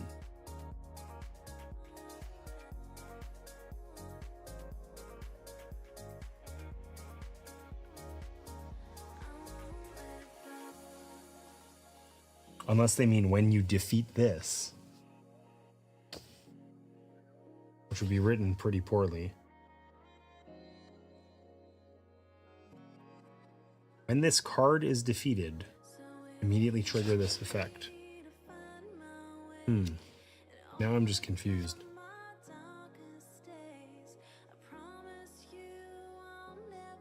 Okay, I think I got that wrong. It's not when I thought it was when we get defeated, we get this benefit. That wouldn't make sense. It's when we defeat this. So actually, for defeating that, we're supposed to upgrade one of our actions. We're going to upgrade Influence, because that would be nice to have early. And we put a lot of Explore into our deck. And then that also means that we should have been playing with 1 additional card upgraded. We should have had a 5th upgrade or 4th upgrade last time, which we did not have. So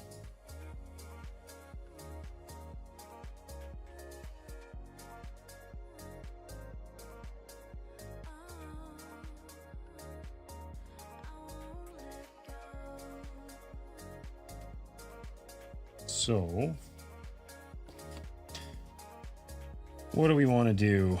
Ignore spirit cost -2, threat this round, and then do a fight for 2. That's pretty cool, but kind of situational.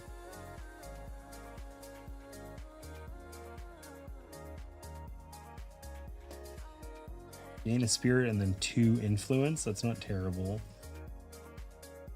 Gain a spirit and then 2 fight. We've only upgraded our memory or explorer.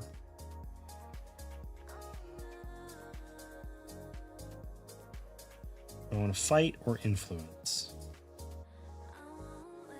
Let's take influence. And then no, wait. You know what? Yeah, whatever. Let's just do influence. We'll stick to it. So we're going to have memory of fear. Any Veilwraith gains a spirit and then 2 influence. We're going to get rid of one of our 1 influence cards. Memory of honor. Boom. Done. All right, upgrades complete.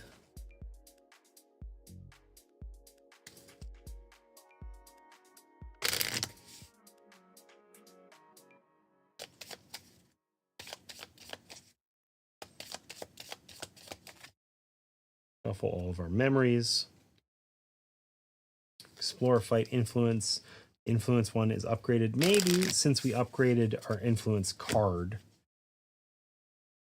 we upgrade a fight. What does this let us do? When we flip it, we add 5 power tokens to it.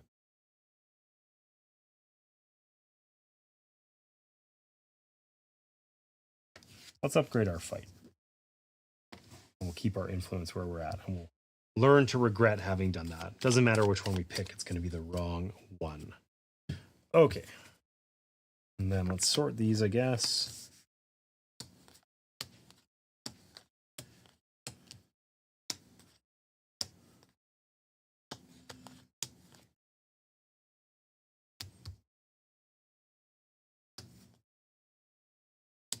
Stupid hobgoblins.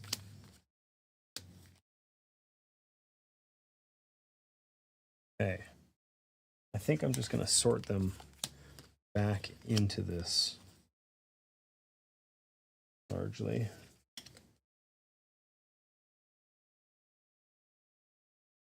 Okay, so what do we need here? We need 2 eremites.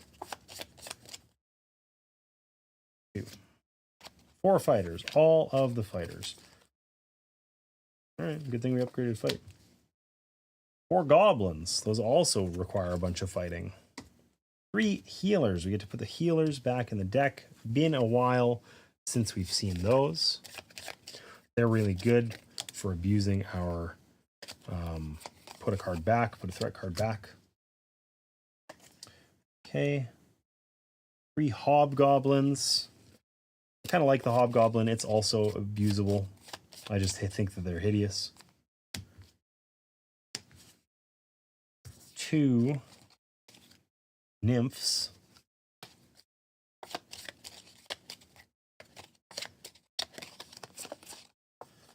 feel like I'm still missing a nymph. There it is. And then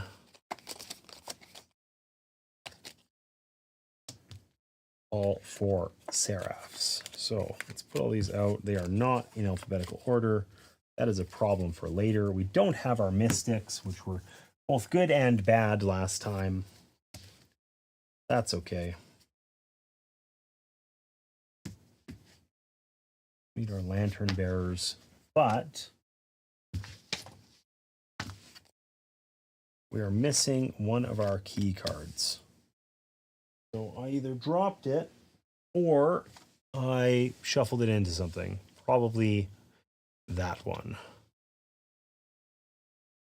All right, let's fix our music too, because it just died. Key of power, key of sight, key of love, key of valor. I don't remember what the other key was. I simply know there is one more. And if it was mixed into something or dropped, Would probably be right about here. Do not see it. So somewhere I shuffled it into something else. Probably here. My enemy deck. No. Which one is it? The 4, 5, 6. It's the 8 one. The last one we got last time.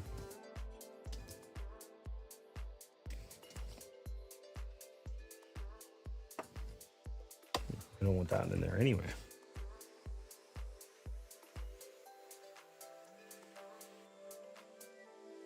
Key of Light. There it is. I've forgotten to remove these pariahs, so.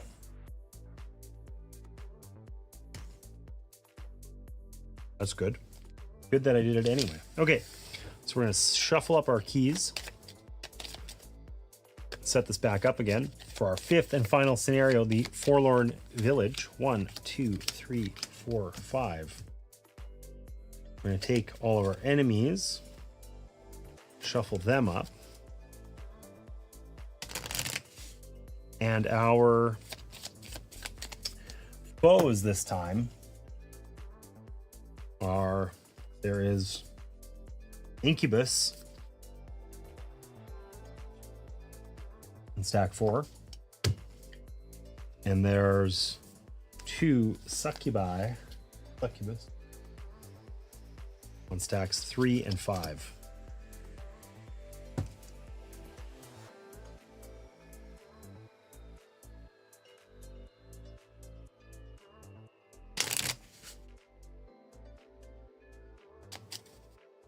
What's with all this slouching? Hey, I don't think I'm slouching that bad. How you doing, Mom? You reflect on your games with Grandma at all? You have fun?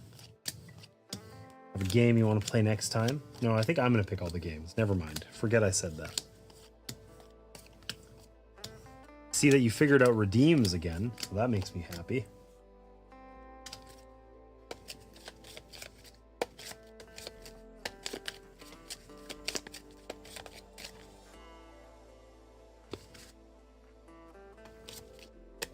Doing well. I'm not loving the black and white theme.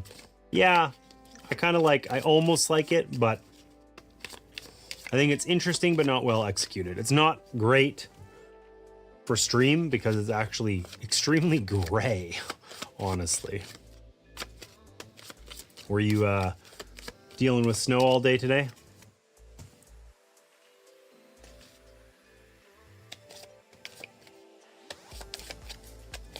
I don't know if you saw, but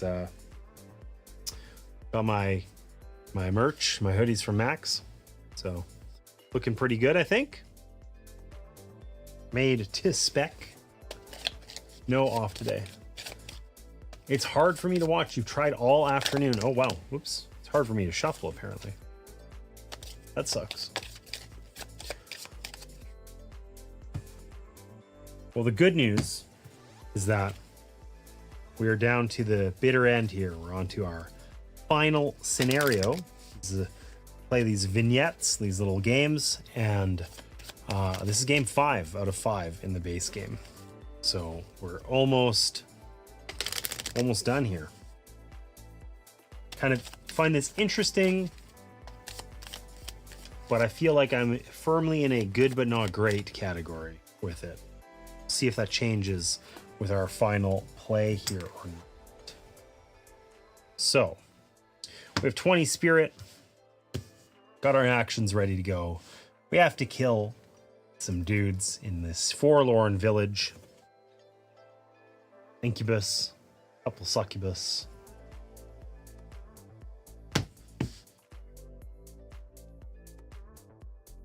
Let's give it a go. What do we get? A healer. We top decked this one of the other times. That wastes it because she heals us for 1 spirit. But of course, we can't gain that when we're already at 20. We likewise top decked something great though, because we have our memory that's going to let us have 3, 5 influence and get rid of this healer and then heal 1. So that totally wasted the healer, complete shame. But it's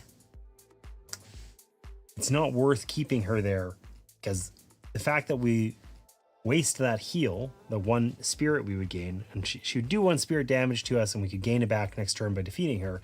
But the problem is having the bandwidth kill multiple things is the tricky thing. Oh my god, it's another healer. Did I shuffle that? I did. I must have. Just the way it went. Damn. Okay, this one needs 4 influence, which we are not going to be able to get. So, we're going to take the action here to gain. And we actually have a good bit of explore here, so we'll put this on influence. So we can probably get rid of her next round. And we'll lose a spirit. Hoodie's great. You should give away hoodies to all family members. Sarah tried for 1 hours ago. Tried to get a hoodie? I didn't see that. I didn't catch that.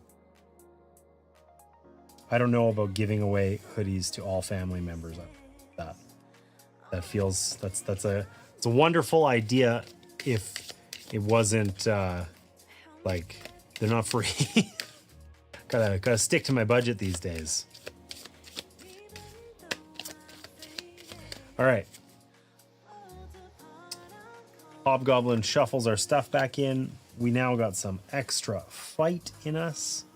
That's cool. We like that. But more than fight, we want to get rid of this healer, which we can't do. So that is, I mean, we could swap and then get rid of the healer and leave the hobgoblin there, and we could just defeat him next turn. I think that's the most efficient thing to do. So we'll use our memory of knowledge. We'll swap this influence action into the highest spot. We'll use 3, 4, get rid of the, oh, what am I doing? That doesn't go over there. This goes over there, and we gain a spirit when we defeated her. Okay. And then we can't defeat the hobgoblin because we don't have a way of taking an extra action, but we can just use our normal fight and defeat him next time. So why don't we invest in this explorer? Because we might be unlucky and get that big boy explorer first. So we took 1 damage from him. And who's next? A goblin. This is 4 fight. And he's out of the game. So probably we want to defeat the goblin instead of the hobgoblin. We can do it. It's 2 here and 2 from our memory. It's 4. He's out of the game. See you later, goblin. And then we have 3, 4, 5, 6, 7 on this. We're probably going to need influence soon. I'm playing kind of greedy here, not putting those out. So we'll lose another spirit, which sucks. But hey, there's the key. Awesome. It's only the 5 key, so it's super doable. But we're just going to leave it there for now. And we're going to just fight this hobgoblin. We're going to use our memory of might and our fight. Beat him. We'll leave the key there, and we'll put an extra thing on influence.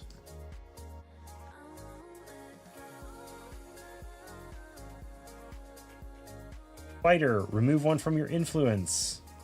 Rad. Hey, can we fight that guy for 4? Probably not. We can really get this, though. Maybe we can fight him for 4. So, let's see here. If we explore, this is 5. We'll favor getting rid of tokens over cards. We get this key. We can use it to get an additional available action. Fight is now 2. Plus 2 is 4. This guy's dead. And we'll put an extra thing on influence. Another fighter. Oh, hey, look at that. We remove a thing from our influence action. How fabulous. So that's not a good one to put away with our sorrow. We really want to use that on the healer probably. But we need another 4 fight, which we once again don't have. Now we can flip this to put a fight token out. That's an option. We can also I think we just got to face tank this guy. I mean, it's that or we lose another influence token by flipping him back, which doesn't feel super worth it. But maybe it is. I don't want to fall behind the curve. Maybe that is worth it. Let's use the Memory of Sorrow and we'll just put him away. He's gone.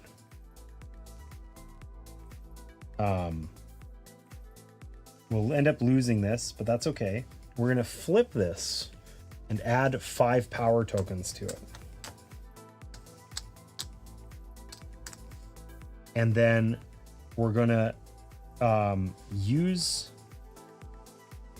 our influence action to draw another one of these. And then we're going to add one to our explore action. And then we know that when he comes out, we'll lose this other token. But we also know that we can just fight him for 2, 3, 4. He's dead. And then we can add another one back to our influence token, and I should have a card right here that I didn't pick up. Cards are looking pretty good. We have lots of explore available to us. We have a decent amount of fight. We don't want to use the fight in this one slot, but unless this is Memory of Heart, it is. Okay, so that's really good because that means that we can use up fewer tokens. We can take the explore action to draw a card.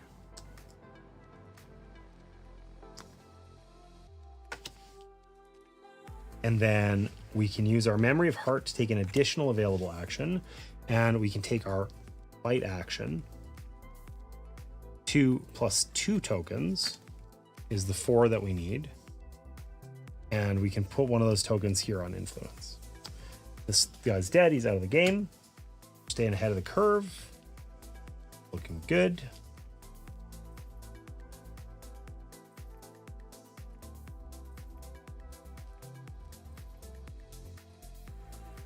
Seraph, 4 influence. Now we do have lots of influence, so that's really good. When we defeat her, she goes in our discard pile. She's not totally useless though. She lets us regain some spirit. So we're just going to beat her with influence right now. 4 influence. She's gone down here into the discard pile. And we're going to add 1 to explore. Just going to invest now while it's easy. There's the key. This is the 8 key. Perfect. So we have 3, 4, 6, 8. And then we also gain 2 spirits. So we're back to full health. We have this key and we do not need to use it. Our explore action is used up. And I didn't take, oh, I did take one. I don't know if I took one, whatever. We're going to add one. We're going to add one to influence.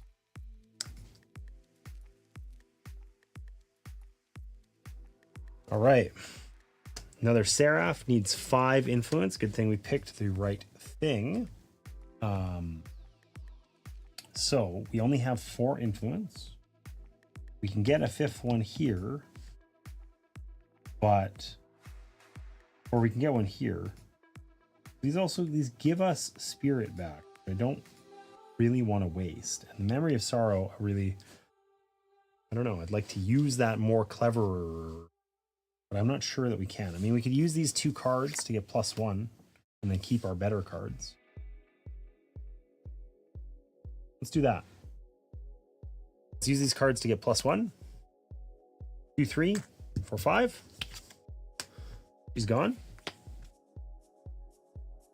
And then let's add to explore again while it's quiet. we probably won't have all that stuff. Ah, man, what a shame. We got the healer.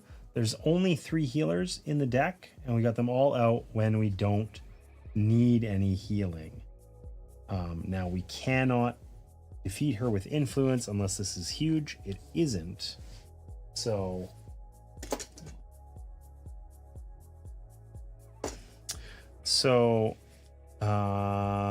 that sucks.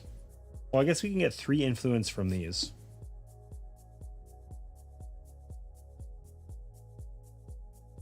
But that gets us 4. We need 5. Okay, so we're going to use our Memory of Sorrow to put the healer away, which is a waste. Okay, it's an absolute waste. We're going to explore or use our fight card to draw another one of these. If I'd done that first, I probably would have just defeated the healer with it and kept the Memory of Sorrow, but that's okay. I didn't. But I will add an influence here. And then we'll get the healer out. We'll get healed again. We're at full, though. And then we need 5 influence. So we will use our card. And 2, 3. 2 plus 2 plus 3. Why am I taking that away? It's here. Healer's gone. We heal again. Doesn't help us any. It's okay. And we can invest in this explorer. I have 6 explorers sitting here plus 2 down here. We only ever need 8. And we got the 8 key already. So there's a 4, a 5, or 4, a 6, and a 7 key remaining. Hobgoblin. We're going to shuffle our deck in. That's good because all of those strong cards we've used so far, we get access to them again. Bad because we do have Seraph in there who just sort of wastes our turn. That's okay. Swap the positions of 2 actions. Cool. We're just going to fight this guy. Bonk. Just going to eliminate that Hobgoblin. And then we're going to add to influence because influence is looking pretty bleak right now. Found a nymph. We're going to remove one of these power tokens. That sucks. We either need 4 fight or 5 influence. Now we could use this to get the 5 influence, but I think I would rather keep the influence token. I'm going to use my swap, and I'm going to swap my explore action with my fight action, and then I have 4 right here. What am I doing? I'm just getting confused by these things. But it's Nymph's dead. And then I can put 1 more on influence here. The Explorer's still looking pretty okay. Fighter, remove 1 from influence. They all say influence? I swear they didn't, but it feels like they do. We got another Explorer thing. We definitely don't have to add anything to Explore, but we got to fight this fighter, and we have fight at 1.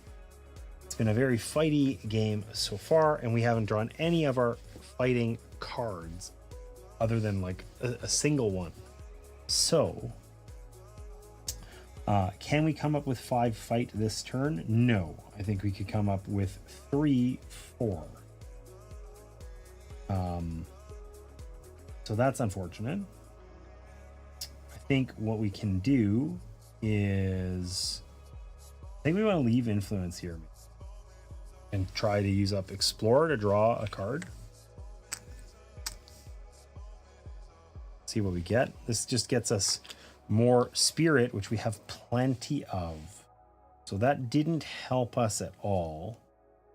We have 2 fight. We can get a 3rd from here, and then we could use these up to get the 2 more we need. But that is extremely wasteful.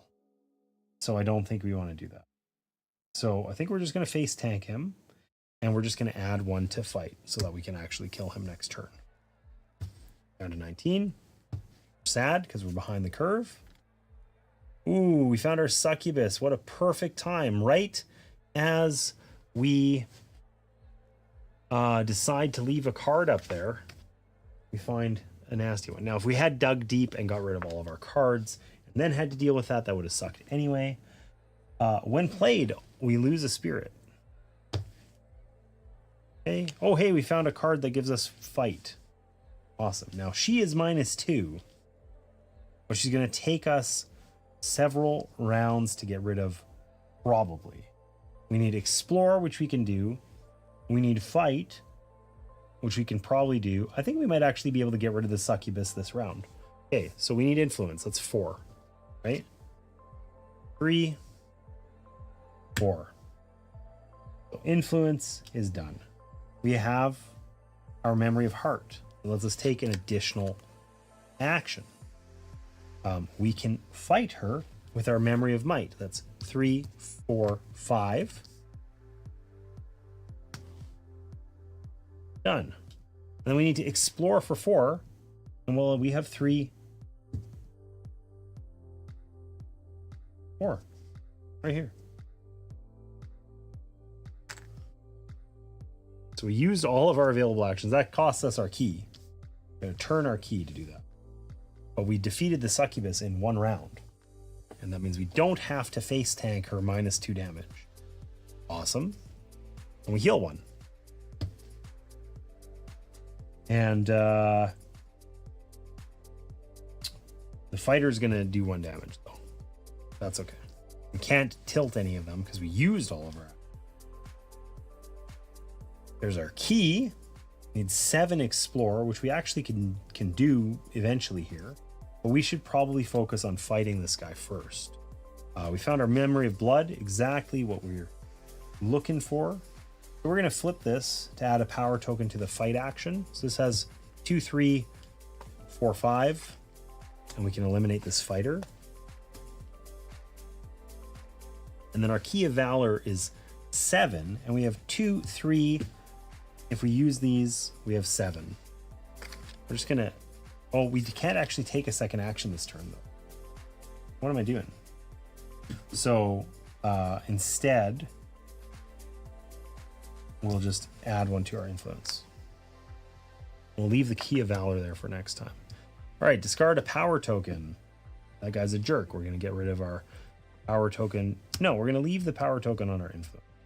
We're going to get rid of the one from our explorer. And we're going to use our influence. Get rid of him.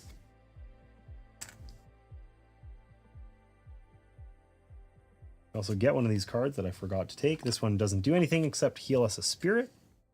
It's actually kind of nice because these ones they take up space. I guess it's not as good. Anyway. Okay, so we don't have an additional action to use there, but we can just take our explore token. Do we need this explore token? Not really, but we're gonna need it. So we're also going to need it on to fight. We're just going to take it. Hey, another one of those guys, discard a power token. So it didn't matter what we picked. He's just a big jerk. We do not want to use explore for this because we want to get that key, which means we need something like 4 fight or 3 influence. We have 3 fight and 3 influence. So that's irritating. We could get the explore action and then we would have 4 fight, but that means we have to use our key right away. We want to find a way for that not to be the case. We basically need to draw our card to get the key, but then if we had that card, we could just use it instead of the key. Do the same thing. So I think we just do that. We're going to spend our 2 cards here for 2, 4, 7. We'll get this. We'll use it right away. And then we have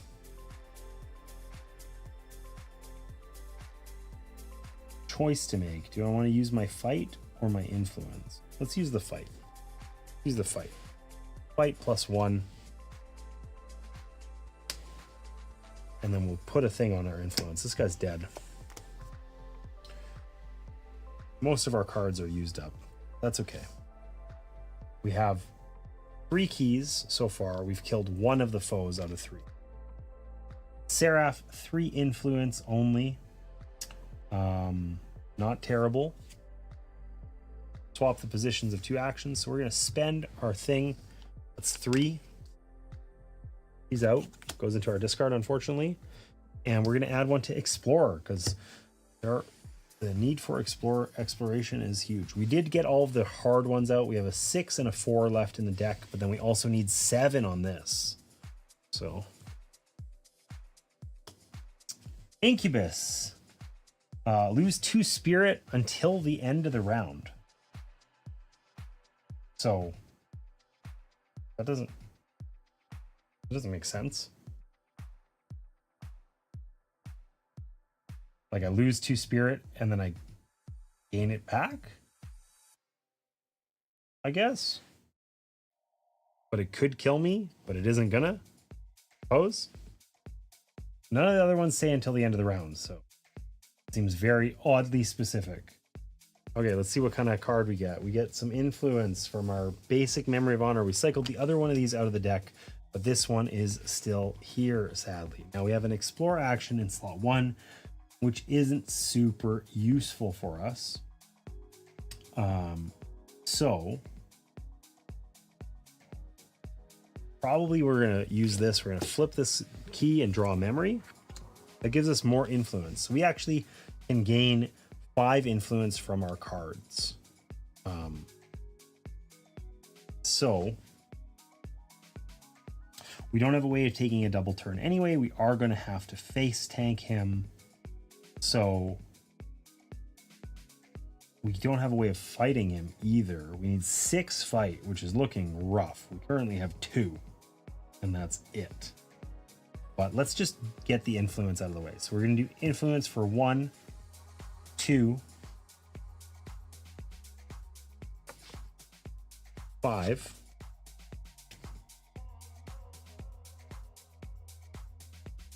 And then we're going to increase our fight by +1. And we're going to lose 2 spirit. We already did. But we gain 2 spirit back, I think. How I'm interpreting that. Till the end of the round means we gain it back. And then we lose 2.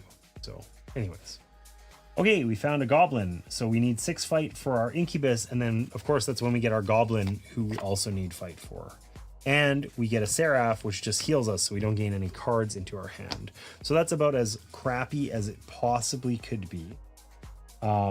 We don't have a good way of executing on this at all. So the best thing we can do is to explore. And that lets us draw another card, which also doesn't have fight on it. But it did put our fight into slot 3. So we have 3, 4. If we had a way of taking an additional turn, we could get rid of the goblin, but we'd really rather get rid of the Incubus anyway.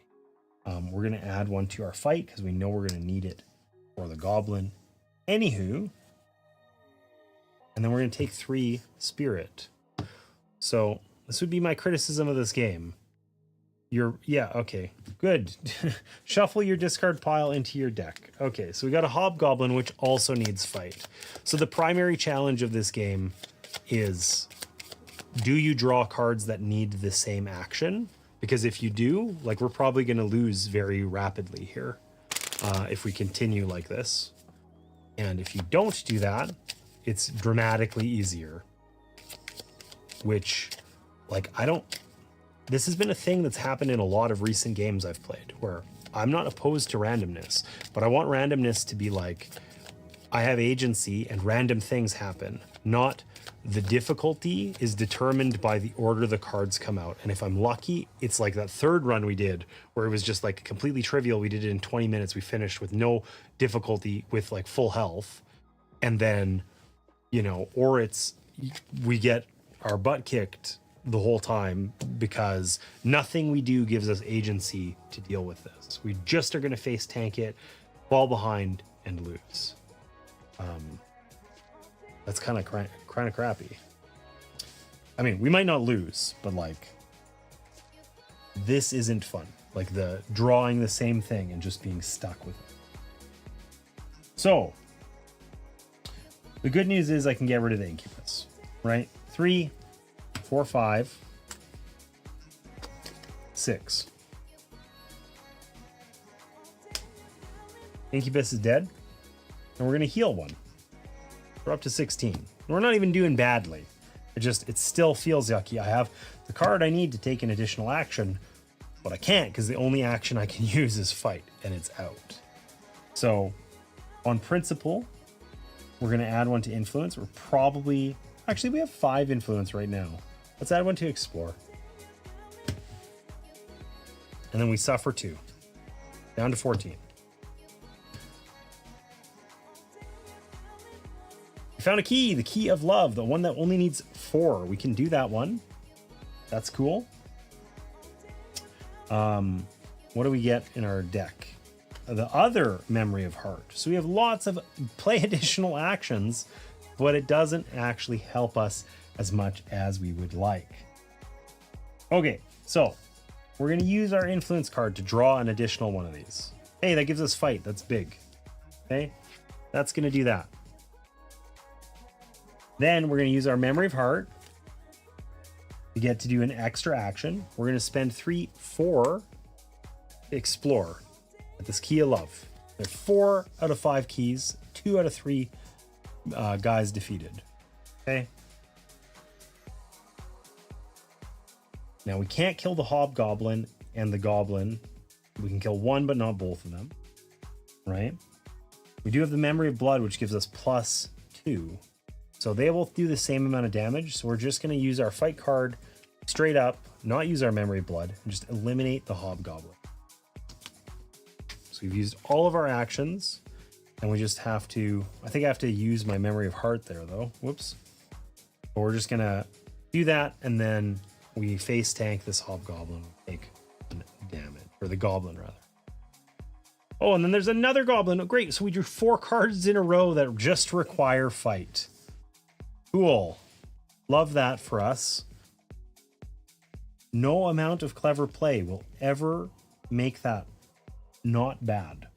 And of course, we can't really get the same card into slot 3. Not only can we not use it, but we have to use our cards inefficiently. Anywho. Okay, let's swap the position of any 2 actions. We'll put fight and influence like that. So it's in slot 3. And then I guess we use our memory of blood, even though we don't really need to. I mean, I suppose, hold on.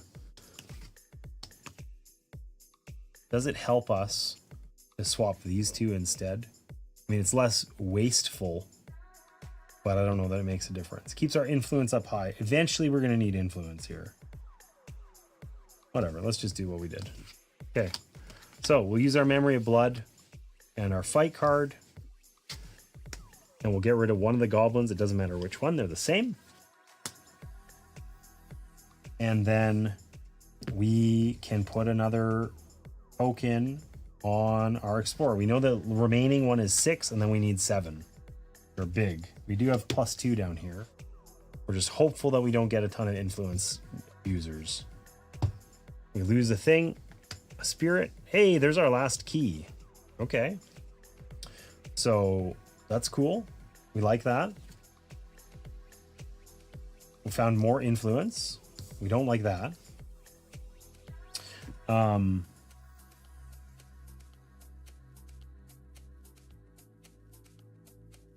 If we had a viable way to fight this guy, we could just fight him and then get the key next time, but we don't, right?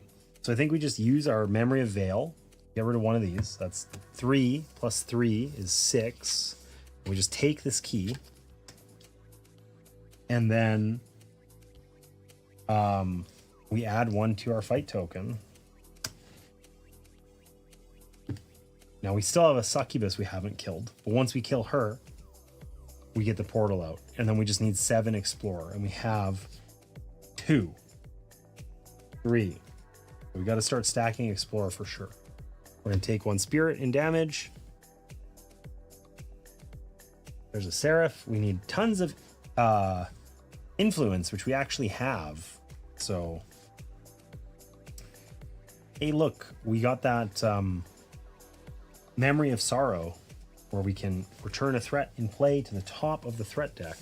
Let's use that and just get this goblin out of here. We don't have the bandwidth to kill him this turn anyway, And then instead, we can kill her. So that actually gives us +1 to influence. So we have 3, 4, 5, 6. We gain a spirit. And we eliminate her and put her down in our discard pile. And then we have enough to kill that goblin, and we can put we have the bandwidth to put one on explore. We're at 4 on our explore. We'll be at 5 just by using our fight next turn. 6 with our thing, our key. Now, actually, maybe we don't put it on explore.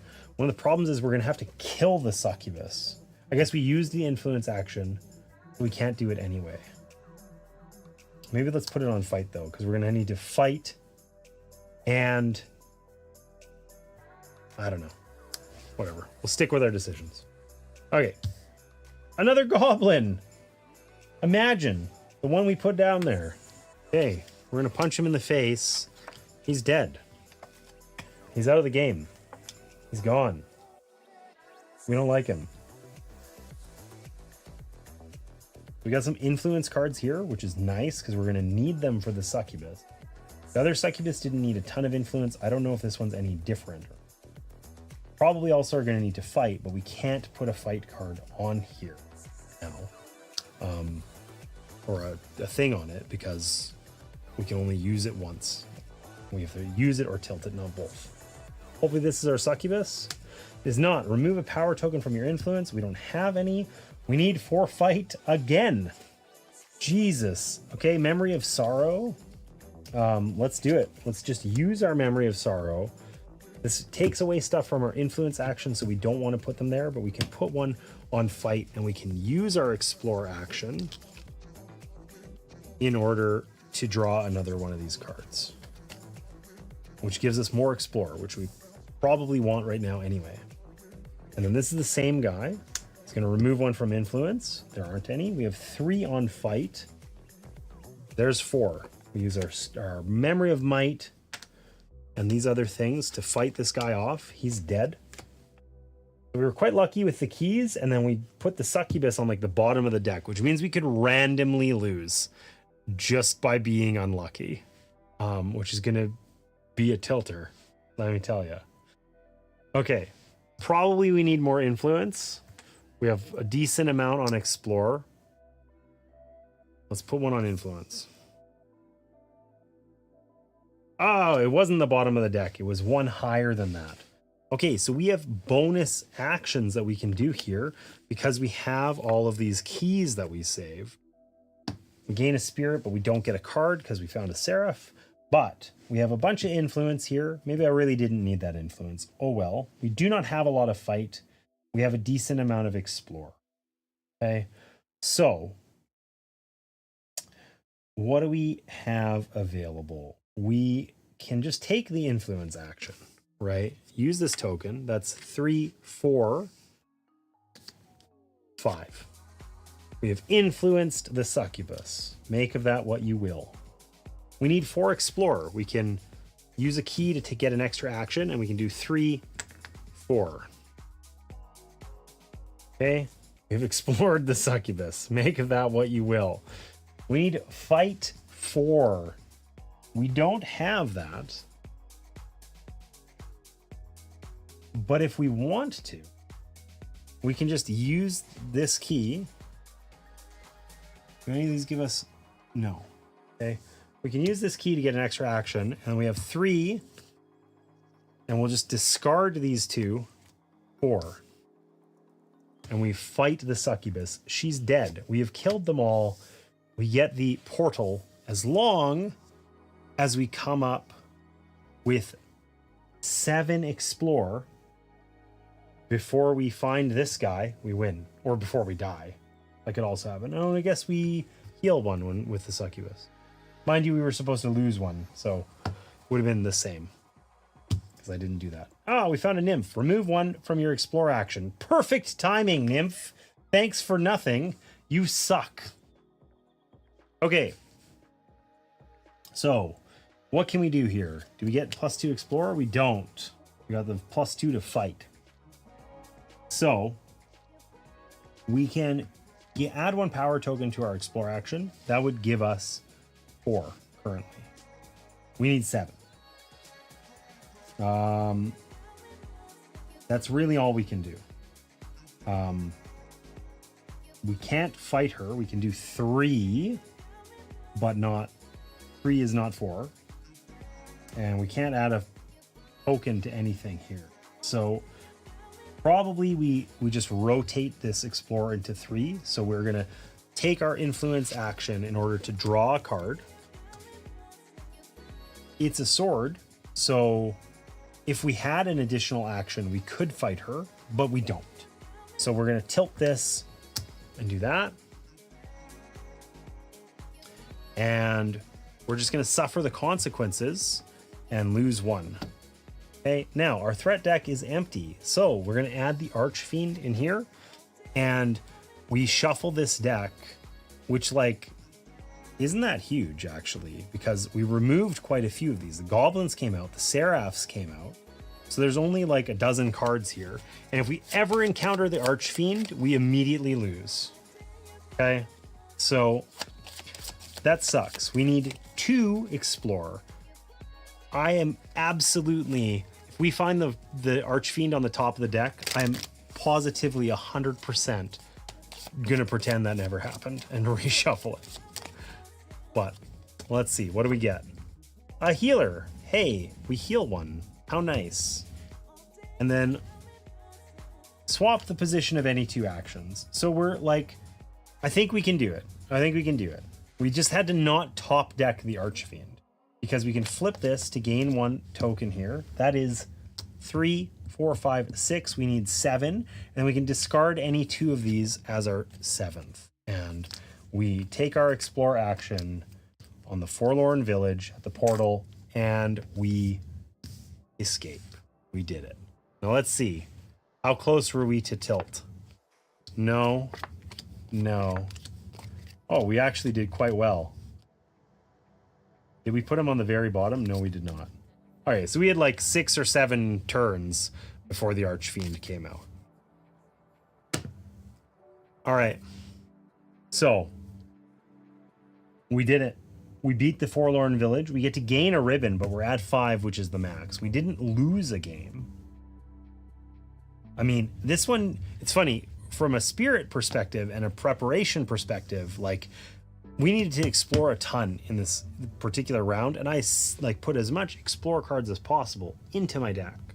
And then we played with those, like, I think fairly well, and it just felt like there was strings of cards there where we just needed fight actions. Like there was a point where we had 3 guys out that all needed fight, and our fight was in like, you know, slot 1 or something because we had already killed a fight guy the last turn. That didn't feel great. I mean, we managed through it, but probably, honestly, mostly because the ones that we had to deal with were like 1 spirit damage. If they were all 2 or whatever, like, you know, we could have easily lost the game there. But we didn't, and that's huge. We could upgrade another card, but overall, we're sort of done now, right? So they suggest for the campaign that you, to make it more difficult, you will reduce your number of ribbons by 1. Ignore gain 1 ribbon effects when defeating vignettes. And the ultimate challenge is to defeat all vignettes in order with only 1 ribbon. But we did that, right? And when you win, they suggest that you make a permanent memory upgrade to your basic deck before starting your next campaign and reduce your maximum spirit by 1. So you start at 19 spirit, but you start with a card in deck. That's good. There's a bunch of variants and stuff here that you can do. They're not like significant variants though. They're all largely sort of like, thanks for that, Allison. They're largely like, you know, minor tweaks more than variants, I would say. Like starting with a card upgraded but 19 health isn't dramatically different, right? There is this Veilwraith Absolution expansion, which is interesting because we played through this whole thing, right? And like, this is the box that this comes in. We played through the 5 vignettes. And then this expansion has 15 more vignettes, 69 foes, 54 threats. 69 foes is way more than is in the original game. Like, the foe deck is the 3 succubus. I think it probably tells me on the box here. That would be easier than counting. Let's see. 12 foes. So it seems a little odd that the original campaign is we played through in a sitting. Strictly speaking, we beat it on the hardest difficulty, the greatest challenge. Don't lose a game and play through all 5. There's things we could do to make it more difficult, but you know, I don't feel like that's necessary. And then this expansion has more in it than, you know, the entire base game, like by a lot.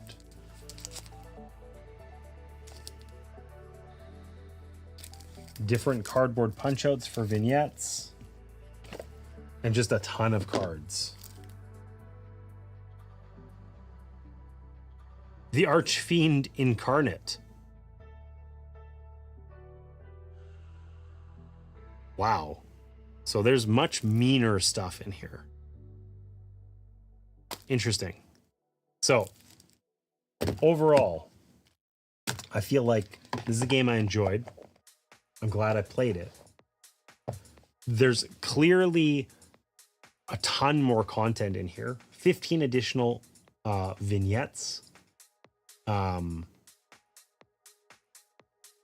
69 foes is way more than we had.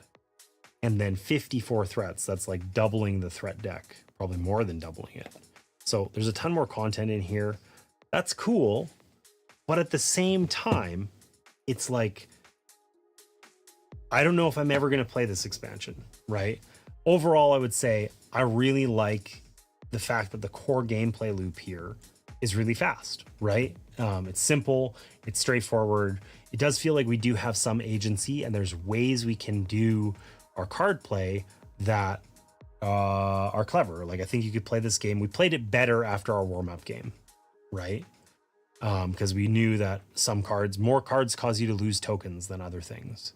And we saw that, you know, the kind of got a better feel for the fact that we need to rotate explore out and add tokens to it when we can, right? But that said, it feels like the way I have to play is really samey each time. Yes, sure, I could do a little bit of different deck building and have different abilities in here. But overall, it's like, if you have any significant number of threats present at once, you're going to lose, right? Because you just start losing more and more spirit each turn, and you cannot catch up, with the exception of keys. But like, the keys don't really allow you to catch up. Like, they kind of do, but like, it takes you a turn to gain them, and then you gain another turn. So like, yeah, kinda, right?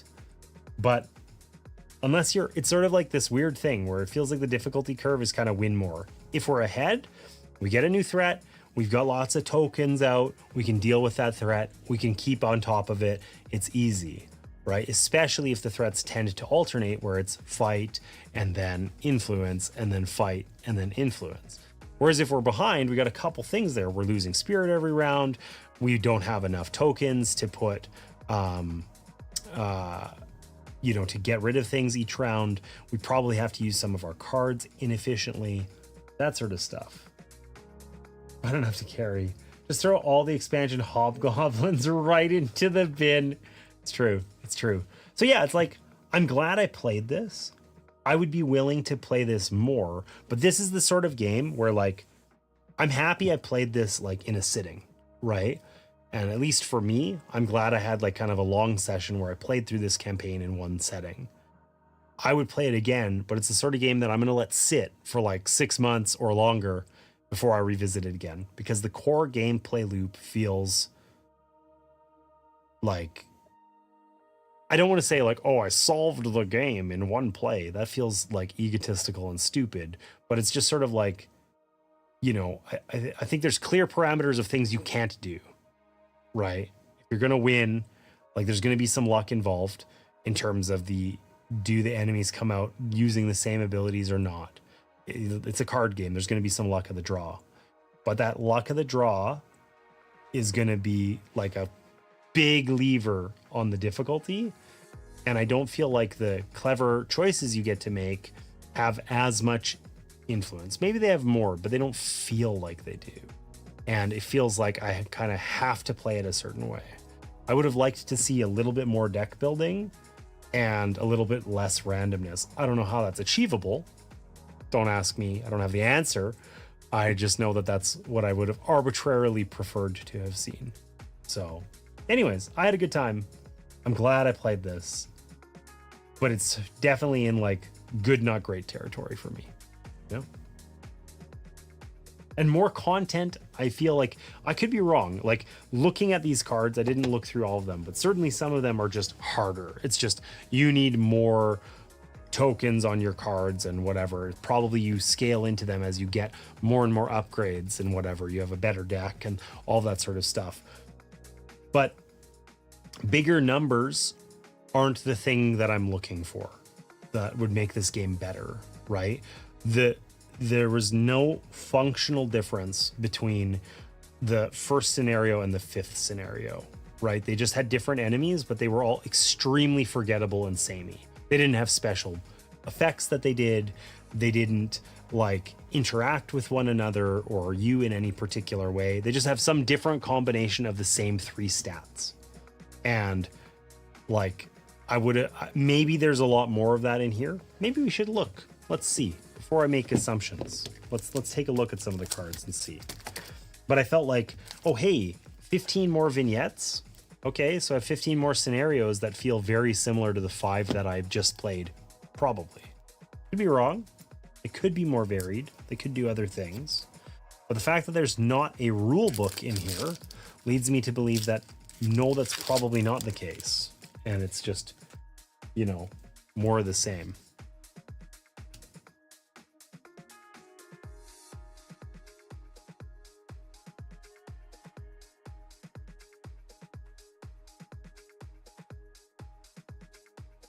Okay, so I would say that these definitely have like some more effects on them. Like add one memory card from your discard pile to your hand and things like that. But mostly they just feel like they're more random than anything. Like, you know, remove the memory on top of your deck from the game. That could be like a total tilter, or it could just be no big deal. I don't find that type of thing enjoyable, personally. Others might. These are mostly they're just the foes and stuff. It looks like they're like, yeah, like a little bit more restrictive in terms of you have to defeat certain ones in a certain order or whatever. But I feel like if I'm getting an enemy that's hard, that says, oh, I have to defeat it first before other ones, well, that means I'm face tanking like 2, 3, 4 spirit every round. I'm going to lose in like 2 turns. Right? I've already lost the game functionally if I'm at a point where I have to consider that. Huh. All right, let's take a look at some of these vignettes. They just continue from where they were. So these are the cards we put in, the enemies. So some of the same ones from the base game, Mystics, Seraphs, etc. And most of them are new. More enemies, like, you know, they're in stacks 2, 3, 4, and 5, so there are more of them. There's 4 instead of 3, which was the most we had. I think is the most we had. Okay, so overall, I would say these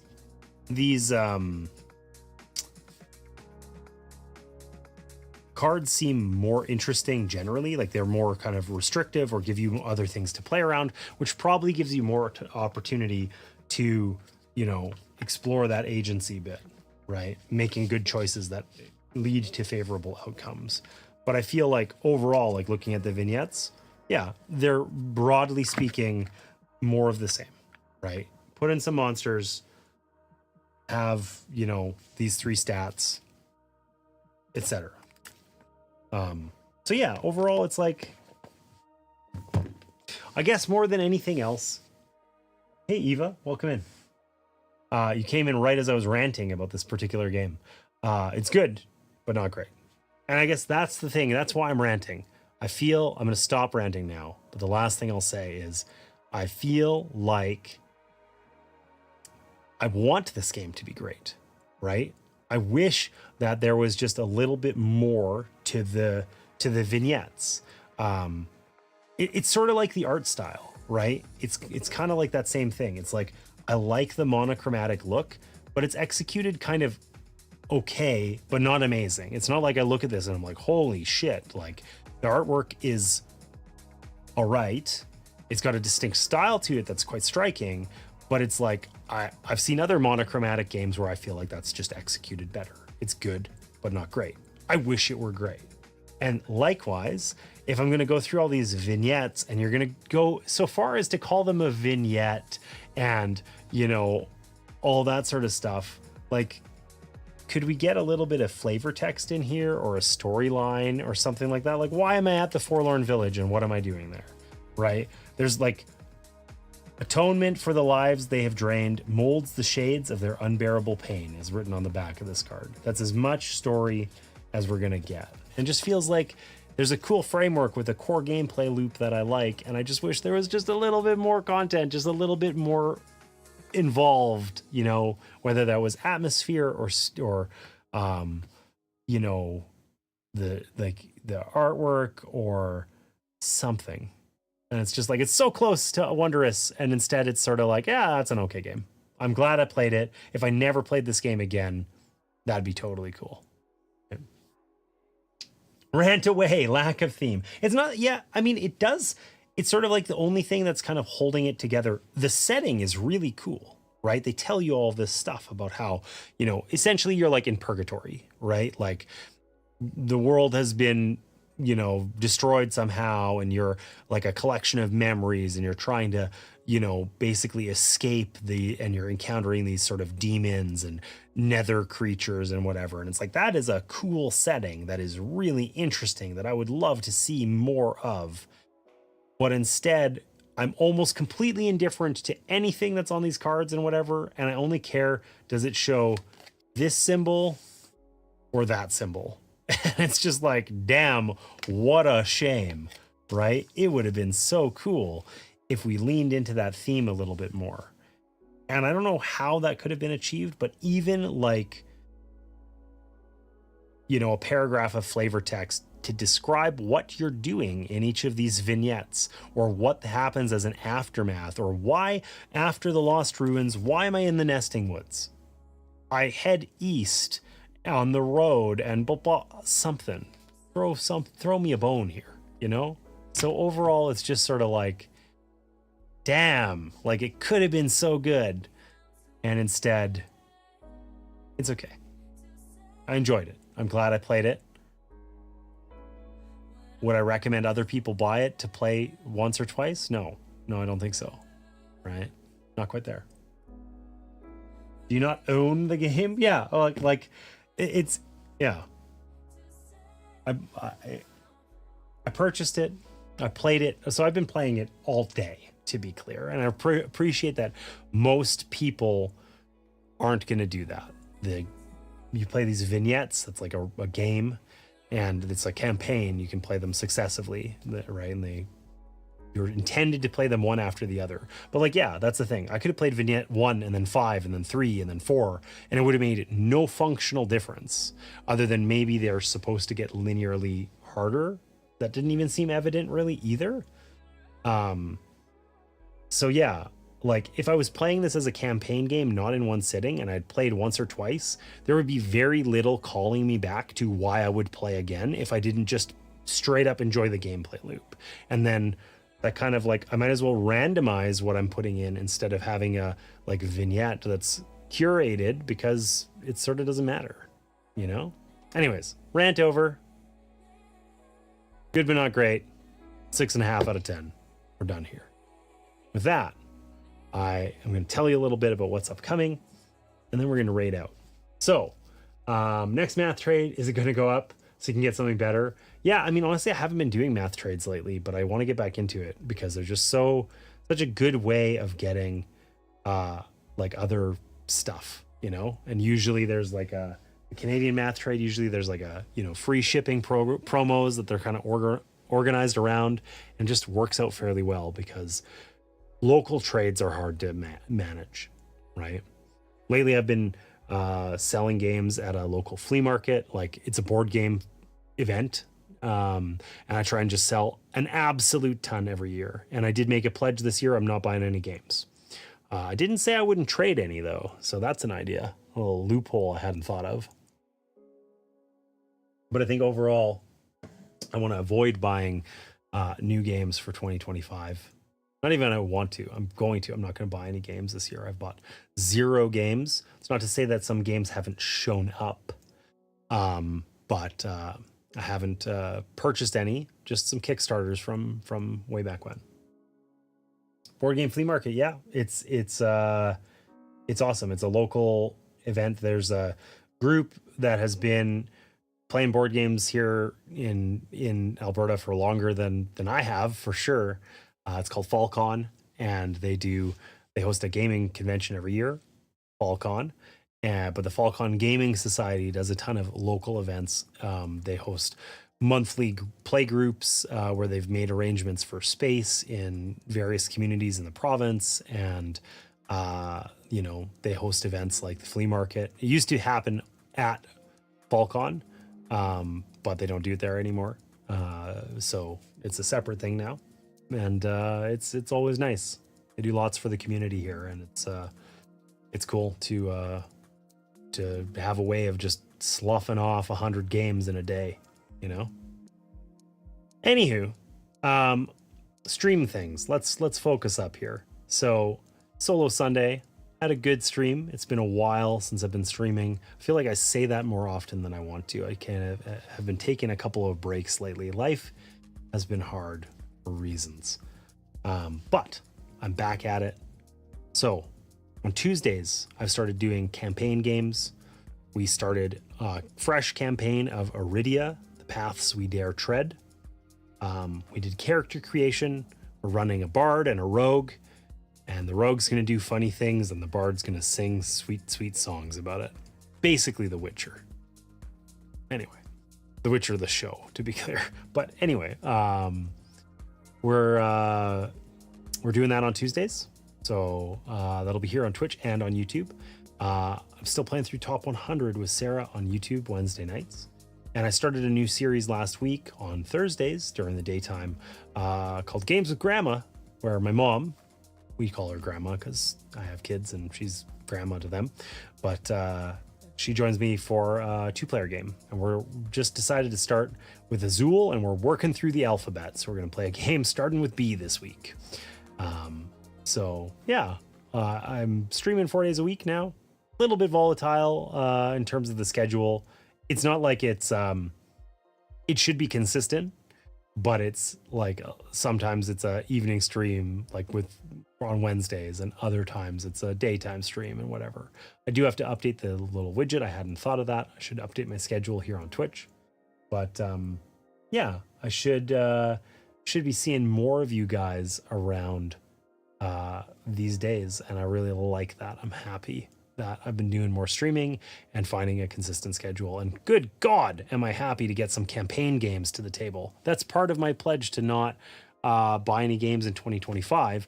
I also just want to play campaign games. Like, I see a Kickstarter that says there's 200 hours of content, and like, it makes me barf. I want it. There's the FOMO immediately, and then I'm like, wait a second, when the hell am I gonna play that, and with whom?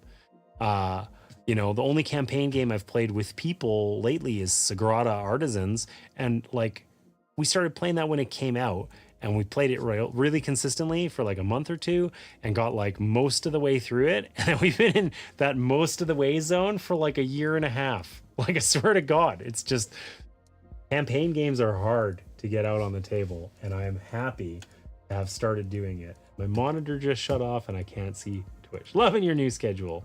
Good luck with X named games. Yeah, that's a thing. I'm actually curious. I have my games, my collection like is alphabetized out here. I don't know if I own a game starting with X. I feel like I have to. It's like you know, I probably have 40 games that start with the letter A. Surely I have some that start with X, but the X shelf is right over there and I can't see it. There's a curtain between me and it, but I'm just visualizing what's on it. And it's like, yeah, there's like games with U, Underwater Cities and all this stuff. There's games with W, Wise Guys, whatever. Yum Yum Island's over there. I actually have to know now. I'm too curious to not know. I'll be right back. I'm gonna go see. Do I own a game that starts with X?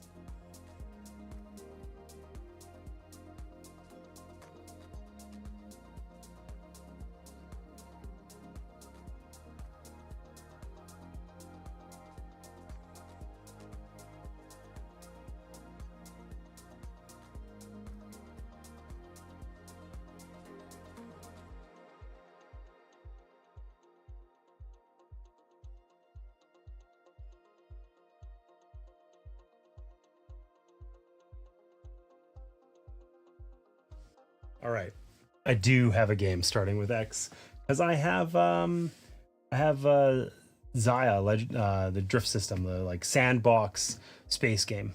Zia. I don't remember how to say it. I don't know how to say it. What do I mean? Remember? No idea. Pronouncing things on streams, I hate it. But I don't know if I have any Z games. I don't have something like Zombies or something. There are Z games. I just don't know if I own any. I didn't see any on the shelf. But once it's down to the W's and whatever, it's put on there a little erratically. So there could be something hiding in there somewhere, but I think I may not own a Z game. So I might have to solve that. But the good news is I have half a year to do it because we're playing one game a week. I'll have to trade for it though. So that'll be interesting. It'll be a while before you get to Z. Zaya, what's the full name? Legends of a Drift System, something like that. Is my X game. It's made by Cody Miller, the same designer as Zaya, Legends of a Drift System. It's made by the same designer as Iridia, the campaign game that I just started. Yeah, Z is hard. Might need Hib and play New York Zoo. Ooh, I got rid of New York Zoo. I sold it in the flea market. It wasn't that good. It wasn't bad. But that's the thing. I have like such a vast collection now. I need all the games. They need to be like amazing for some reason or I can't keep them. They don't have to be like, not every game is a 10 out of 10. Some games are really good in some ways and bad in others, right? Like a game might have spectacular art, but otherwise be kind of ho-hum, right? Or have a great gameplay loop, but the theme's stupid or uninteresting, right? Like Puerto Rico or something. I don't know. But it needs to have some sort of reason, some standout quality, at least one, or the sum of its qualities must be really amazing. I need to have great games, not good ones. Good isn't good enough. So yeah, I'm kind of like, yeah, New York Zoo. It was like, this is a game. I would play this. I don't need to play this. And I'd rather just play Patchwork. Love the animal meeples. Totally. I will say the animal meeples were like the cutest, the nicest part of that game. It's not lost on me. I love good components. That's the other thing about this game. To get back to this game, that's the other thing that's like almost amazing. But it's like, I feel like the art style is like so close to being wildly impressive, and instead it's just sort of not. And I couldn't do better. I can't articulate why that is. Just that it's sort of like, it's a little too gray, and there's times where the outlining, the outlining that they did, it's just sort of like, it would have been great, but it isn't. Anyway, whatever. We're gonna find a place to raid. I'll be seeing lots of you in the next coming weeks. I'm glad that, I think the art style suffers from being too clean. The art looks AI to me. You know, it's weird. I don't feel like it looks that way, but like, I don't know. You know, it does. There's just something missing, right? And I'm not sure what it is. It kind of has this distinct vibe. This is going to sound really weird. But I feel like the problem, the portal and the these vignettes, these locations, the art on here looks great. Okay, I don't know if it was done by a different artist or what, but all of the art that's otherwise on the cards, it's all portraits, it's all characters, and it gives me this weird like heebie-jeebie thing where it's sort of like there's something that's like in that sort of, it's not photorealistic, don't misunderstand me, but there's this thing that's sort of in that same kind of uncanny valley vibe where it's really common, where I think there's people that start drawing, like doing sort of anime and like that sort of style of art, and there's just this really common way where there's, I don't know how to describe it, but like anatomy that just isn't quite right in a way that's really common with novice artists, and that's the vibe I get here, and that's like super hard to articulate, and I think it's either, you know what I mean, or I sound like an asshole. And I'm not sure which of those is. I'd be curious what you guys think, but you know, it's just sort of like there's, yeah, exactly. It's not refined. There's like this one bit where it's sort of like, yeah, it all looks like good, but that it's like if you see a post on Reddit where somebody is like doing some amazing artwork, and they show you kind of how it started and then how it ended up. And it's like, this is like 3 stages in, but there was 1 or 2 more stages to go for it to be like spectacular, you know? So anyway. All right. That said, it's funny. All that's happened is I've been ranting. I feel like when I rant, usually people leave, and it's been that hasn't been the case. We've been getting a few more viewers in here, so maybe this was a good one. But with that, I am going to call it Iridia on Tuesday, Wednesday, something from the top 100. I don't remember what the heck we played. Heat, and it was the worst stream we've ever done. That was last week. There was a freak accident, and the water line into my fridge to make ice failed, and I had to run into the house to shut off the water. And then not only did I have to do that, but the water started running down onto the electrical panel, which is suboptimal for a variety of reasons. So, anyhow, that happened midstream last week, so the bar is very low.